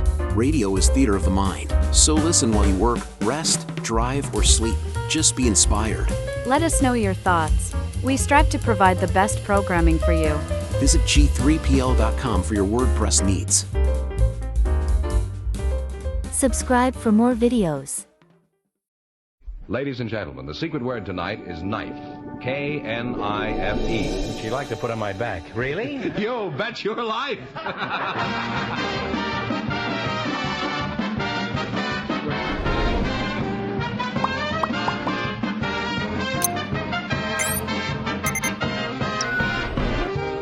The more than 3,000 DeSoto Plymouth dealers of America present Groucho Marx in You Bet Your Life, the comedy quiz series produced and transcribed from Hollywood.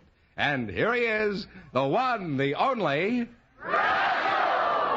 Never heard him. Oh, that's me.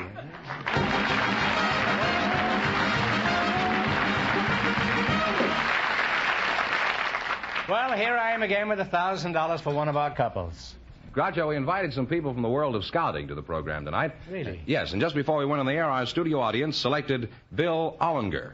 His partner is Miss Martha Pendergast, and here they come. Folks, come on in and meet Groucho Marx. Well, welcome, kids, for the DeSoto Plymouth dealers. Say the secret word and divide $100. It's a common word, something you use every day. Oh, thank God. Miss Martha Prendergast, huh? That's right. Yeah, where are you from? From Kansas City? No, I'm from Roseville, New Jersey, originally. Roosevelt, New Jersey? Yeah. Mm-hmm. Mr. Bill Ollinger, huh? That's right. Where were you born, Bill? Texarkana, Texas. Texas? That's right. Oh. Somebody out there from Peru, I think.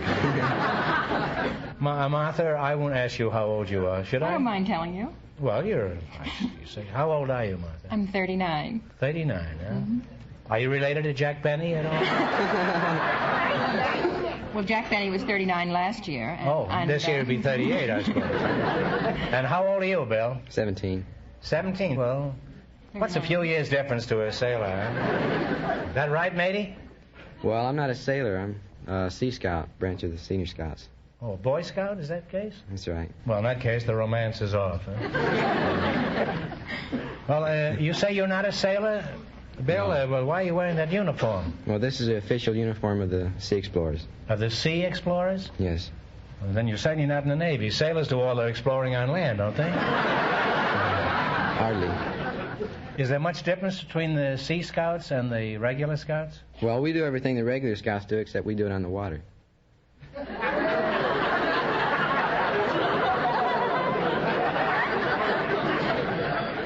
Well, it'd be interesting. I'd like to watch you on a 14-mile hike sometime. Martha, I didn't quite catch Fenneman's introduction. Precisely, what is it that you do?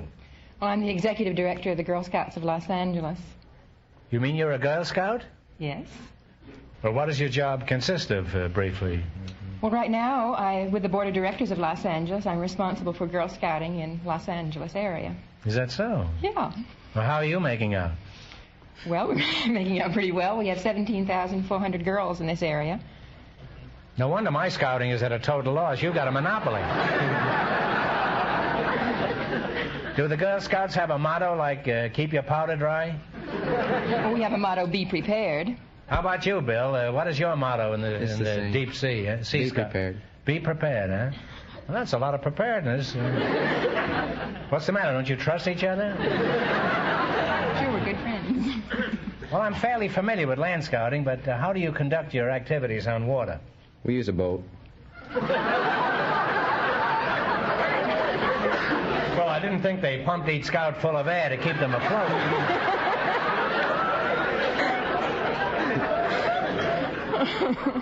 What kind of a mud scout do you use? It's an LCVP. LCVP? I used to know it very well. She lived in Pittsburgh, as I recall. No, I think it was Harrisburg. Did you know LCVP? No. Would you mind describing this scow that you labor on? Yeah. It's a 36-foot boat, and it has a 10-foot cabin. The helm is inside the cabin. And what's your language, boy? It stands 3 feet out of the water. What did you say is it? You mean when you're in this thing, you ride 3 feet out of the water? Now, where is this ship? It's at Cabrillo Beach, San Pedro Harbor. Uh-huh. Well, is anybody on it now, or... No. Where is it? What is it doing there? It's tied to a buoy. How old is this boy? Well, it's not a buoy, it's a mooring. Don't change the subject. What is this boy's name? You mean to say this kid is in the water day and night down there? What about his parents? Don't they object there? No. He must be awfully waterlogged when he gets home in the evening. I wonder if he's related to LCVP, who lives in the house. Now, to what far-flung exotic ports do you journey in this ship of yours? Well, the furthest we've ever gone was Catalina.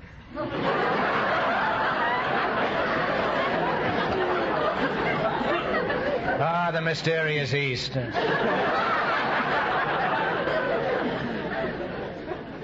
Would you take me along on one of your sea explorations?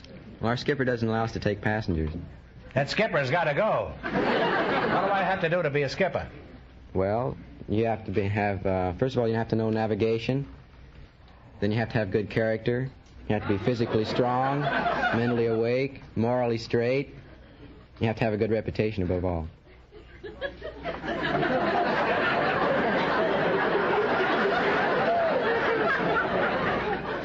You haven't mentioned any category where I would qualify.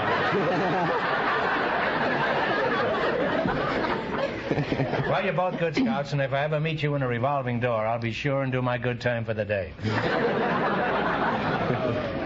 Now then, we're going to play You Bet Your Life. For a chance at $1,000.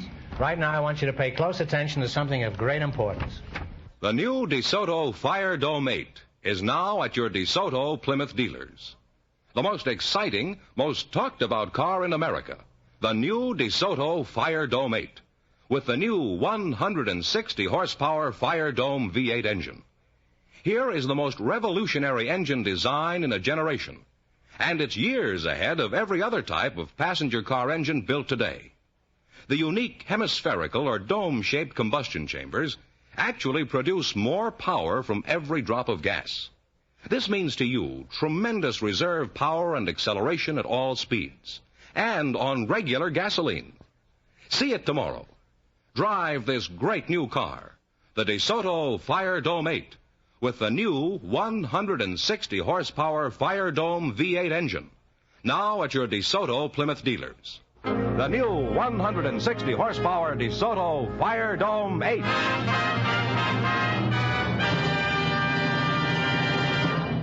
All right, now let's see how you work together as a team. George? Yes, sir. This is Mr. Have you met Mr. Fenneman? Yes, how do you do? This is Mr. Fenneman. Would you mind explaining the rules? This is Martha and this is Bill. How do you do? How do you do? You bet They're married. I forgot to tell you. Oh.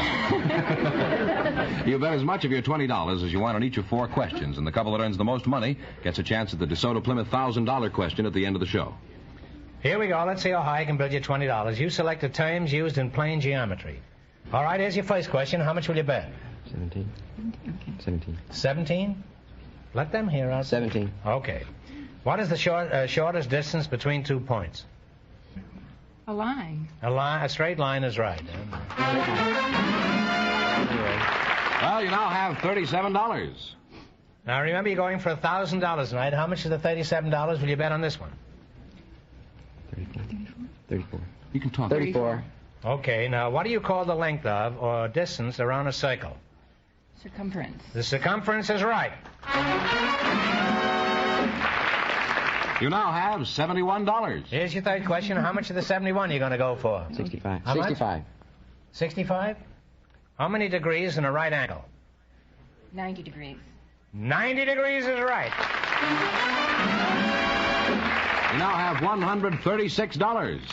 Say, I'm learning something here tonight, too. 125. 125. How much have they got? 136. And you're going to bet 100 and what? 25. 125. What do you call a 5-sided figure? There's one in Washington. Pentagon. Pentagon is right. And you wind up What with is that? $261.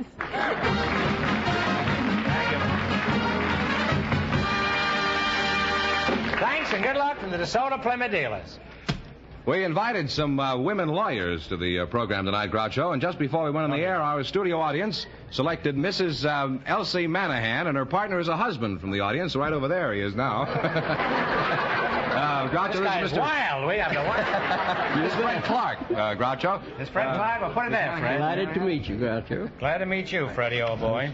Miss Elsie Manahan, huh? That's right. That's a good old Irish name, isn't it? Just a little bit. A little bit. You're a woman lawyer, eh? That's right. I used to go with one. She had quite a case on me, too.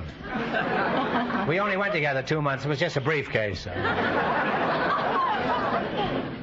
Where are you from, Elsie? I'm from Akron, Ohio. Akron? Oh, I used to play Akron, Ohio. Colonial Theater there. How long since you've left Akron? Well, I don't want to tell you how long since I've left, but I left when I was 2. Well, there wasn't any Colonial Theater then. There was hardly any Akron. Mr. Fred Clark, is that your name? That's right. That's right.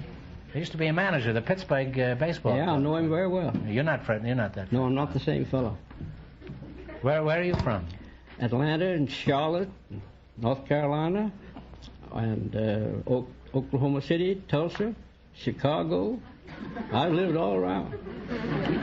Wouldn't it have been cheaper to pay your hotel bills? Well, I had a company that paid them, thank the Lord. You were sort of a roving minstrel, huh? No, you see, I was at it quite a while. I see. Well, where are you living now, Fred? I'm living out at 1034 South Catalina Street, I see. Los Angeles. Oh, how soon do you plan on moving? Well, it looked like I might have to move pretty soon. Rain got me the other night about 2 o'clock in the morning, and I had a little row with the owner this morning. I hired a man to help me, tried to keep the rain off, and had a little row with him. I might move. Well, I'd wait for another rainstorm. Just take it easy. It wasn't rain. It was a pipe broke, and he said it was an act of God. And I told him I didn't think God break any pipes.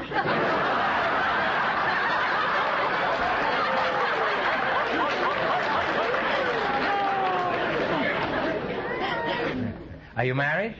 I was, but it didn't work out very good. Well, I'm sorry to hear that. How long did it last? 31 years. I was tough fight, but I hung through it. You were married 31 years? You betcha. Well, you just didn't give it a chance, Fred. Didn't give me a chance either. How old are you, Fred? Pushing 60. You're pushing 60? You betcha. From which direction?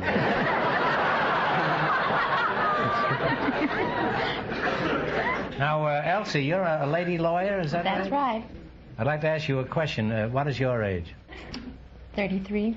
33. Is that the truth, the whole truth, and nothing but the truth? To the best of my knowledge. Some lawyer, eh? Have you ever made any mistakes in court, like swearing at the judge instead of swearing in the witness? Well, I did make one mistake. I represented a fellow who was charged with passing bad checks. Oh, I know a fellow was charged with Celso once, and had quite a time in court. Well, I made the mistake of accepting a check from him in payment for my fee. And this check... It bounced. Now, anything else happen to you of a similar Well, nature? I did have a rather embarrassing experience one day. I walked into court with a client. He was a gentleman, an elderly gentleman, and very distinguished looking, and we walked up to the bench, and the judge looked down, and he spoke to my client, and he says, "What is she charged with?"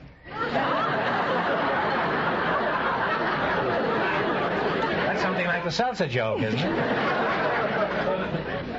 Fred, let's get back to you, shall we? Not that I want to particularly, but the sponsor says I have to talk to everybody. No, as a matter of fact, I'd like to talk to you because... Thank you. That goes double on my side. Well, that's fine. Put it there, Fred. Yes, sir. What kind of work do you do?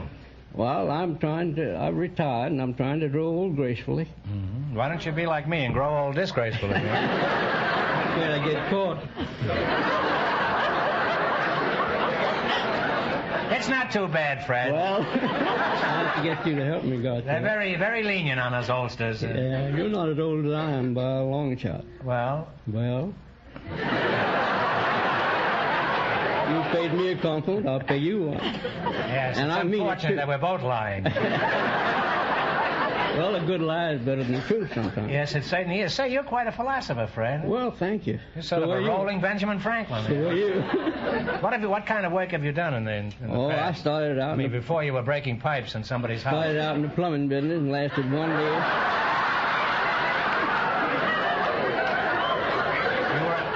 You were a plumber for 1 day? Just 1 day. And you made enough in 1 day to retire? No, sir. I told the plumber I didn't like that business. He said, you're a smart boy. So I went into something else. He's real cute, this guy. Well, it's been nice talking to you two and education. And Elsie, next time I see my lawyer, I'll be able to give him some good advice. I'll just tell him to see the DeSoto Fire Dome 8 tomorrow. All right, now you're going to play You Bet Your Life. You beat our other couples, and you get a chance at the $1,000 question. I can't tell you how much you have to win, but Mr. Fenneman is going to remind our listeners. The Sea Scout and the Girl Scout leader won $261, and the secret word is knife. Here we go. Let's see how high I can build you $20. You selected song titles that tell a story as your category. Is that clear? Here's your first question. How much of the 20 will you bet? And talk right up. How about 1950? Right. 1950. All right, Jerry Fielding and his orchestra will play this song. You give me the title. Okay, Jerry.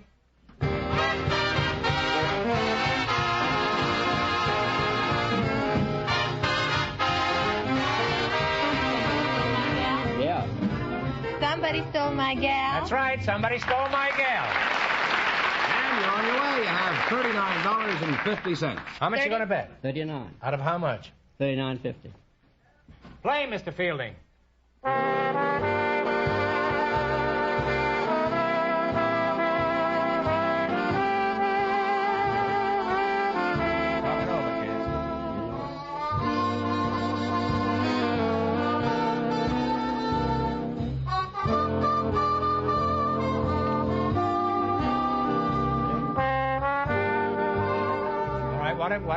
What's the answer you guess?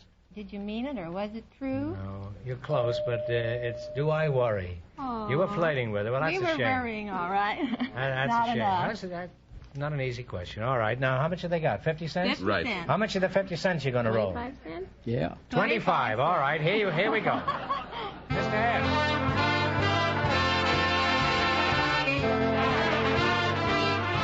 Was the lucky April show? Find $1 million baby in the 5 and 10. That's right, $1 million baby. You found $1 million baby, and you now have 75 cents. Right. And it's your last chance to beat the other couples. How much you going to bet? Shall we shoot the word? All of it. Shoot at everything. 75 Okay, cents. here we go. Play, Mr. F.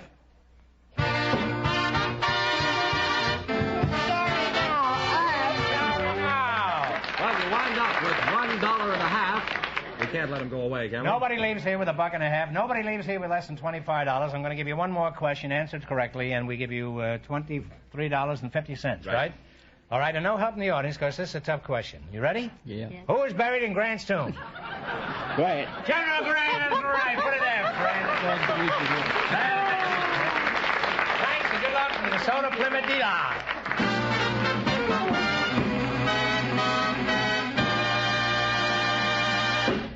We have a couple of young ladies for you now, Groucho. They were chosen from our studio audience just before we went on the air. I'll let you find out more about them as you talk to them. Miss Haya Tarnar and Miss Marion Aberdeen, come on in here and meet Groucho Marx. Well, welcome. Welcome, youngsters, for the DeSoto Plymouth Dealers. You right. Say the secret word and divide $100. It's a common word, something you use every day. Talk to you first. What is your name? Hiya. Hiya, but what's your name? Hiya Turner. Oh, in that case, Hiya. Where are you from originally, Hiya? Haifa. Hiya from Haifa, eh? Is that anywhere near semicolon, hyphen? Where is Haifa? It's in Israel. Oh, Israel. Well, Hiya, you're the first person we've ever had up here who's from Israel. And after looking at you, after casing you, Hiya, I hope you won't... Aren't native-born Israeli pretty rare? I thought everybody over there was from someplace else. Well, we are pretty rare, even in Israel. And as a matter of fact, we have a nickname. They call us sabras, which means cactus in English. Sabra means cactus in English? That's right. Why do they call you Sabra? Well, we're supposed to be sweet on the inside and full of thorns on the outside. Well, higher. If you're a cactus, I'm just an old desert rat. That's Marion Aberdeen? That's right. That must be. I'm sorry I've been ignoring you, but I got involved with Cactus Pete over here. That's all right. As a matter of fact, I wasn't exactly ignoring you anyhow. I was looking out at you at the corner of my eye. Marion Aberdeen, then? That's a Scotch name. Are you from Scotland? No, but my father's Scotch-Canadian. Oh. Your father's Scotch-Canadian. That makes you 1/5 of Scotch, eh? Like that. Where are you from, Marion? I was born in Syracuse, New York, in this hospital that was torn down right afterwards to make a big Coca-Cola bottling works. Then we moved to Shelton, Connecticut. Wait a minute. You mean they took a look at you and tore down the hospital? Yes. That's not very flattering, is it? Well, I don't think you'd scare anybody now. There's more money in Coca-Cola than there was in me. I guess they figured. There's probably a lot of Coca-Cola in you, too. How old are you, Marion? 18. Are you married? No. Engaged? No. How about you, Haya? How old are you? 24. Married? No. Engaged? No. Neither of you is married or engaged, eh? Ah, Mark, there's good news tonight. Let's see, what good deed have I done to deserve all this? Now, Hire, I gather from that uniform you're wearing, you work for some kind of an airline. Is that right? Yes, I'm an airline hostess. I work for the El Al Israel Airlines, which is... What is that? El Al? That's right, El Al. It's, in Hebrew, it means up to the heights. Uh-huh. Well, I hope you stay there when you're in the plane, huh? I hope so, too. Well, where do you fly? We fly to Europe and the States, stopping in cities like Istanbul, Rome, Paris, Zurich, London, New York. Are you scared when you're up there? Sometimes. Well, since Israel is only 3 years old, your airline is just a baby, isn't it? Is it safe to fly with you? You can't have had too much experience in 3 years. Well, I think it's safe. We have very experienced personnel. As a matter of fact, my pilot, Captain O'Reilly, has about 10,000...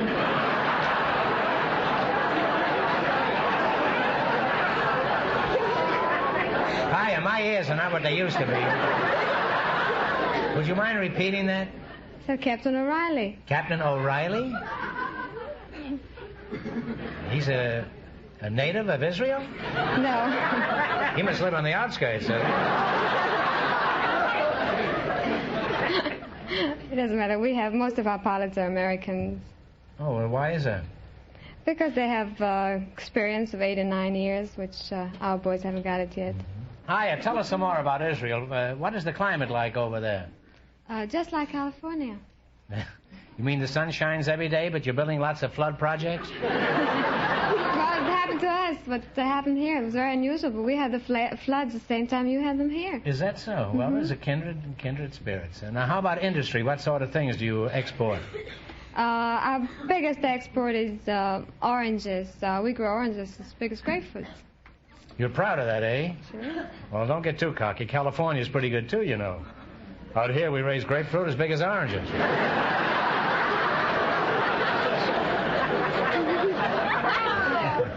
Well, you're charming girls, and I hope all three of us will be very happy in the near future. Now you're going to play You Bet Your Life for a chance at the $1,000 question. I can't tell you how much you have to win, but Mr. Fenneman's going to remind our listeners. The Sea Scout and the Girl Scout leader lead with $261. See how smart you girls are. Here we go. Let's see how high you can build your $20. You selected royalty as your category. Here's your first... This is Mr. Fenneman. Hi, how do you do? No, this is higher. How much of the $20 will you bet, and talk real loud? 15. 15, yeah. 15. Okay, what is the wife of a baron called? Baroness. Baroness is right. You're on your way. You have $35. Now, how much of the 35 you going to risk? 30. 30, yeah. 30. What is the wife of a duke called? Duchess. Duchess is right. You've now climbed to $65. 65 is your third question. How much is the 65? 60? 60? All right. What was the wife of a czar called? Tsarina, isn't it? Among other things, she was called a czarina. That's right. That's right, a czarina. You now Not a note out of him until I say czarina. Oh, well, we haven't trained.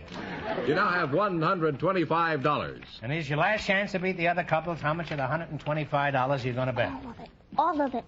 Hmm? Well, what have we got to lose? Okay. 125. Shoot the works. I bet she owns part of that Coca-Cola plant. What is the wife of an emperor called? Empress. An empress is right. Well, you wind up with $250, and that means the Sea Scout and the Girl Scout leader with $261 in just 1 minute get the chance at the DeSoto Plymouth $1,000 question. Thank you.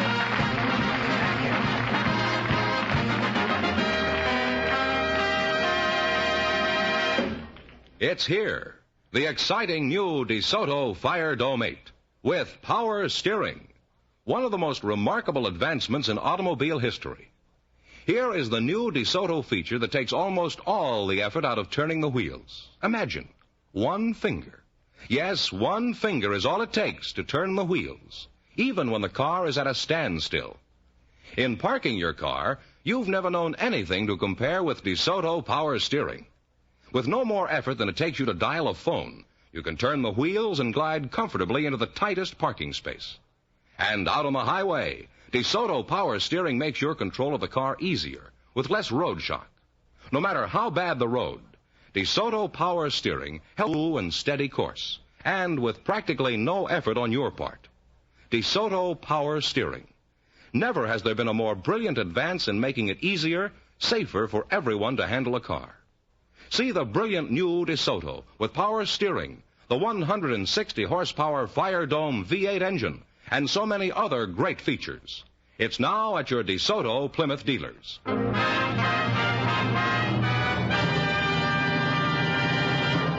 And here comes the Sea Scout Groucho and the Girl Scout leader, all set for the DeSoto Plymouth $1,000 question. Here we go for $1,000. I'll give you 15 seconds to decide on a single answer between you. Think carefully, and please no help from the audience. Here we go. The largest river in France divides the country into two nearly equal parts. For $1,000, what is the biggest river in France? Talk it over.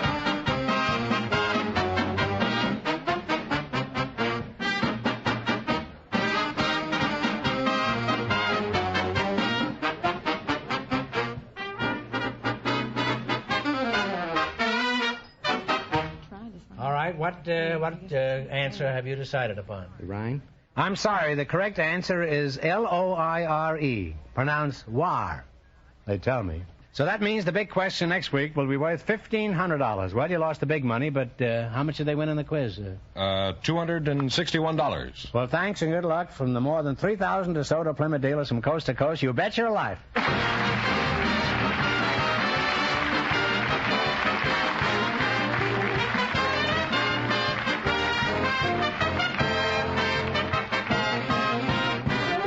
Be sure to tune in again next Wednesday night at the same time for the Groucho Marx Show, when the big question will be worth $1,500. And don't miss Groucho's television show, also presented by the DeSoto Plymouth Dealers of America. And remember, all dealers who sell DeSoto also sell Plymouth. Two great cars, both products of the Chrysler Corporation. And when you drive in, tell them Groucho sent you. Good night, folks, and remember, see the DeSoto Fire Dome 8 tomorrow.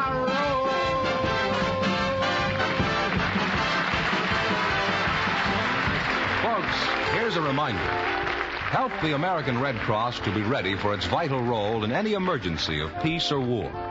Answer your 1952 Red Cross appeal. You Bet Your Life, transcribed from Hollywood, is produced by John Goodell. Directed by Robert Dwan and Bernie Smith. Music by Jerry Fielding. This is George Fenneman signing off for the more than 3,000 DeSoto Plymouth dealers from coast to coast.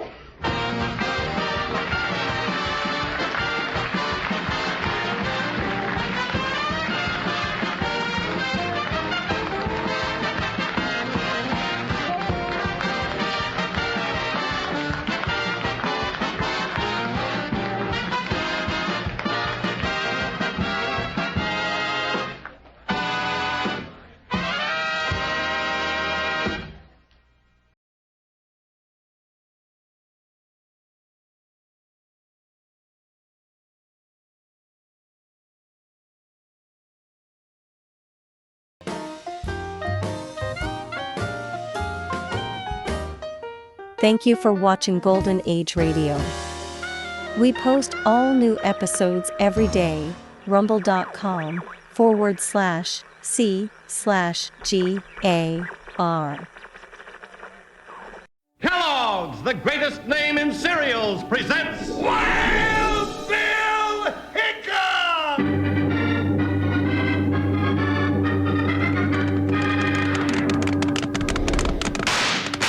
Hiya, folks. Hold on to your hats and pass those Kellogg Sugar Corn Pops.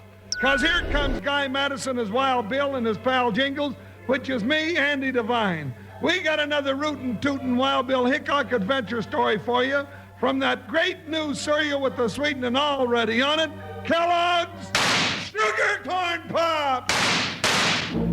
Kellogg's Sugar Corn Pops brings you Wild Bill Hickok, transcribed in Hollywood and starring Guy Madison as Wild Bill and Andy Devine as his pal Jingles. In just 30 seconds, you'll hear the exciting story, Dark Horse Candidate. Say, boys and girls, if you'd like to get a real good picture of both Guy Madison and one of Andy Devine, too, just listen to this. You'll find swell, big, actual, real-life photographs of both Guy and Andy right on the fronts of the big, new, yellow Kellogg Sugar Corn Pops packages now at your grocer's. Be sure to get yours. Now, let's take in today's adventure.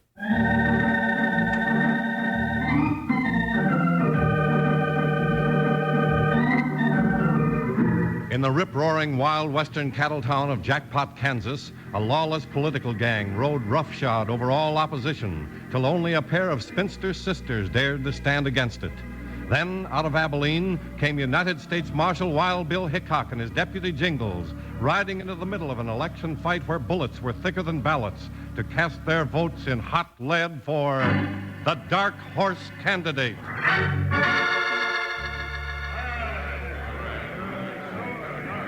All right, quiet now. Quiet. That's better.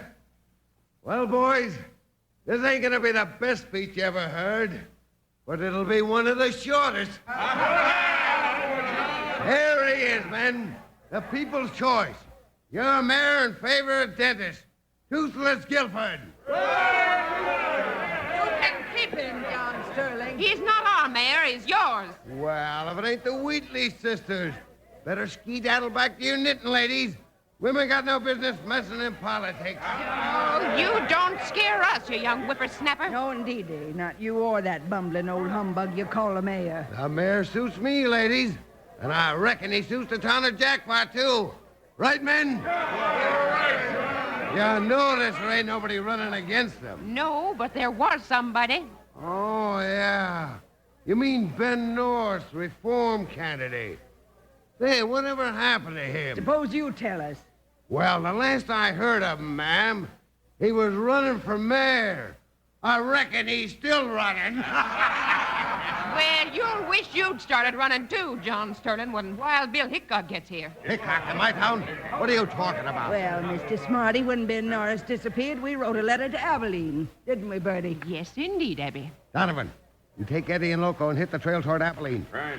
We don't want no federal marshal poking his nose into Jackpot. Too late, mister. I'm already here. How did he? That's right, folks, and so am I. Oh, my stars and garters. He come, Bertie. He's here, Abby. Saints be praised. Yeah, he's here, but you came to the wrong place, Hickok. Jackpot's got all the law it needs. Or wants. Seems to be a difference of opinion about that, mister. You mean the Wheatley sisters? Why, they're plumb loco. Everybody knows that. They made a lot of sense to me just now. Don't be a fool, Hickok. I got the whole town behind me. You don't stand a chance. Does he, men? Well, speak up. The whole crowd of you going yellow? You all afraid of one man? 2 men. Well, I'm not afraid of him. We'll have our showdown right now, Hickok. Either I'm running this town or I ain't. Well, sir, it looks like you ain't. Land of living, Bertie. Did you see what I saw? Did you see it too, Abby? Shot the gun right out of John's hand. Don't ever do that again, mister. It's hard not to hit you at this range. All right, Hickok, you win. We don't have to settle this with guns. We can do it with votes in a fair election. A fair election usually has more than one candidate. I want to know what happened to Ben Norris. He was called out of town unexpectedly. He won't be back until after the election. No? Then, until he does come back, I think the town of Jackpot needs another candidate for mayor. Yeah, Bill, that's a good idea. All right, men. Nominations are now in order. Why, doggone it, men. It's your duty as American citizens to stand up for your rights. Bertie, listen. I am listening, Abby. Say, young man, what did you say your name was? Huh? Oh, it's Jingles, ma'am, but I Mr. just... Hickok. I nominate Mr. Jingles for mayor. Who, me? Oh, no, ma'am. I don't want to be mayor. Hold on, Jingles. We do need a candidate on the ballot until we find Ben Norris. Yeah, but... Oh, Bill... Jingles has been nominated for mayor of Jackpot. Do I hear a second? I second the motion. You'll never get away with this, Hickok. All in favor, say aye. Aye. Any objections? Look out, Bill! Well, one objection overruled. The motion is carried. Jingles has been nominated for mayor.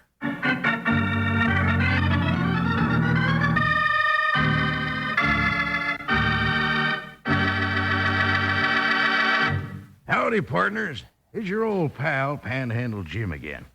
And listen, if you ever want to find me around my ranch in the morning, here's how to go about it. Just look for that new big yellow box of Kellogg's Sugar Corn Pops.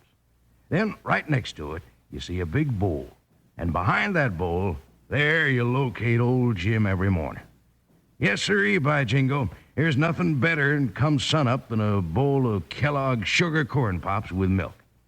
And remember, you don't have to go putting any sugar on Kellogg's Sugar Corn Pops either. They're already sweetened for you. Tasty, puffed-up hearts of corn, all ready to go. Yes, sir. Out of the bowl or out of the box like candy. Kellogg's new Sugar Corn Pops is downright delicious eating every time. Take it from me. Now, just listen to our little song all about it. Yippee! Sugar Pops. They're sugar-coated, taste so sweet. Just pour on some milk. Boy, they're neat. Kellogg's Sugar Corn Pops. Sugar Pops are tops. Now Sugar Pops, you know, are sweet. But cowboys know there's an extra treat. Right out of the box, take a handful out. Pop 'em into your mouth as you run about. Kellogg's Sugar Corn Pops. Sugar Pops are tops.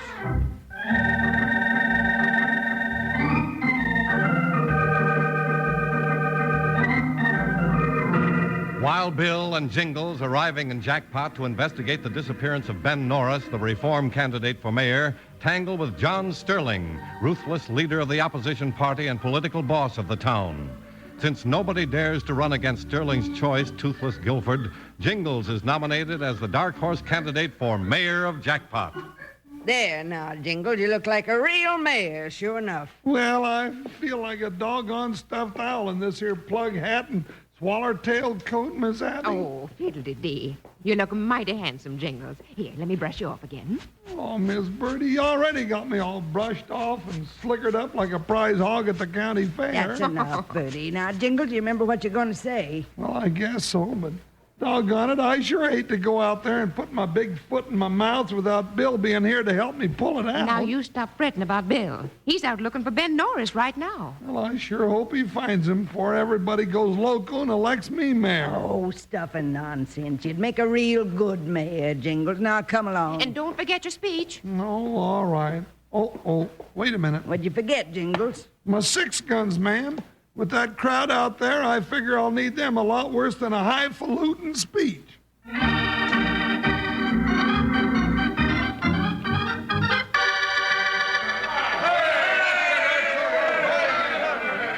Oh, now listen to me, boys. The big cattlemen from the south used to drive their beef through this here town to the railroad. But Jackpot's got to be such an infernal sore spot. They're going around by the East Trail now, just to keep out of trouble here. Now, there ain't nobody busy in this town but the undertaker. Now, here's the facts, men. Jackpot's got to clean itself up real pronto. This here little village of yours is on its way to being a ghost town.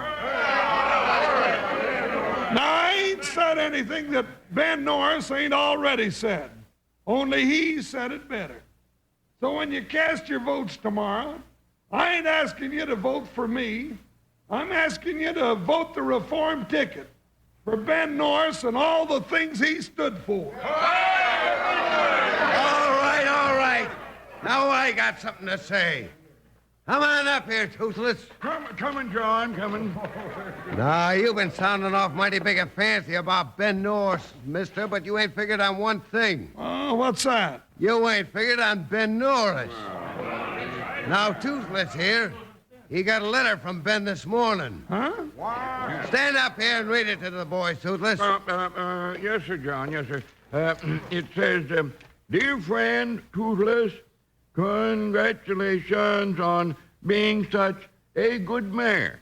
Keep it up. He goes on and says, I want all my friends to vote for you. Huh? Hey, now let me see that letter. No, I ain't done yet. Says, cause I'm on my way, this is Ben writing, I'm on my way to California for my health.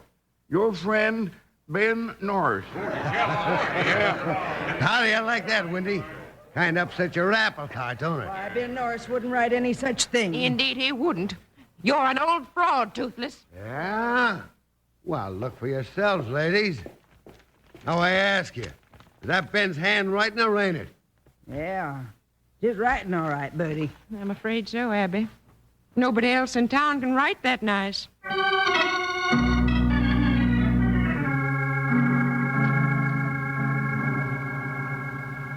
How about that, Bill? Just when I was getting on so good and speaking up so big and sassy and making so many friends. Well, cheer up, partner. We haven't lost yet. That letter only proves one thing to me. Yeah? What's that, Bill? It proves that Ben Norris is still alive. Sure, and that him and Toothless Guilford is thicker than chicken thieves in a hen house. No, Jingles. I'd say that Ben wrote that note with a gun in his back. Why, merciful heavens. You mean John Sterling might be holding our Ben prisoner? Oh, Abby. Fetch the smelling salts. I think I'm going to faint. Oh, no, Bertie, not now. We haven't got time. I've been doing a lot of thinking and a lot of looking, Jingles. And this morning I saw Eddie Blake ride into town with his horse all lathered up. Well, he's one of Sterling's gun slicks, ain't he? Yeah. He just made a quick trip somewhere. So I took a look at his horse. Here's what I found in the horse's mane and tail before Blake brushed him out. Thistlepods. Right. Now, I think Blake brought in that letter from Norris. And you think he picked up them pods on his way, huh? Right again. Now, what I want to know, where does thistle grow around these parts? Well, there's only one place that I know of, Marshal. Buffalo Pass. Good. Thanks, ladies. Come on, Jingles, let's get saddled up. I think we'll find Ben Norris at Buffalo Pass if we're not too late.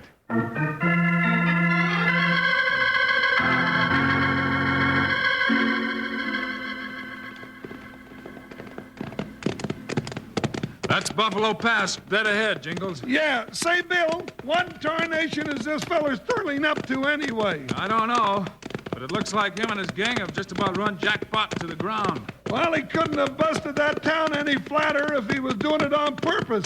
Everybody's selling out. Yeah, and Sterling's the one who's buying it up. 30 cents on the dollar. Huh? But I still don't savvy, Bill. Look, Jingles, smoke rising from those rocks ahead. Sure enough, somebody's got a campfire going up there. Yeah. Let's keep close to this side of the pass. We don't want them to see us until... Oh, control. Looks like they already seen us, Bill. Come on, partner. Let's take cover behind that boulder. Now you're talking, Bill. Jump, Younger. Yo! Whoa, buckshot. Whoa, steady, boy. Oh, Joker. Oh, stand easy now.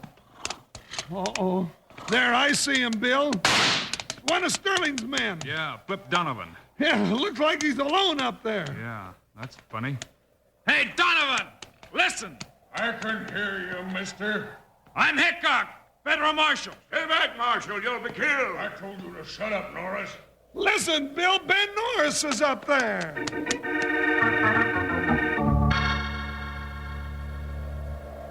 Now I'm warning you, Norris. One more peep out of you and I'll plug you right where you lie, tied up or not. Don't be loco, Flip. That's Wild Bill Hickok down there. You don't stand a chance with him. Maybe not in a fair fight, Norris, but you ought to know me better than that. What do you mean? To get where we are, Hickok's got to ride straight up that pass, see? And right under that clump of sage in the middle of it is enough dynamite to blow him and that fat deputy halfway to Texas. What? You're crazy, Flip. You wouldn't do that. No. What kind of chance would I stand shooting it out with Wild Bill? No, sir. You see this little old box here? I can set off the charge right here when I see 'em coming. Out of bullets. Better reload. Hey, they're coming. Yeah, they're coming. They're almost close enough. Stay back, Hickok. It's a trap. Here's the last of Wild Bill, Hickok. Now!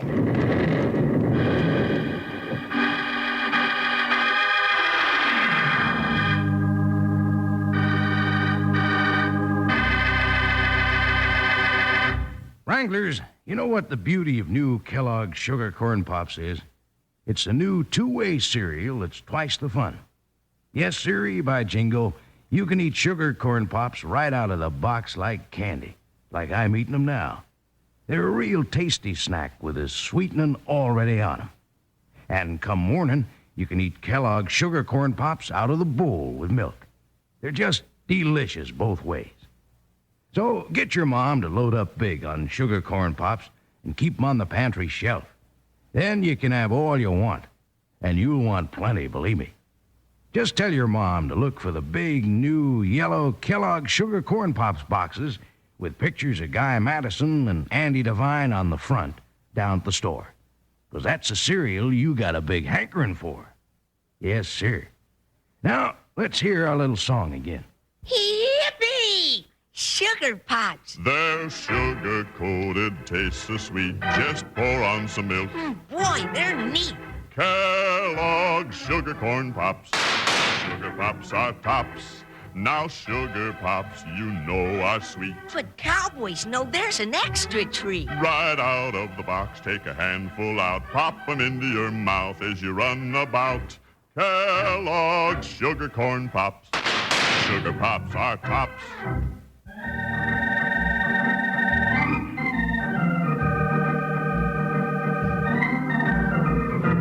By order of John Sterling, political boss of Jackpot, Ben Norris, the missing reform candidate for mayor, is being held prisoner by Flip Donovan.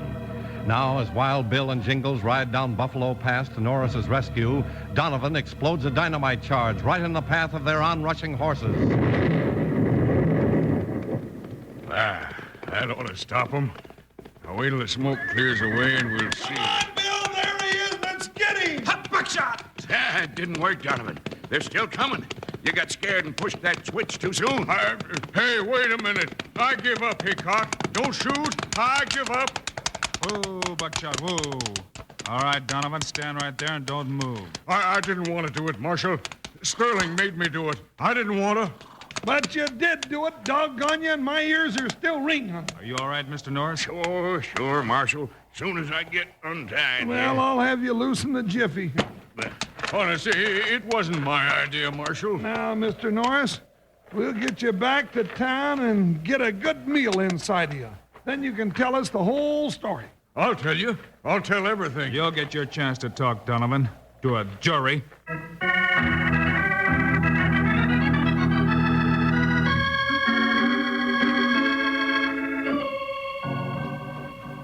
There. You feeling better now, Ben? Yes, much better, thanks. That hot soup tasted real good. Why, you poor man. You've been through an awful lot. Oh, he sure has, Miss Birdie. You know, come to think of it, so have I. Say, you ain't got any more of that hot soup left, have you? Oh, I bless your heart, Jingles. We must have forgot all about you. Now you just sit down and Now, wait a I'll go- minute, Jingles. Let's hear the rest of Ben's story. Well, Bill, Sterling wanted to keep me out of the race. You see, I made the mistake of telling him about my deal with the railroad. Huh? Oh, what was that deal, Ben? They promised me that if I was elected mayor and could clean up this town, they'd run a spur line down from the main track so the cattlemen could load their beef right here. Well, you know, it'd save them 2 days' trip. That's why Sterling was so anxious to take over all the business here. Sure. That spur line could bring a heap of prosperity to Jackpot. He figured he'd clean up the town himself. Him clean up the town? Sure, Jingles. After he elected his own mayor and run off all the honest merchants, he could get that spur line. Then he'd open up the stores again and have all the profits to himself. Sakes alive, that terrible man. What'll he do next? Look out, Miss Birdie. There's your answer, man. It's Sterling and his gang. They come back to finish the job. Put out that lamp, Jingles. No sense lighting up the target for him. Right, Bill. Oh, my stars and garters. Doggone it, I can't see him out there in the dark. Cheer up, partner. They can't see us either. Well, there must be 5 of them to 1 of us, Bill. Yeah, it sure looks bad. Hey, wait a minute. I got an idea. Yeah? You keep shooting, Jingles. Ben, you come with me and keep down. Miss Birdie? Miss Abby? Yes, Marshal. What is it? You've got a clothesline running out the window of the shop to that big tree out there, haven't you? Yes, yes. Good. We're going to try a trick we once used in the Indian War. You ladies start putting some of those clothes here on hangers, then stuff them with rags, straw, anything you got. Well, all right, if you say so, but I don't... When I tell you, Ben, you hang them under the line and slide them out toward that tree. Well, sure, Bill, but what's the idea? I'm hoping in the dark those dummies will look enough like us to draw their fire. That'll give Jingles and me a chance to slip out the front door and really get at those buzzards. Well, what are we waiting for, Abby? Let's do it.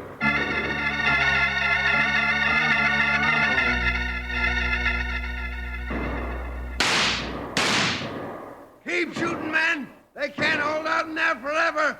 Something funny going on, John. Huh? They ain't shooting back. You think maybe we got him, Eddie? Nah, it's some kind of a trick. Hey, wait. Look. Ain't that something moving over there? What? Hey, it is. It's them. They're all getting out the side window. Come on, boys. Around to the side. Let's get them. Hey, John, what's wrong? We pumped them plumb full of lead and they're still standing there. I'm getting scared. Hey, what's going on here? Hold your fire, boys. Let's see about this. Look, Eddie. It's nothing but a bunch of clothes hanging on a line.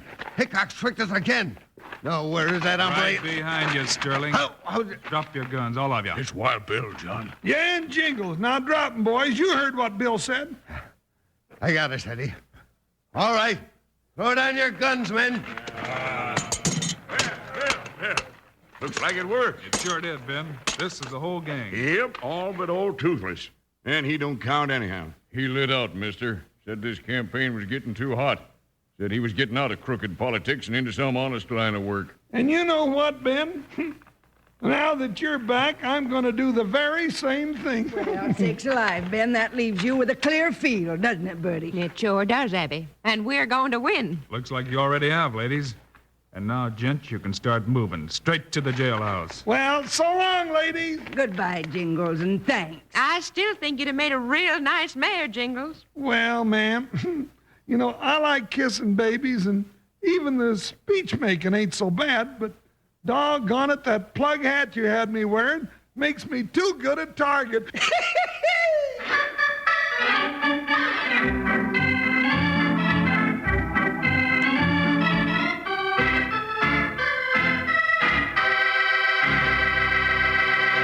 And now, here are the stars of Wild Bill Hickok, Guy Madison, and Andy Devine. Andy and I'll be back again on Friday with another Wild Bill Hickok story for you. Yes, sir, and it's one you won't want to miss.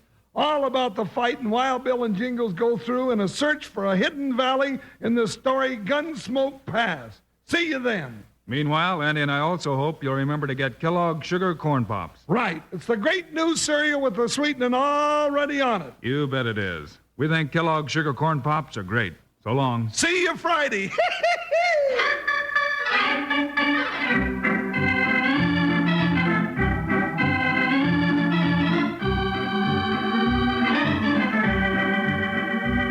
Yes, sir. Kellogg's, the greatest name in cereals, has brought you another exciting story of Wild Bill Hickok, starring Guy Madison and Andy Devine in person. Today's cast included Virginia Gregg, Lillian Bayef, Jim Nusser, Ken Christie, and Fred Shields. Our director is Paul Pierce, music by Dick Orant. This is a David Heyer production transcribed in Hollywood. Don't forget to listen Friday, same time, same station, when Wild Bill Hickok rides into the dangers of Gunsmoke Pass. Now, this is Charlie Lyon speaking for Kellogg's Sugar Corn Pops, the cereal with the sweetening already on it. Kellogg's Corn Flakes, America's favorite ready-to-eat cereal. And Kellogg's Rice Krispies, the world's only talking cereal.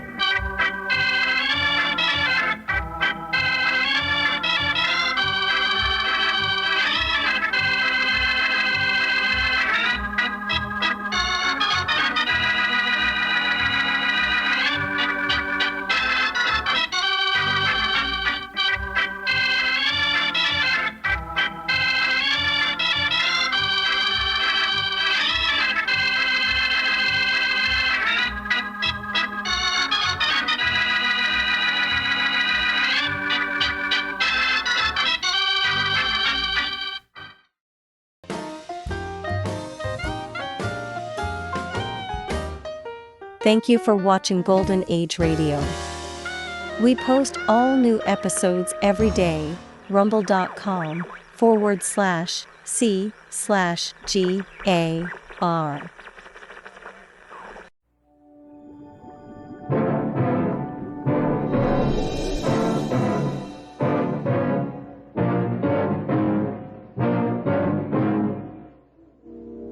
If you give me that money now, you won't be held responsible. If you don't, you may not get out of this cabin alive.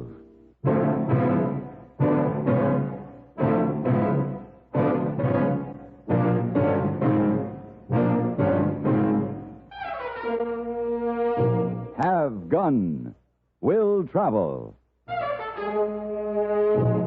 Starring Mr. John Daner as Paladin. San Francisco, 1875. The Carlton Hotel, headquarters of a man called Paladin.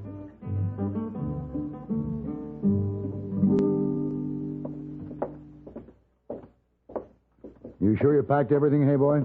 Oh, yes, sir. That carriage should be ready by now.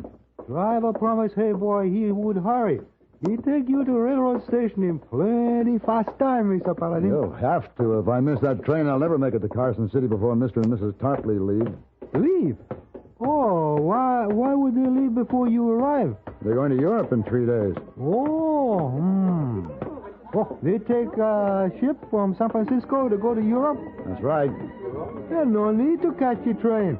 Mr. Paladin, see them when they come to San Francisco. No, hey boy, Mr. Tarpley has asked me to come to his home so I can see where he kept the money and find out exactly how it disappeared. Oh. Now, if I catch this train, I'll have a full day to talk to him before they leave. Yeah. How are you going to find $10,000 in one day, Mr. Paladin? I don't have to find the gold in one day, hey boy. Well, seeing to me, they could not leave till you find money. Big trip like that take big lot of money. And the Tarpleys have a big lot of money. I'm sure the stolen money is inconsequential to their trip. Inconsequential? Never mind, hey boy. Here comes the carriage. Oh, yes, sir. All right, now, hey boy, listen to me. Don't forget that... I know. Tell young lady in room 401 that you must cancel plans for tonight. Plans? Tell Colonel Hodges you must cancel chess game tomorrow night. Right. Tell Missy Wong to send clothes to laundry. Hey, when are you coming back, Mr. Paladin? I don't know. It all depends. But if I miss this train, I'll be back in an hour, minus my $500 fee. Maybe Mr. Paladin better get in carriage. All right. Just put the bag up front, hey boy.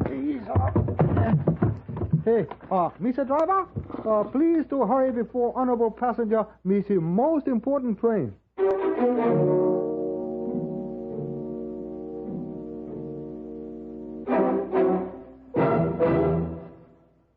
With Christmas coming up, the chances are you have a special list of folks to be remembered. You know, the mailman, the delivery man, the many different people who've been friendly and helpful to you through the year. And what better way to express your appreciation than with the gift everyone appreciates? Winston, America's best-tasting, best-selling filter cigarette. This year, there are two handy ways to give Winston's. There's the special single carton, wrapped in gleaming red and white foil, with its own built-in card to carry your best wishes. Then, for an extra special gift, there's the colorful Winston two-carton package in the form of a gaily decorated Christmas house. Either way, you'll be giving pleasure along with your greetings, because Winston is the cigarette that's designed for pleasure, with both a modern filter and filter blend. Winston tastes good like a cigarette should.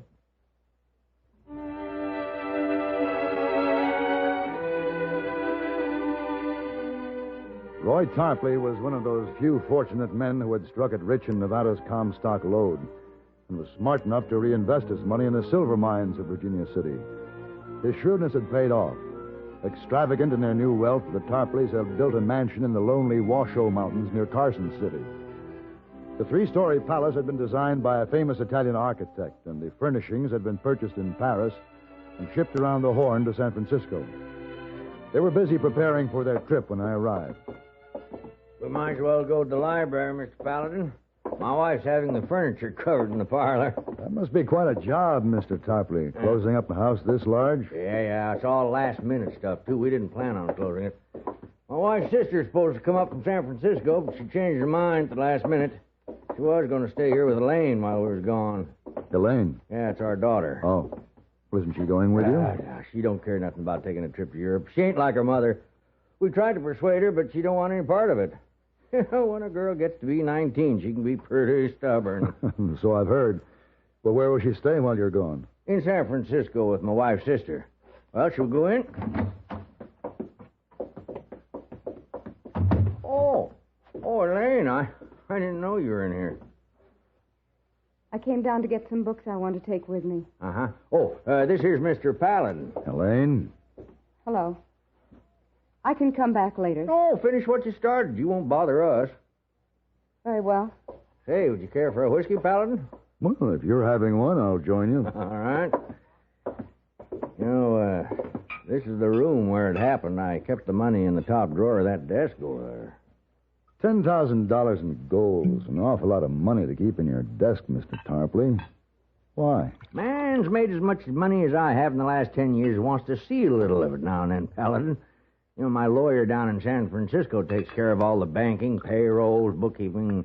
Got where I never did see any of that money, just statements. So I decided to keep a little of it here where I could use it for whatever I had a notion to. Here you are. Oh, thank you. Now, all you have to do is find the man who took that gold. I don't know where he is, but I do know who he is. Oh, who? A boy by the name of Johnny Yeager. Well, that should make my job easier. Oh, you finished in here, Elaine? Yes, Father. Can't you say excuse me or something? Excuse me. Oh, forgive my daughter, Paladin. She's been upset with us ever since this happened. Why is that, Mr. Tarpley? She was pretty well taken with this Yeager boy. Oh, sit down, Paladin. Thank you. As you can see, she ain't the prettiest girl in these parts, and she never had any real boyfriends before this one. Now, she don't believe he took the money, but we know better. I see. I had to fire him. The morning he left, we discovered the money was gone. Nobody's seen or heard from him since. Well, why did you fire him?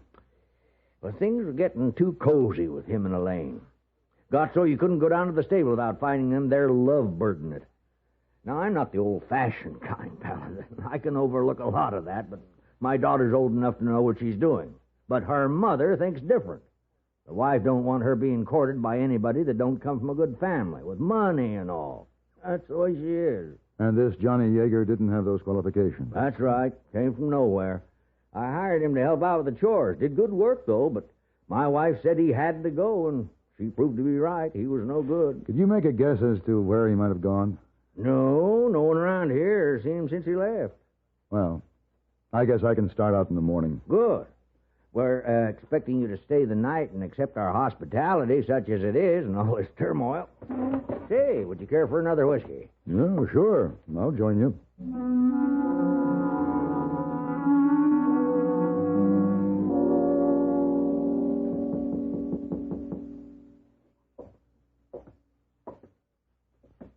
Yes?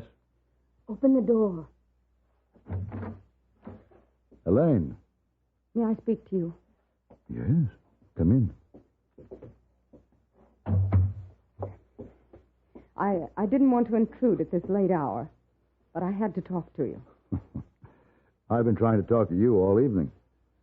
Why did you avoid me downstairs? I wasn't avoiding you, just Father and Mother. Uh-huh. You're pretty upset with him, aren't you? Johnny Yeager did not take that money. You know who did? It doesn't matter. But Johnny didn't do it. And you're telling me not to look for him. Mr. Paladin, I know that Father has promised you $500. Well, I need your help more than he does. I'll pay you $1,000. For what? To forget about the stolen money. And to go with me to see Johnny tonight. Now. You know where he is? Yes. Well, why do you want to see him tonight? Because tomorrow will be too late. I'll be on my way to San Francisco with Mother and Father. I was going to stay here with my aunt until she decided not to come and stay with me. Yes, your father told me. We didn't find this out until this morning. I'd promised Johnny that I would ride out to meet him after they left for Europe. Now I've got to see him and tell him that he'll have to meet me in San Francisco. We're going to be married, Mr. Paladin. Married? Yes. We planned it this way. Mother would give up her trip and stay here and fight it to the end if she knew. But once she's on that ship, she won't have a chance to stop us. And that's why I must do exactly as she says until she leaves. Will you go with me? Elaine, I've made a promise to your father, and I won't go against my word. You must help me, Mr. Paladin. I have no one else to turn to. I'll go with you.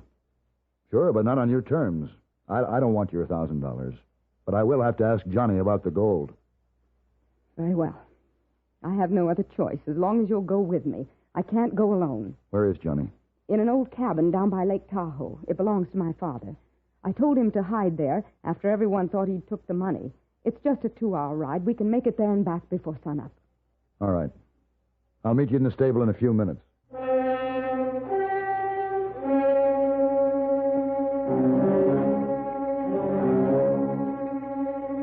It was almost midnight when Elaine and I left the Tarpley stables. She made sure that her mother and father were asleep. I didn't like the thought of venturing out into the cold Nevada night to escort this girl to a rendezvous with Johnny Yeager. But this was the man who, I'd been told, had taken the money. And even though Elaine said this was not true, I had to find out for myself. 2 hours later, as we approached the cabin, a snow flurry began to drift down through the tall pines. Mr. Paladin, there's a trail that cuts off to the left just a few feet ahead. All right. You see it? Yeah. This way, boy. Come on. Keep going. I hope Johnny has a fire going. Yeah.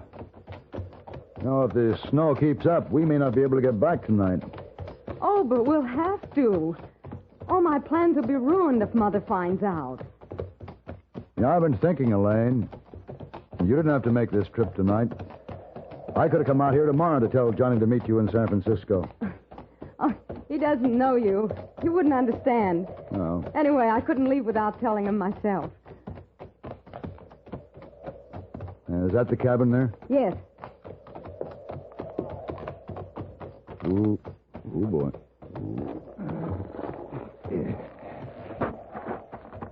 It looks deserted. He's probably been asleep for hours. Here, I'll help you down.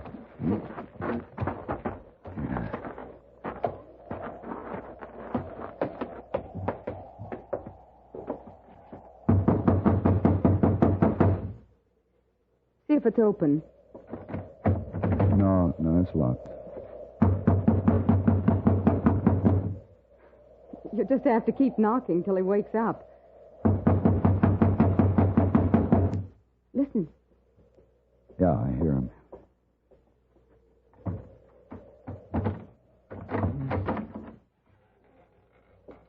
What do you want? You can put the rifle down, Johnny. It's me. Elaine, what are you doing here? I came out to talk to you. Who's he? Mr. Paladin, a friend of Father's. He brought me out here. Why'd you come this time of night? Well, let us in and I'll tell you. No, you can't come in. Well, why not? Because I ain't dressed. Oh. Well, we'll wait for you. And hurry. It's cold standing out here. Well, Who are you talking to? Keep quiet. Miss Paladin, there's somebody in there with him. Yeah. That was a woman. Johnny, you let us in. Johnny! Go away, Elaine. No, who's in there with you? Go away. Johnny! That won't help. Oh. He won't let us in, not now. Is there a back door to the cabin? No, this is the only entrance. I want to talk to Johnny. I want to know who's in there.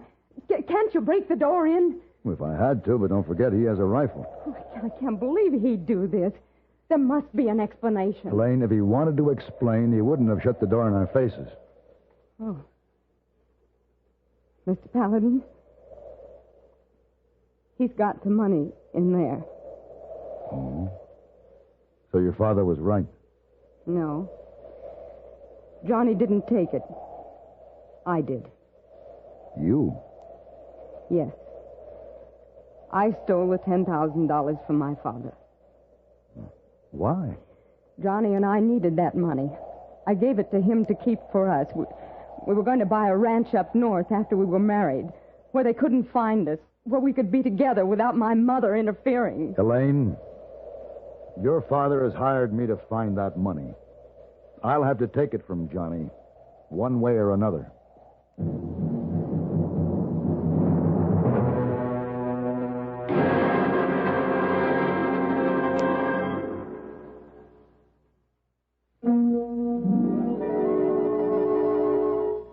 Gift set by Yardley, almost Christmas, no time to lose. Lots and lots of gifts to choose.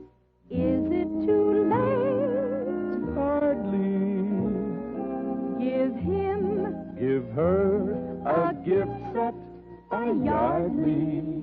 For the man who's just a little choosy, there's a wide range of all-new Yardley gifts from $1.50 to $10. For instance, there's the after-shaving lotion and cologne combination, just $2.65. And there's the big, handsome set of shaving foam, invisible talc, after-shaving lotion, and cologne for $5.50. All prices plus tax.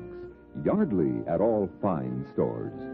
give him, Give her a gift set by Yardley.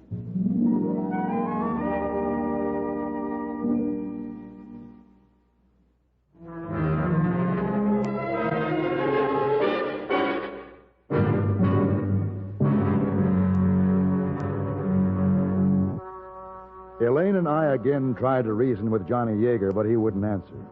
Everything was quiet inside the cabin. Outside, the snow had stopped, and it was getting colder. I knew I'd have to force my way through the door, so I told Elaine to stand by the horses out of the way, in case Johnny decided to use his rifle. Paladin! Yeah? You bust that door open, I'll have to shoot you. Why don't you let me in? We can talk about this peacefully. You're not going to get that gold. You have no right to the money. It belongs to Mr. Tarpley. It's mine now, and I aim to keep it. Use your head, Johnny. Look, if you give it to me now, you won't be held responsible. You just better get away from here. Well, I'm afraid I can't do that, Johnny. I warned you, Paladin. Don't shoot, Johnny. Stay there, Elaine. Johnny. You killed him. Johnny. Johnny. Oh, no. Elaine. Oh, no. Johnny, he's dead. I'm sorry, Elaine. He's dead. Please. Elaine. Who's that woman? Who are you? Please, Elaine, you better go outside. No. I want to know what she's doing in here with Johnny. Who are you? I had a right to be here with him. I was his wife. His wife? Yes. Oh, no. No, Johnny wasn't married. He made love to me. He was going to marry me. That was his way to get the money. Oh, no. Oh, no. Oh, no. Poor girl. She might have known Johnny'd never fall in love with a girl that looked like her. Where's the gold? In that cupboard behind the dishes. We haven't used one piece of it. I want you to know I don't hold with what Johnny did. We never had much. Said this was the only way we could ever get anything for ourselves. Well, why did you and Johnny stay here in this cabin? You know it belonged to her father. I know. We didn't have no place else to go. We knew they'd be looking for him, and he said that she wouldn't tell nobody we was here. This would be the safest place to stay. We were going to leave in the morning before she came out to meet him. You have a horse? 2 of them out back. All right, get some warm clothes on. We're going to ride back to the Tarpley place. Are we going to take Johnny with us? No. No, we'll bury him before we leave. What are you going to do with me? That'll be up to Mr. Tarpley. sorry about that girl. I know how she must feel. It wasn't good what Johnny did. No, it wasn't good. But Elaine is very young in the ways of love. She'd never been cheated before. And from now on, she won't trust others so readily. Maybe in the long run, what Johnny did will be good for her.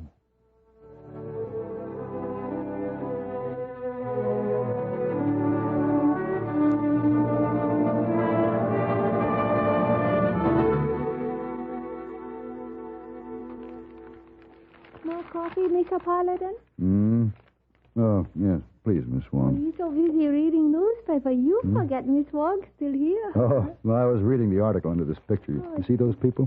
Where? There. Where, Lisa? That's Mr. and Mrs. Tarpley and their daughter Elaine, some friends of mine. This picture was taken on the ship just before they sailed for Europe. It's very nice, huh?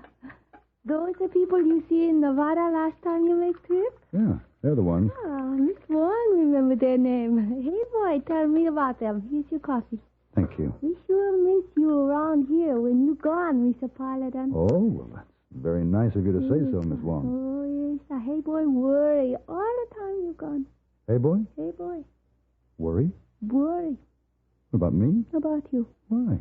Oh, you say you have lots gunfights. Sometimes you come back with bandage on head, or maybe on shoulder or arm. You worry. Sometimes you may not come back to Carlton. Ever. Well, I had no idea. Oh, yes, sir. I tell him not to worry. You are a man of great wisdom. Miss Wong, remember at missionary school in Hong Kong, we learned of a man named Solomon who said, "The law of the wise is a fountain of life." To depart from the snares of death? Yes, sir. That's the one. Well, what does Hey Boy say when you tell him this? At first he said he never know this Solomon, but I teach him more and he learns better. Good for you, Miss Wong.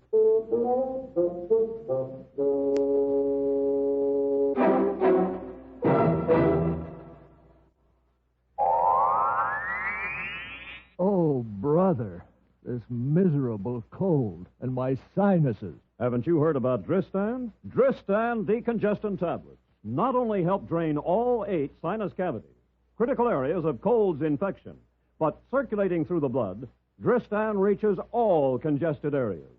In one fast-acting, uncoated 3-layer tablet, Dristan, for the first time, combines a decongestant to shrink all swollen membranes, relieve pressure and pain. An exclusive anti-allergent to help keep breathing passages dry and clear. Pain relievers to ease body aches, reduce fever. Vitamin C to help build body resistance. This is Dristan. Today, Dristan is widely imitated, but the exclusive Dristan formula cannot be duplicated. For real relief from cold's misery and sinus congestion, there's nothing like Dristan decongestant tablets.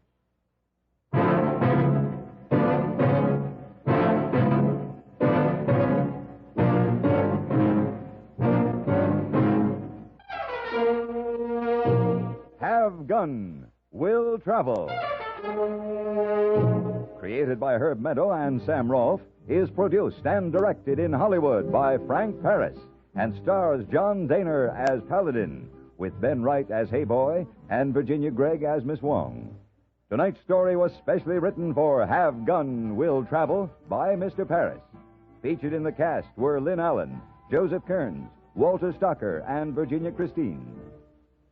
Station KREX of Grand Junction, Colorado, has just become an affiliate of the CBS Radio Network, and we're very happy to send our greetings and best wishes to its fine staff. This is Hugh Douglas, inviting you to join us again next week when CBS Radio presents Have Gun Will Travel.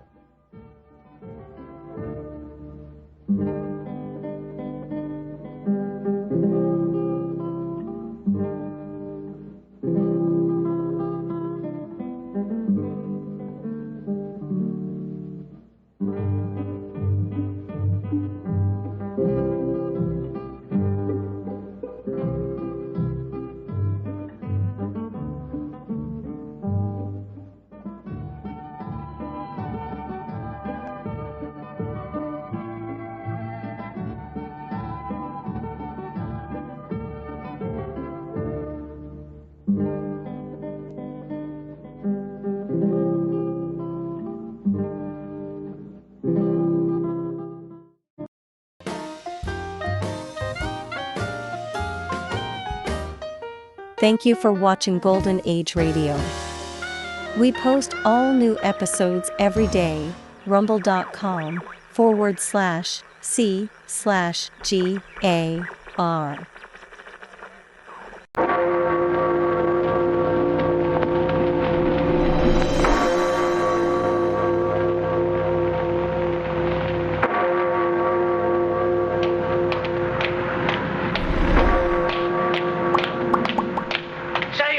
You got him in the check? Hey, you're American, ain't you? You know, I can chop out your sunglasses and camera. Ooh, I'll bet that cost a packet. Now, listen, don't run off, huh? I want to warn you about a bloody epidemic that's about to break out over there in America. Yeah, it goes by the name of F.C. Collins. Uncle FCR calls him because it gives him a grim and nasty look, and because he's got a nasty habit of packing people's heads in his hat boxes. Now, don't run off. No, I swear on me dear old Mum Stone, every word I say is true. Now, nobody will believe me over here, but I swear it's true, all right. And the worst part is, the next part of the epidemic could be you.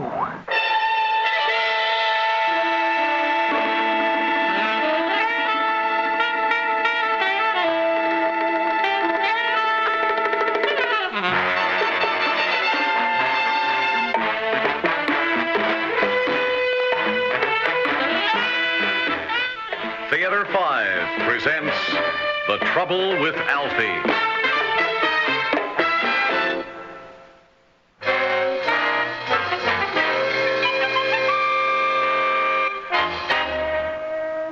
It was all very well at our house until Uncle FC came along. Started one morning when I come down to breakfast late as usual.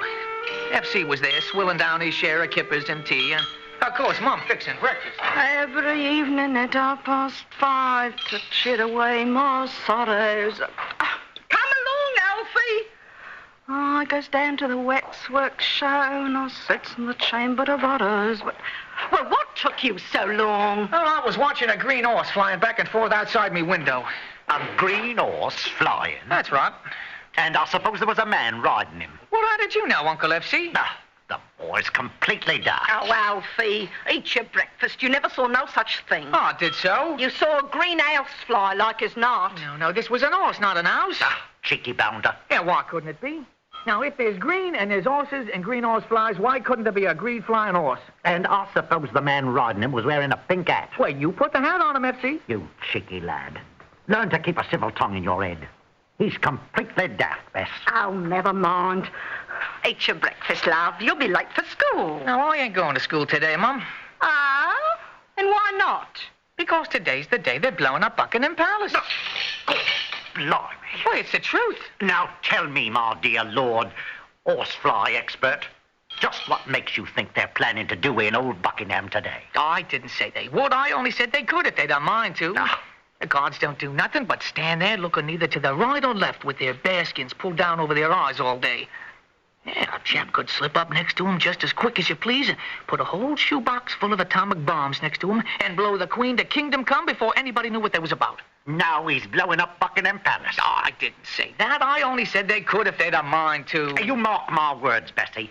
This daft lad of yours with his wacky imagination will have the old neighborhood in an uproar if you don't teach him his facts from his fancy. First it's green flying horses, then it's Buckingham Palace. Next thing you know, he'll be saying I've got heads in my hat boxes upstairs. Well, you do have heads in your hat boxes upstairs. What? Boxes and boxes of heads with horrible grins above their chins and no body at all below where their necks should be. Oh, Alfie. Oh, it's true enough, Mum. He's got all sorts of human parts filed away up there, all neatly done up in packages and filed away in cross-index. Alfie. There now. You see what I'm saying? Now, Alfie, you must never say a thing like that. Never. Well, why not? Why not? No, it's true enough. All right, it's all very well to go about talking of green flying horses and even Buckingham Palace if you like.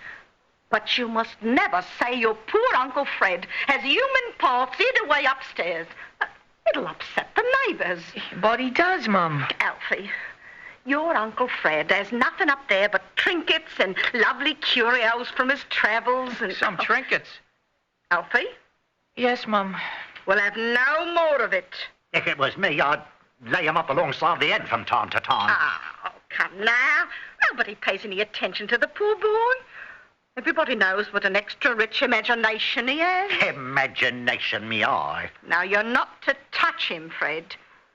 Knocking him about the head would only serve to addle his brain more than it is. I'm not sure. Oh, if anybody's to lay hand on him, it'll be his father. And why ain't he down here, doing his fatherly duty? Well, because he's a touch under the weather. Likely. Dead drunk, like as not. Now, Fred, he's not hurting anybody. It's a public disgrace that any sister of mine should be married to an habitual inebriate. Well, it ain't that way. It's criminal. That's what it is. If our dear old mum would have known how he takes advantage of you, she'd have left this lodging house to me, as she intended to all along. Well, there's nothing to be done about it now, Fred. Oh, yes, there is. Uncle F.C. plans to do something about it. Ah? What's that? He plans to do our dear old Dad in. Alfie, I just told you. Then why did he say Dad wants taken apart and filing away for future reference? I never said that. Oh, yes, you did, just yesterday to Mrs. Siddons across the street. Huh? Did you say that to Mrs. Siddons? I never. Oh, yes, you did. I listened from behind the coal scuttle in her basement. You were in the basement? Now, you see there, Mommy admits it. Now, I didn't want to tell you before, but while they were talking, I sneaked up to his room. He's got a little black book up there locked away with names in it about the day the person died and how he looked when he passed away. After every name, he's got their likes and dislikes. I guess so he can serve 'em right. And the last name's our dear old Dad's name, and after it, he's got sometime soon pickle and alcohol. That's it. I've had it. Now, Fred, sit down. I'm not going to sit around and let this little lighter make a mockery of me. I'm finding new lodgings. That's come what on, I'm doing. Fred, No, Fred, I'm finish your tea. Come on. You know, Alfie doesn't mean a thing he says. Oh, like that. Do you, love? Yes, Mum. Alfie, you mustn't say things like that about your Uncle Fred. It isn't half nice. And you've gone and hurt his feelings. But, Mum, it's true. But that isn't the point. No. The point is that you'll be frightening people half to death saying things like that. Talk about green flying horses all you like. But don't talk about blowing up the Queen or people filing away human parts upstairs. But, Mum... You wouldn't like your Uncle Fred to take you to task, would you, Dux? No, Mum. Ah, there's a good lad. Now, run along to school. And don't be hanging around Buckingham Palace again all day today. Yeah, all right, Mum. Well, goodbye, Uncle F.C. I hope you can find somebody else to do in besides me dear old Dad. Alfie! Come back here, you. It was all very well at our house after that until our dear old Dad disappeared.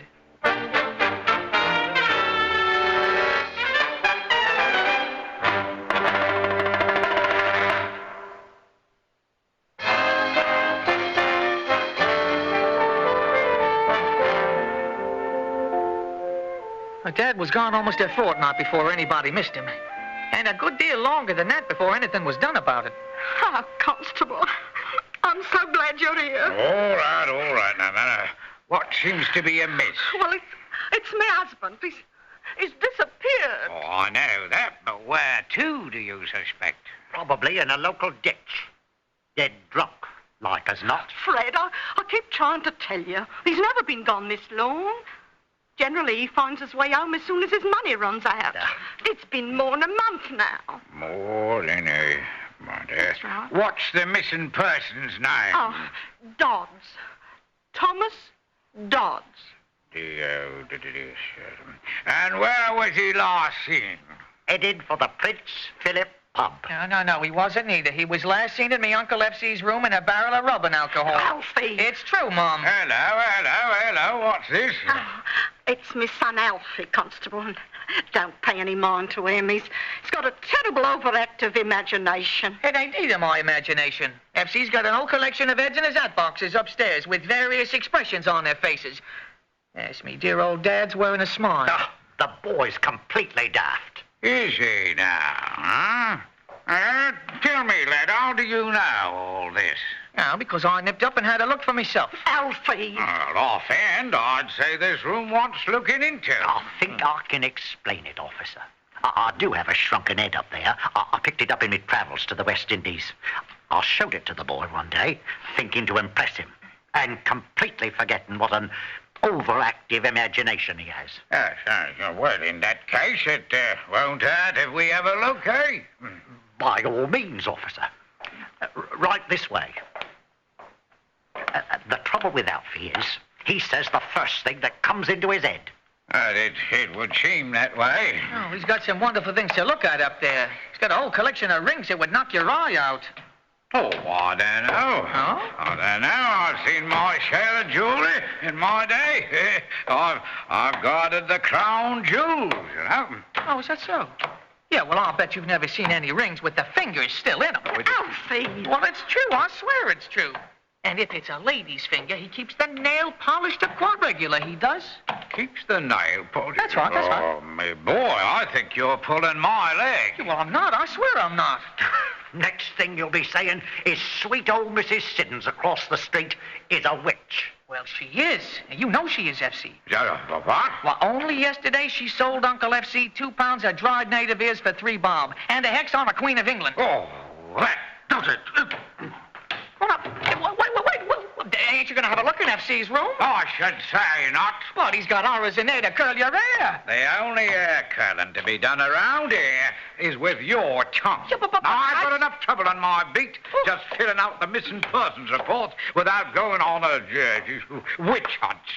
For my part, seeing his dear old dad's not around, I recommend his uncle take this cheeky tad in hand before he has the whole neighborhood in an uproar. I guess it's the only thing to do. Yeah, well, I think the whole idea stinks. Quiet, you. This is no concern of yours. Well, I guess it's my concern if you do us all in. Alfie! Mom, can't you see it? He plans to have this lodging house all to himself so he can carry on his work unlimited like. Now, Fred would never do a thing like that. No, only first chance he gets. Now, listen here, you. You're not to speak unless you're spoken to. You don't know what the truth is anyway. Now, Mum, just when was the last time you saw your husband? Well, he was heading for the Prince Philip pub. Well, it all went very well at our house for a while again. Until dear old Mum found herself in the soup. It happened one rainy afternoon. I'd snuck up to F.C.'s room, as was my wont, when who should our farm trust up to the end of the bed? Neat as you please. But dear old Mum. Oh, hello, Mum. Yeah, I knew you'd wind up here soon enough.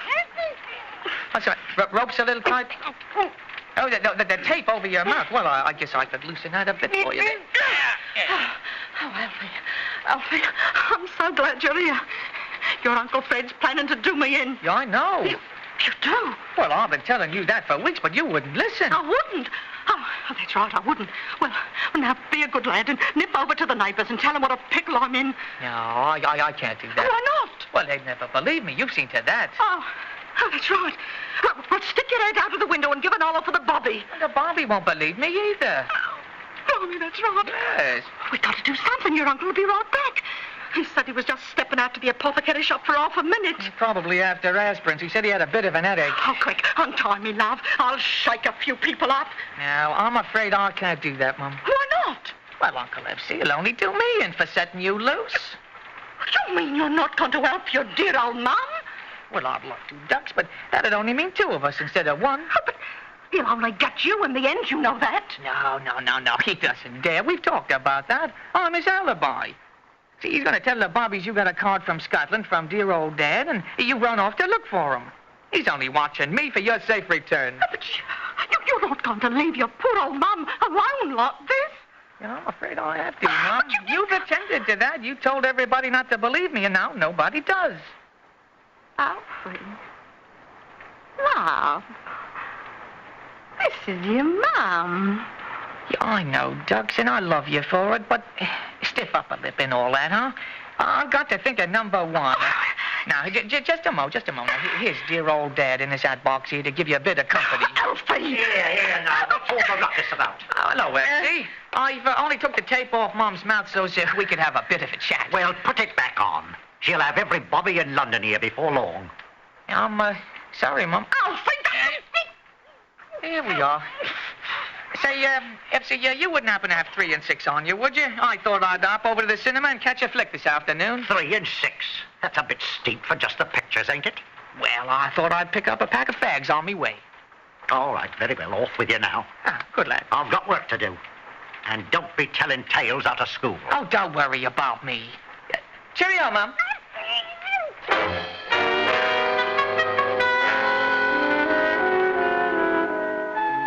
course, it was only a question of time before my turn came, so I had to be prepared for him. The day before, I read me name in his little black book. Oh, he had it in code, all right, but he made the mistake of putting the notations after me name in English. Locks, picture shows, and cigarettes. Alfie, it occurred to me the other day that I have every sort of person in my collection upstairs, but I don't have any little boys your size. Oh, that's a pity, F.C. You don't have anyone in mind that I might know. Well, now, I do. Oh, I rather thought you might look nice added to the archives, so to speak. Oh, well, I'd be happy to oblige, F.C., but if I'm gone, who would you have for an alibi? Oh, I've given it some thought. And I'll tell everybody your dear old mum and dad sent you enough money to join them in Scotland. Now, wasn't that thoughtful of them? I thought it was. Yes, I bet. Well, then, of course, this lodging house would be mine. And I can assure you I'd have a right healthy turnover of lodgers. Well, there's only one thing wrong with your plan, F.C. And what's that? You see this band, the bomb pin I've been wearing on me shirt of late? Well, yes, I have noticed that. I didn't know you had a political turn of mind, Alfie. Well, I don't. Mrs. Siddons across the street gave it to me. You'll notice it has a right sharp point here. Why, yes, No, what did you stick me with it for? Because that's where all the poison is. No, what? Now, if I was you, Uncle F.C., I'd get myself over to Mrs. Siddons within the next 5 minutes because she's the only one I know who's got an antidote. You're lying to me. Now, if I'm lying to you, you'd best get your blades down and commence to work because you ain't going to have the proper time to get me stuffed and mounted the way you like. You're lying. You lie to everyone. Oh, you should know better than anybody. I've never told a lie in my life. Now, listen. Now, I may make things a bit more exciting than they really are, or stretch an absurdity to its logical conclusion, but I've never told a lie. Don't you? And at the heart of everything I've ever said, there's always been a kernel of truth. You're lying. You're trying to get me out of the house so you can get away. Well, now, if that's the case, then why are you worried? Well, but the truth of the matter is your eyelids are already getting heavy. And there's a dryness in your throat. Mrs. Siddons! Mrs. Siddons!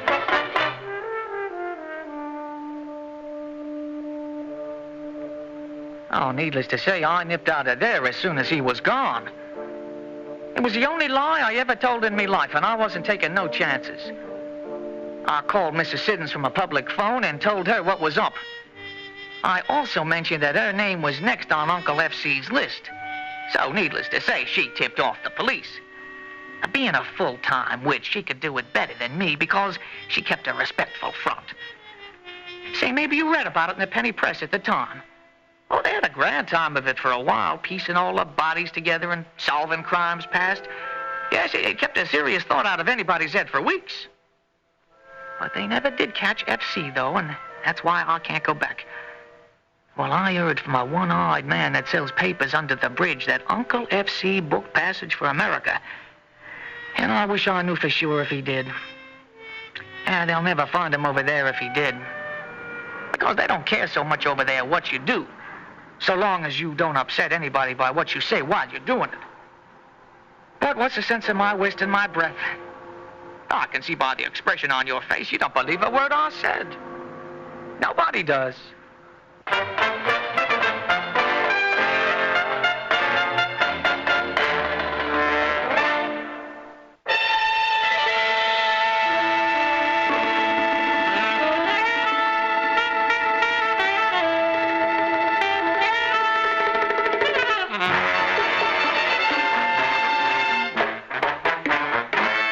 Theater 5 has presented The Trouble with Alfie, written by George Bamber and directed by Warren Somerville. In the cast, Jack Grimes, Bryna Rayburn, James Monks, and Ian Martin. Audio engineer Neil Pultz. Sound technician M.C. Brock. Script editor Jack C. Wilson. Original music by Alexander Vlastotsenko. Orchestra under the direction of Glenn Osser.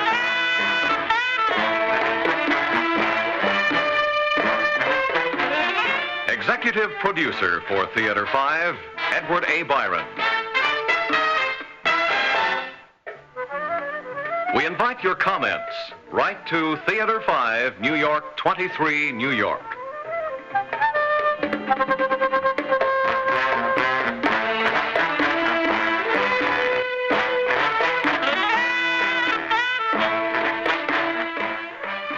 This is Fred Foy speaking.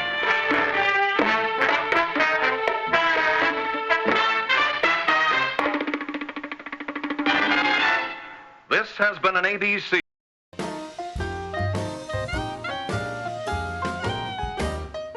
Thank you for watching Golden Age Radio. We post all new episodes every day.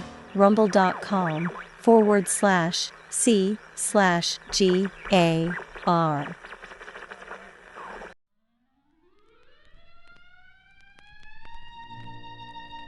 Thank you all for tuning into Golden Age Radio today. We hope you enjoyed the classic tunes and captivating stories from the past. Absolutely. It's been a delightful journey through time, and we truly appreciate each and every one of you for joining us. We have a fantastic lineup prepared for tomorrow's broadcast, filled with even more nostalgic melodies and thrilling dramas from the golden era of radio. So mark your calendars and set your alarms because you won't want to miss it. Join us again tomorrow at the same time for another unforgettable session of Golden Age Radio.